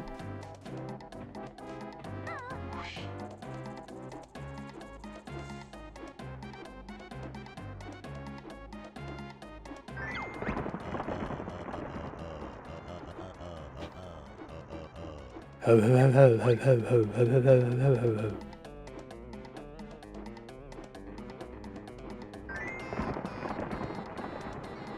Yeah, the Sphinx butt.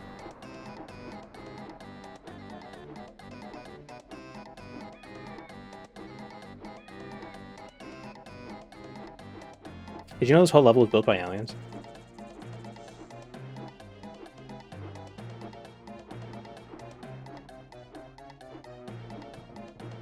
Oh, go through the ring.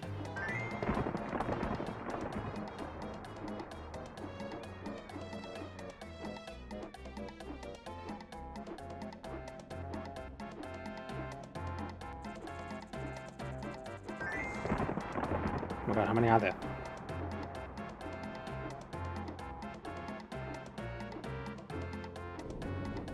Ah, hand.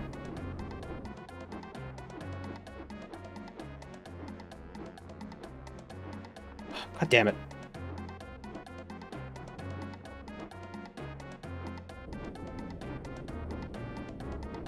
Wait a minute, cactuses don't grow in Egypt. At least not those kinds of cactuses.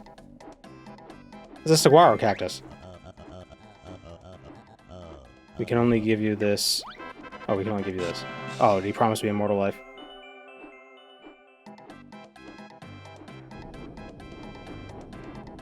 Or something. Treasures beyond belief.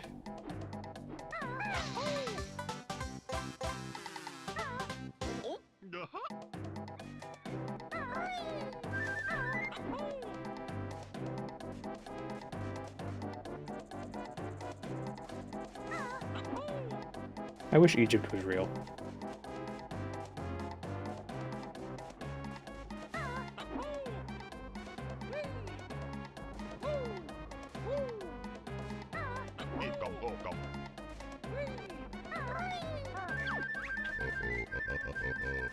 My doze is all blocked up.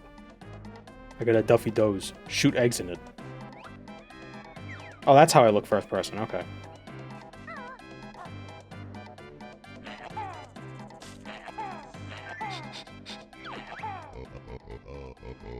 That tickles. I gotta shoot in the other nose. Nose hole.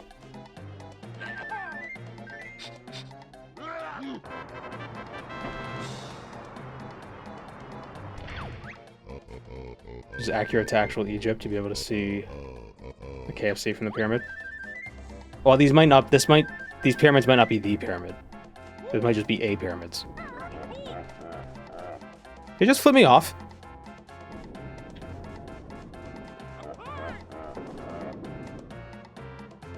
I swear I saw a middle finger. Well, now I'll never know.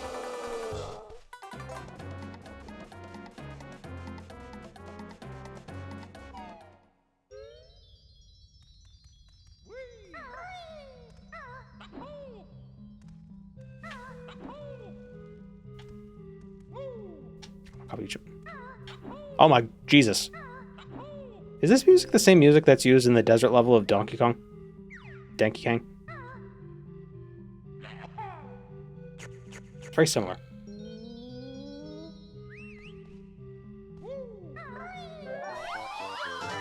Oh, down we go.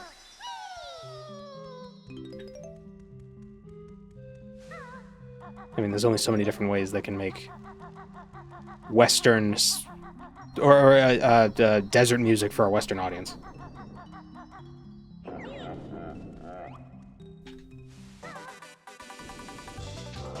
A harmonic minor chord. Or a harmonic minor scale.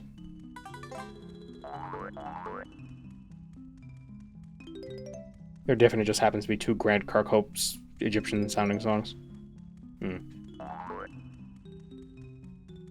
What is the instrument that's used?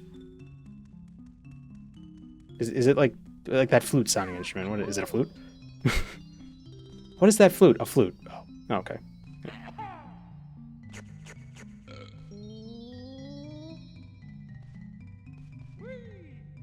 What, why didn't I jump?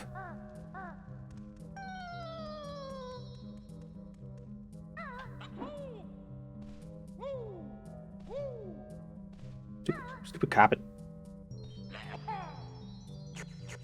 Also, magic carpets aren't... That's not an Egyptian thing. Flying carpets.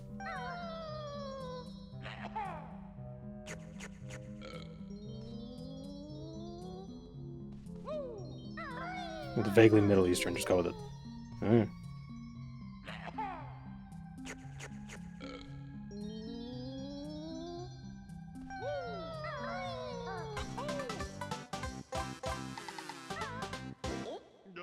DK64 is meant to be more Aztec. What, the desert level?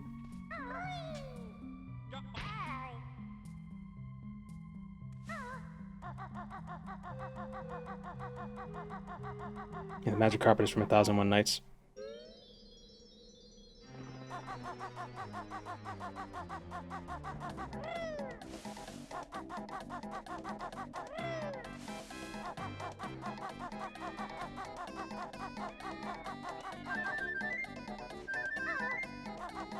Wasn't the original Aladdin from China? Like well, his name wasn't Aladdin in the original story, I don't think, but like the character who played Aladdin in the original story. And then Disney made it like what, I guess Persia, I suppose.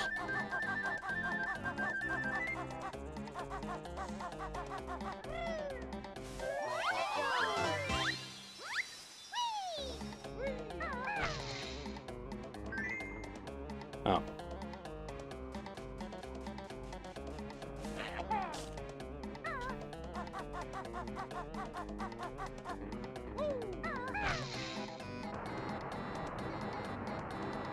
Well, don't start the timer in the cutscene.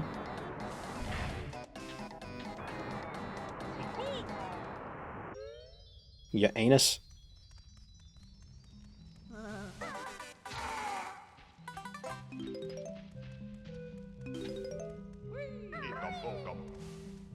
Arabia? Oh yeah, Arabian Nights. That wouldn't be Persia.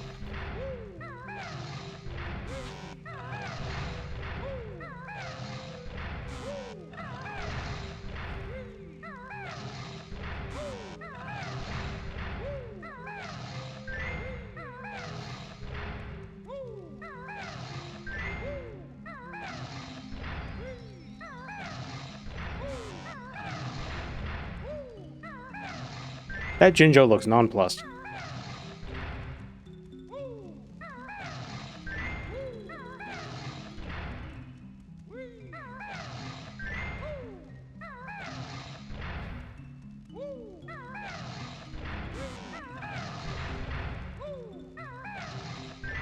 Imagine if you took damage every time you got it wrong. That would suck.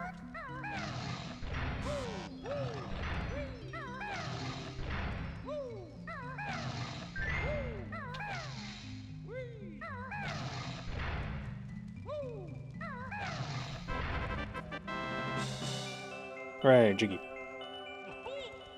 I didn't know what we were gonna get from this. What a surprise. Could have been anything. Could have even been a boat. Turn my AC on. There we go.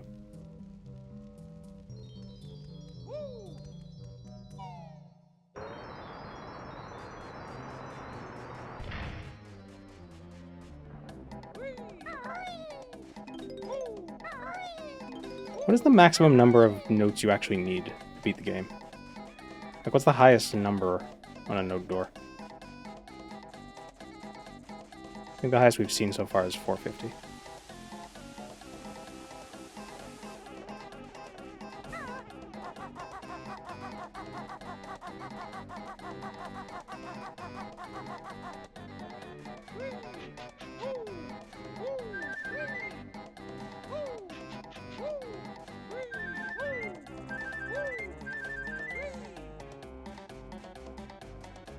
Here, Radifix.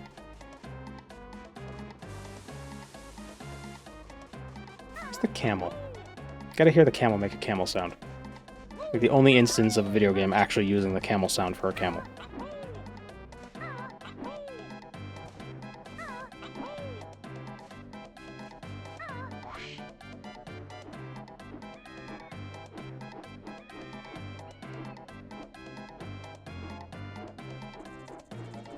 What sounds do camels make?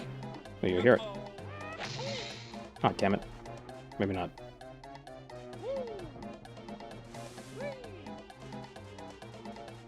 Ever played Doom?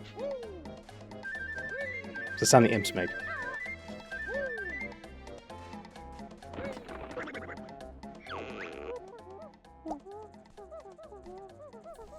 Or the ogres in Oblivion.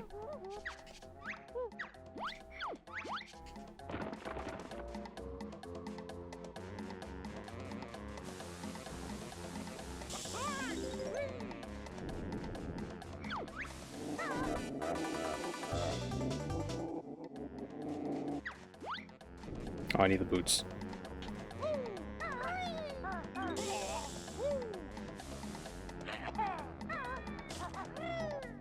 When imps die specifically? Yeah.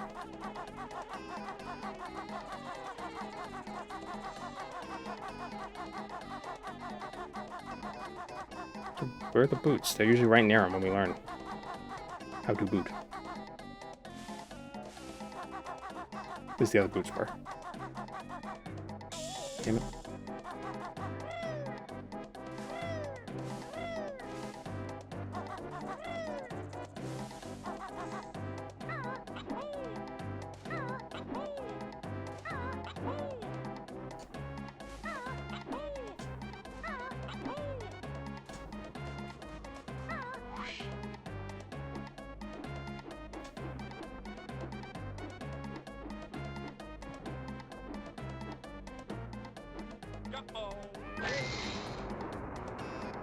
Don't have the timer run while there's a cutscene going. Come on.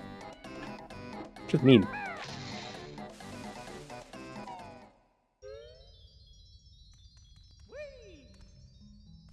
Oh.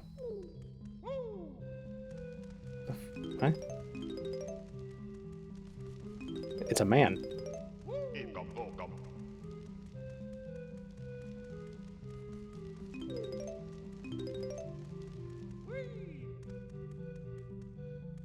Probably wants me to poop in his basket. Snick.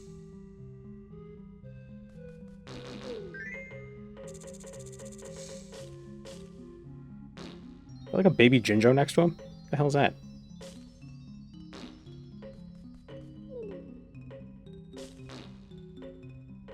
Damn it. Yeah, hello my friend. I am Ruby. Can I be able to help or no? Look for treasure. Treasure up ahead. Oh, I think the snake extendos.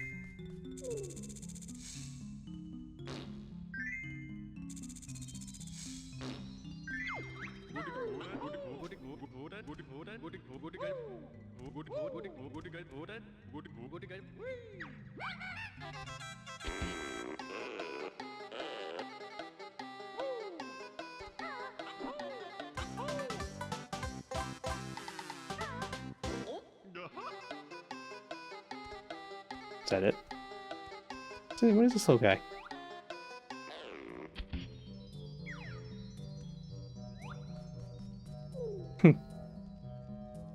He's making Jinjo sounds, so I assume it's a Jinjo. It's a larval Jinjo.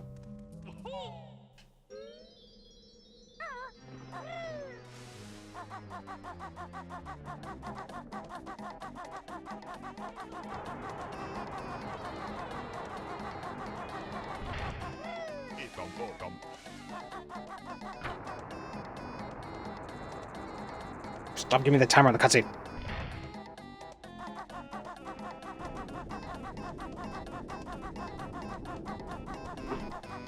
Oh, there's boots.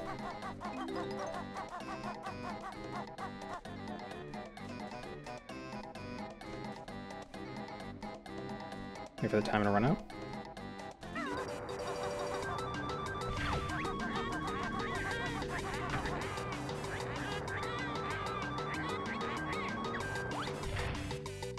Oh, it's the agility pyramid.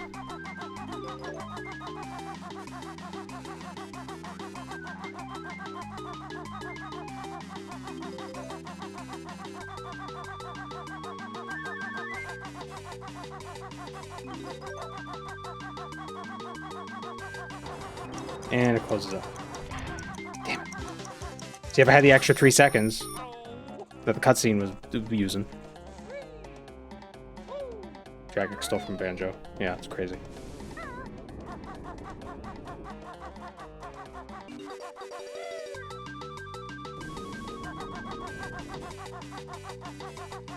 I missed. I'm gonna run out of boots.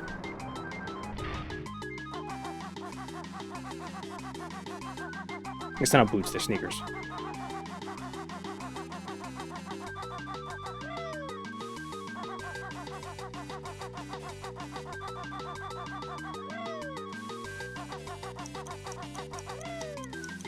Yeah, made it. Water in a pyramid? I don't believe it. The aliens must have left it.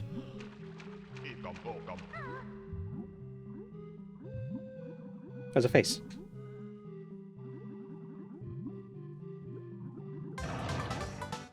And then it drains.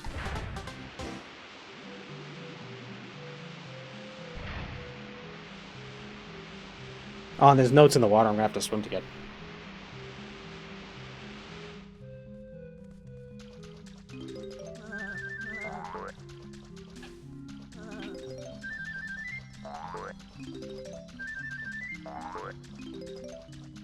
Is this something?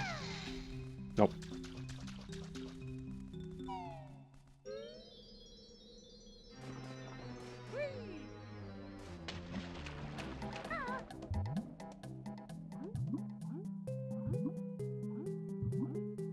Yeah, there are notes. Yeah, there are.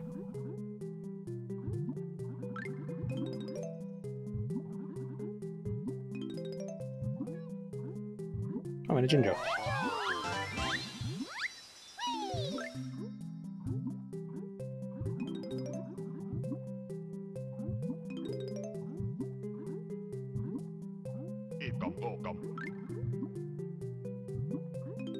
How many sides does this thing have? Alright, that's it.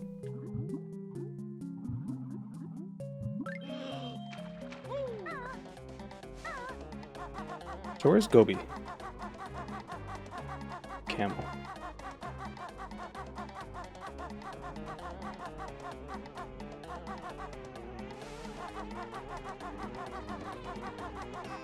I think he's on one of the ledges off to the side. You have to take a...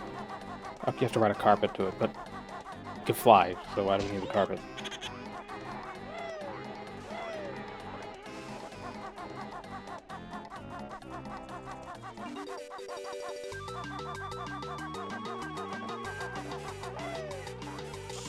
Oops.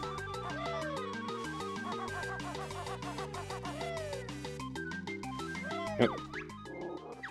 No, my stuff.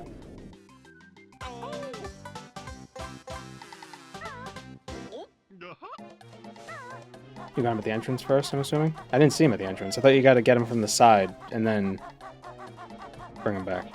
Like, then he shows up at the beginning. The Kazooie running sound is maddening. That sound effect has lived in my head for decades.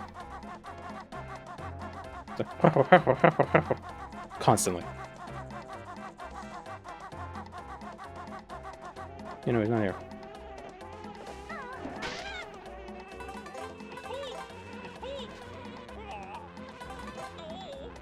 No. Oh, Jinjo.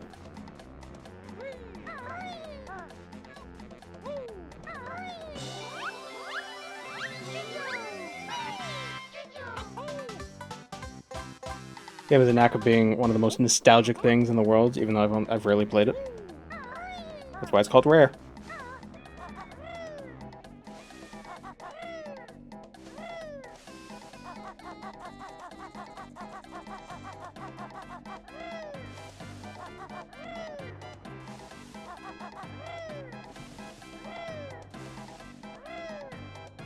Just that the characters and the music is so memorable.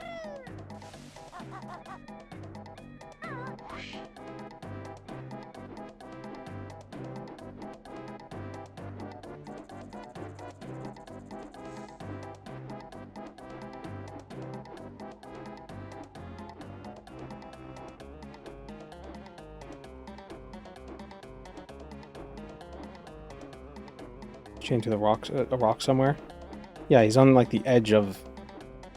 He's on like a cliffside or something. Or is he in a different level?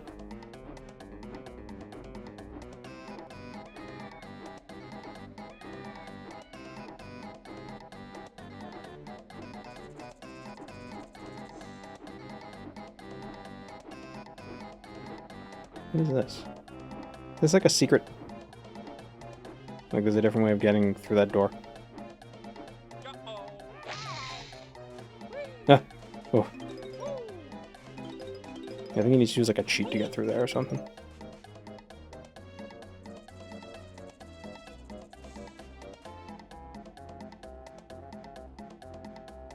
Gives you a honey piece here.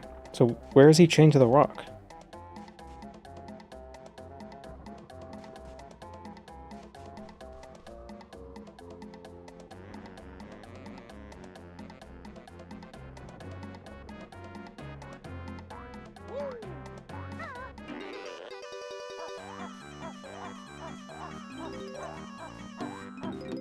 Because I know you're supposed to get him to the beginning of the level, and you ground pound on his back. And then he spits water out onto the plant.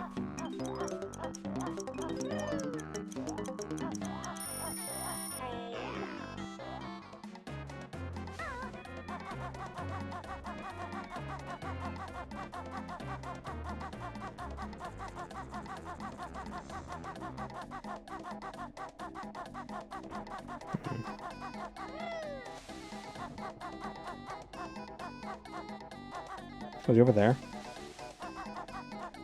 He's over there. I found him.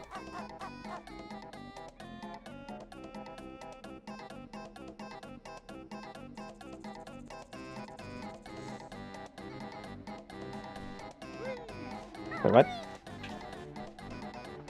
Freaking troll carpet.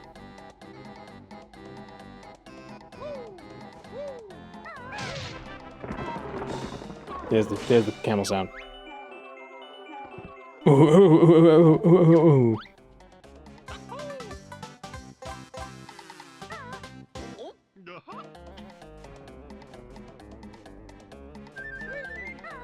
I'm gonna die.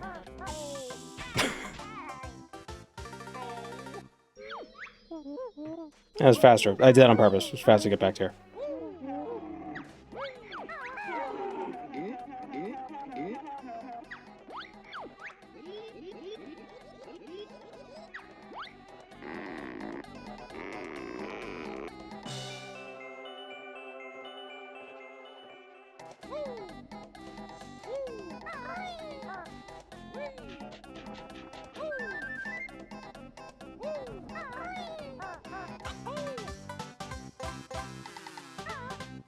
There are 11 notes we didn't get.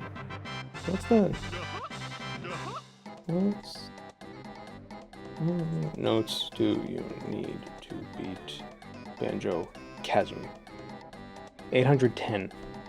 And there are 900 total in the game. So you can miss 9 in each level, and you'll be fine.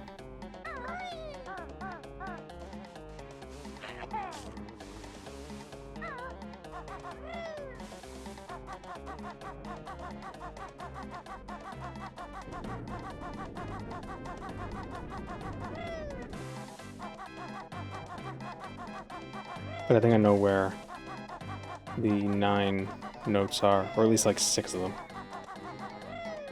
Right down there. In the sand.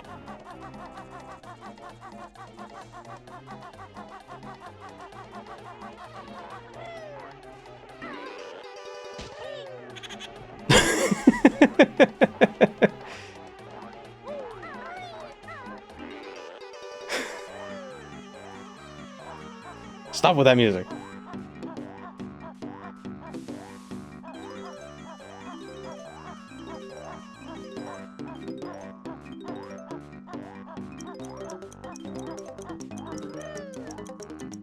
Eh. Missing 2. Oh.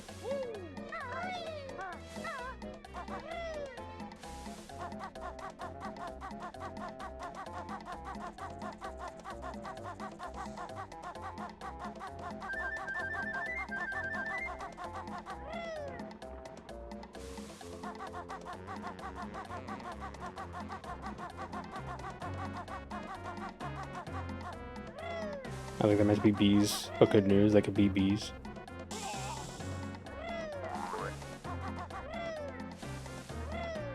I saw an indie game that it's kind of like that one game, Idols of Ash, that we played, where you're, going down a hole and you're being chased by the centipede. But you play as a bee and you're being chased by a spider. But you're not a very good bee. Like, you're not very good at flying, so you kind of like fall through the holes. Through the den.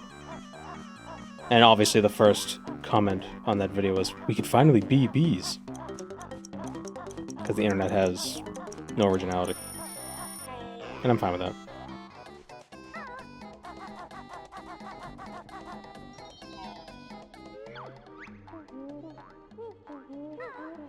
In my recent video, I was tempted to leave this in. I had recorded it, but I didn't leave it in. When I said, but we will be beating the game, I was gonna put the clip of, we could be bees, but I don't know.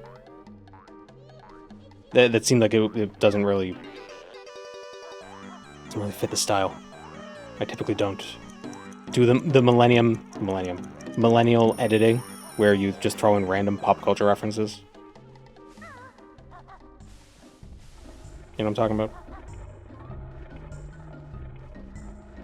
It's like Friends clips out of nowhere for no reason.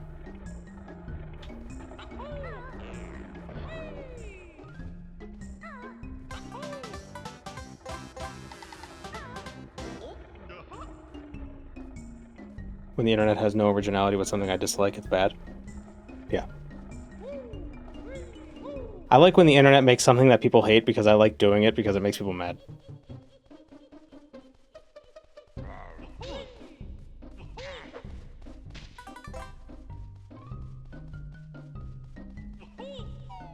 But, like, not reasonably mad.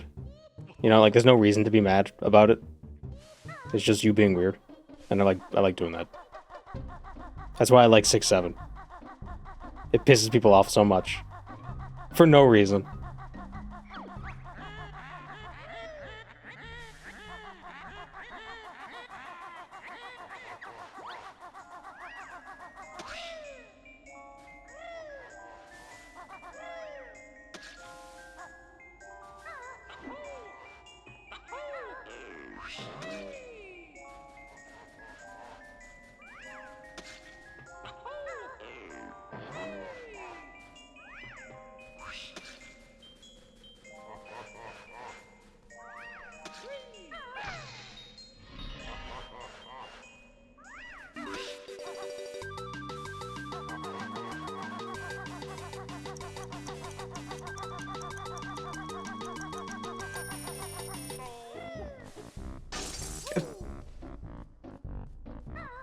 I couldn't get off of Kazooie.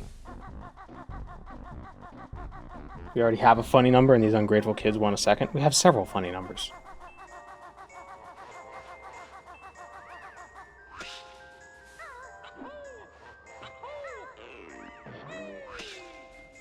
Listen, no one freaked out about E. And that made no sense.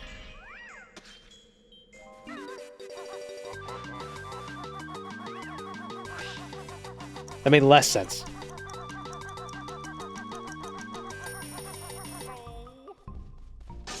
You bastard.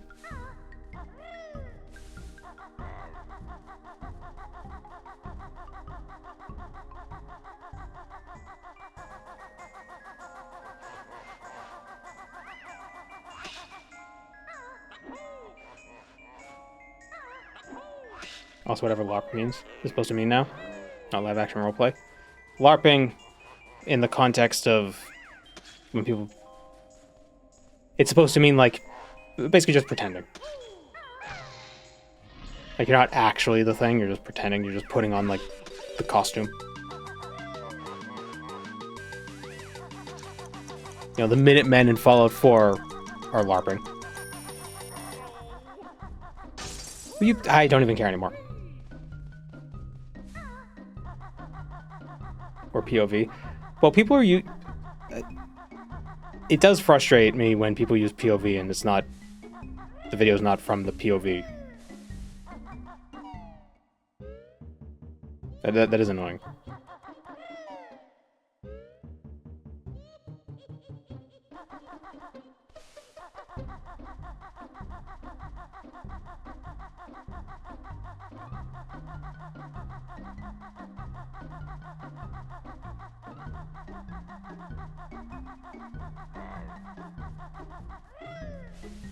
So really, though, the new way people are using the term LARPing does still make sense, because you're not... Like, it's not something you actually believe or want to do or something. You're just role-playing. You're pretending that that's what it is. So it still makes sense.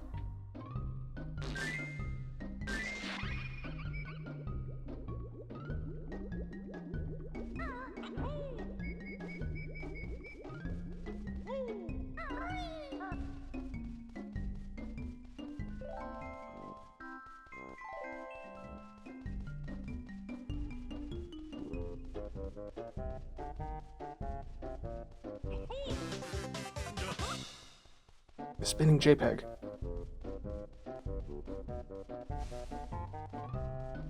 People using LARPing as a gatekeeping term for fake fans. I've heard tourist in that context. I haven't heard LARPing. Sounds like you're just a LARPing internet user.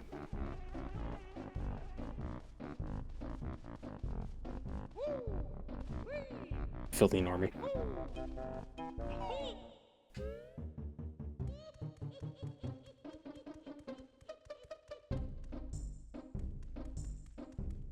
Where am I supposed to go?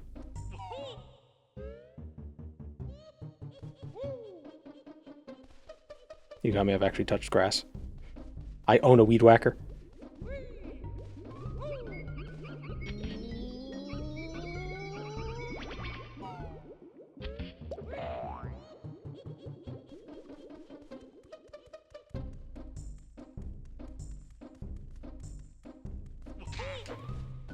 Grass, never touch the stuff. Bugs fucking it.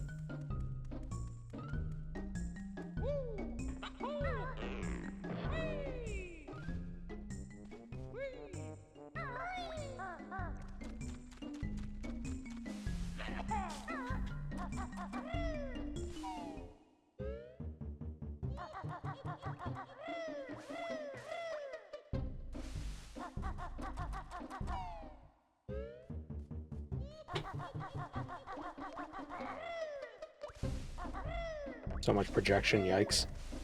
Big oof. That didn't age well. That aged like milk.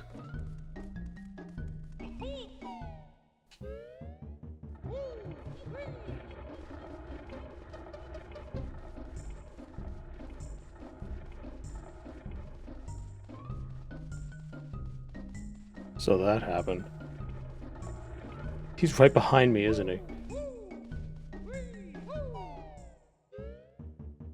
Damn it. How am I supposed to go?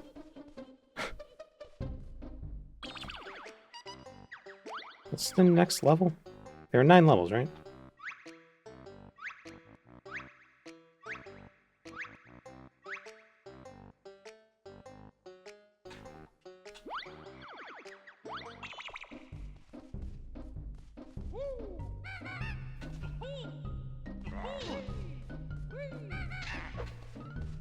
calling things dumpster fires, especially when they're obvious, when they're like not.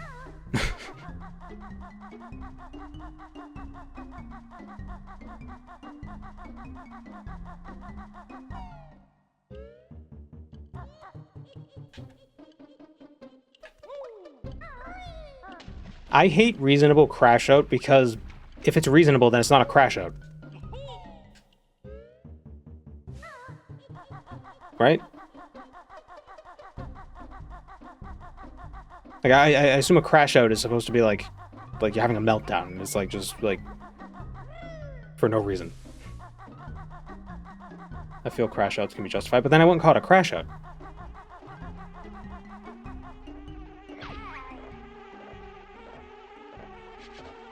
B.jpg.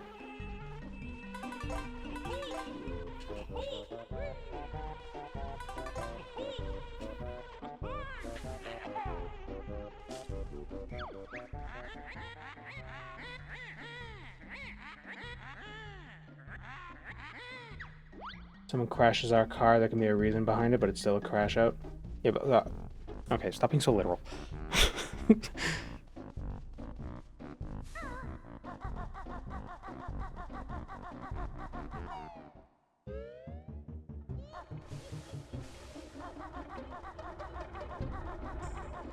Crash out is just being very angry. Maybe.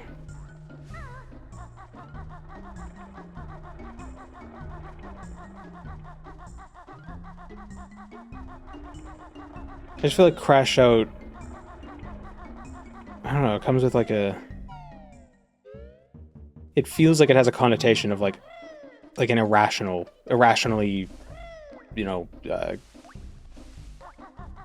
tantrum. Not a tantrum, but like just like an unfettered, irrational release of emotions. And it's like, but if it's a reasonable crash out, then it's not, you know, then it's not it's not irrational.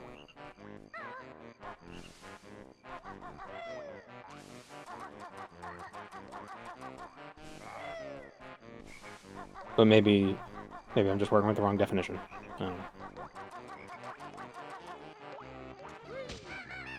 I don't understand why these words are being just a throw fit.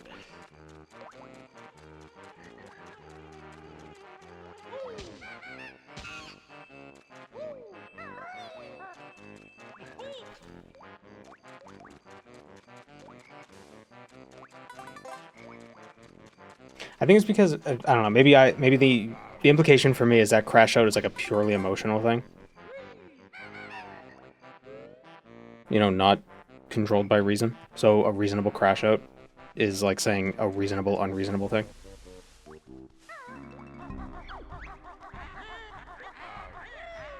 Does that make sense?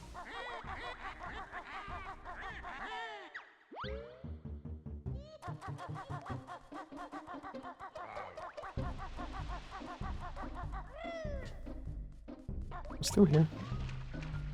Oh, there was a pipe with the cauldron.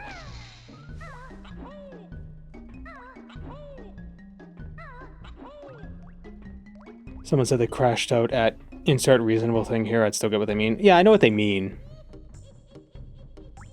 But I don't know.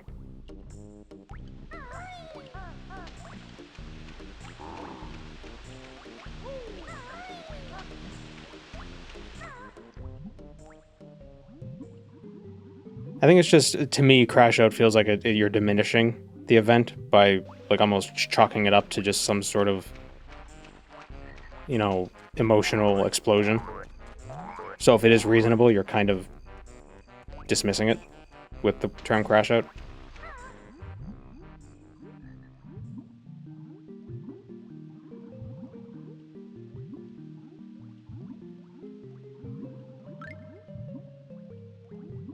The reason for the crash out is reasonable. The crash out itself is not.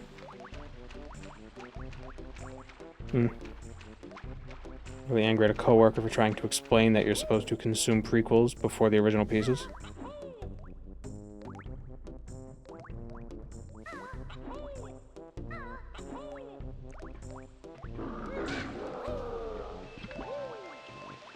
I wouldn't call that a reasonable crash out. That's just people disagreeing on things. And if you lose your cool from it. Like, when I hear reasonable crash out, I assume that's, the crash out itself was justified. Oh, that went the wrong way.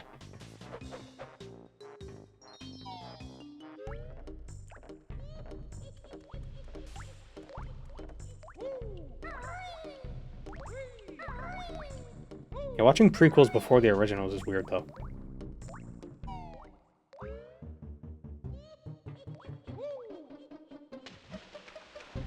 Or maybe not. I don't know. It depends on... I guess it depends on the series you're talking about. I have no idea where I'm supposed to go. Oh, maybe through here.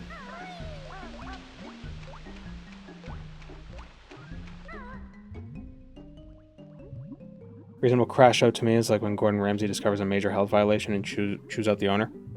But I wouldn't call that a crash out then. That's just reacting to a serious thing.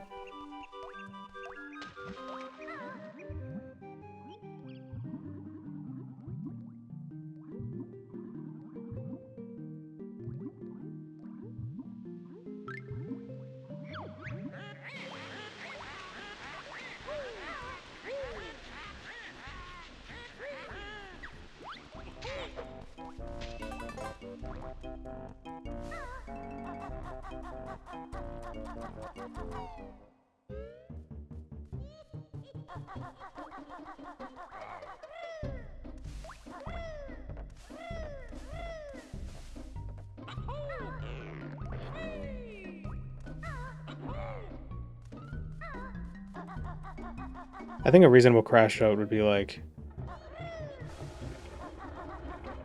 if I confronted my boss about him coming into the bathroom with me all the time and he wouldn't stop.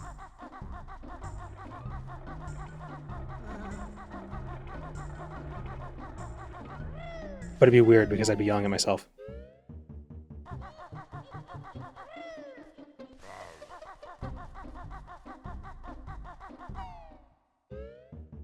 No, I keep coming into this door.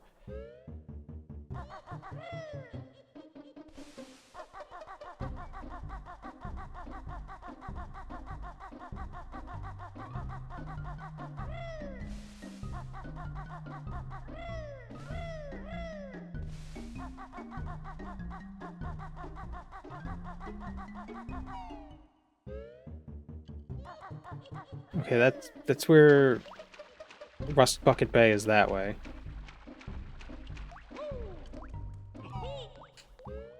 But where's the haunted mansion? I already filled the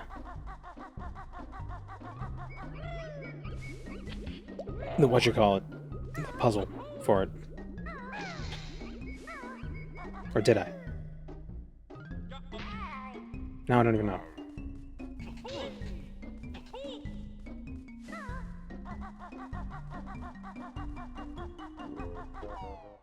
Somebody keeps stealing the handicap spot and they don't have a placard and they don't care. Now that would be something, I wouldn't call it a crash out if somebody confronted them and got mad at them. That's just a reasonable... Oh no, that's not where's the Haunted Mansion picture? Or what's through there? Wait a minute. You know, confronting somebody about something like that, I wouldn't call that a crash out.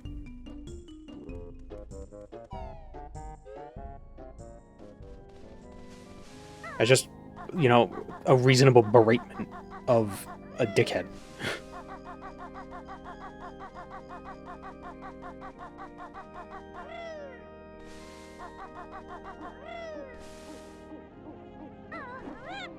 You know, crash out just feels like the way to, like, being like, oh, he's having a temper tantrum, but like a modern way of saying it about adults.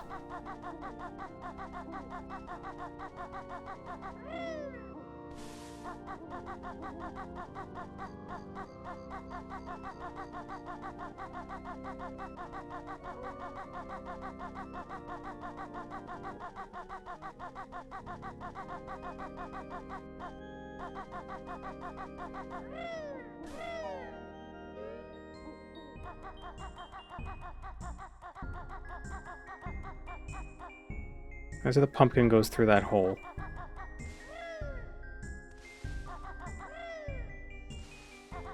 Where's the picture for Halloweenville?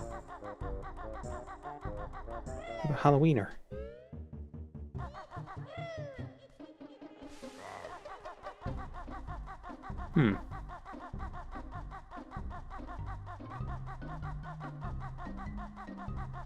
Cannot remember for the life of me.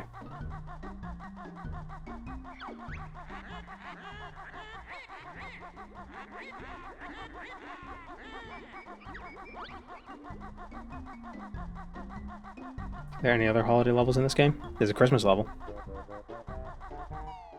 Or, well, it's a winter level, but, you know, it's basically Christmas. Every level is Easter themed, because of the eggs. Banjo, Halloween, picture. No, Banjo Halloween picture, and I got pictures of skeletons playing the banjo. No, Kazooie.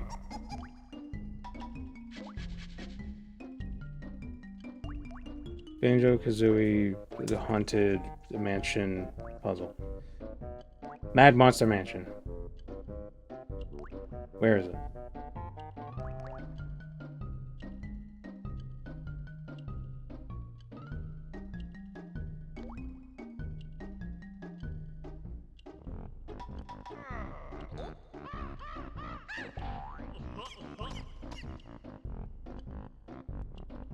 You go past the entrance to Rusty Bucket and swim through some rooms. Oh, so it is there.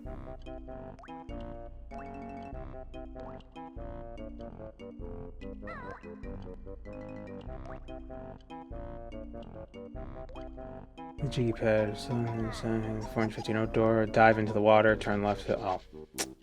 Kept coming here being like, no, this is Rust Bucket Bay, I don't have to go through here.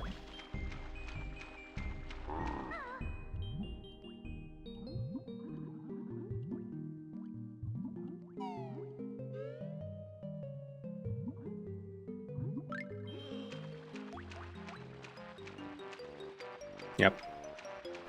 Damn it. I'm an idiot.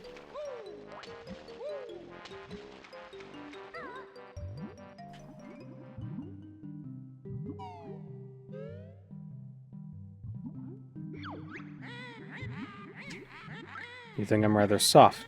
I'll be waiting in the loft.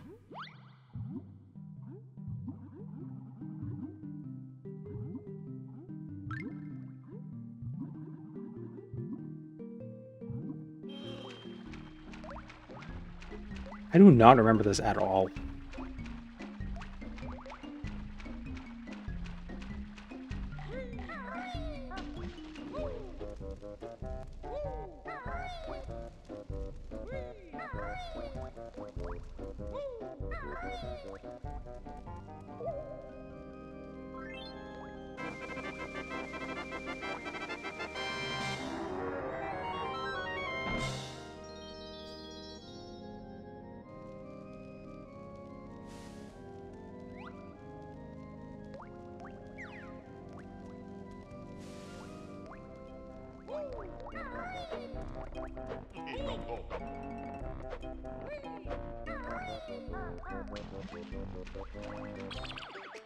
We're gonna end it here for today.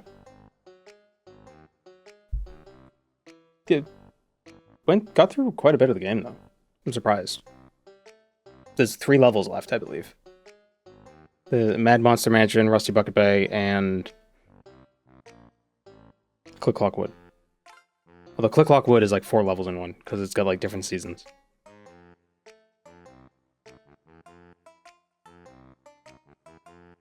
What are these emails? Go away. Over halfway? Yeah, there's 9 levels, and we just finished the 6th. And now we got the 7th.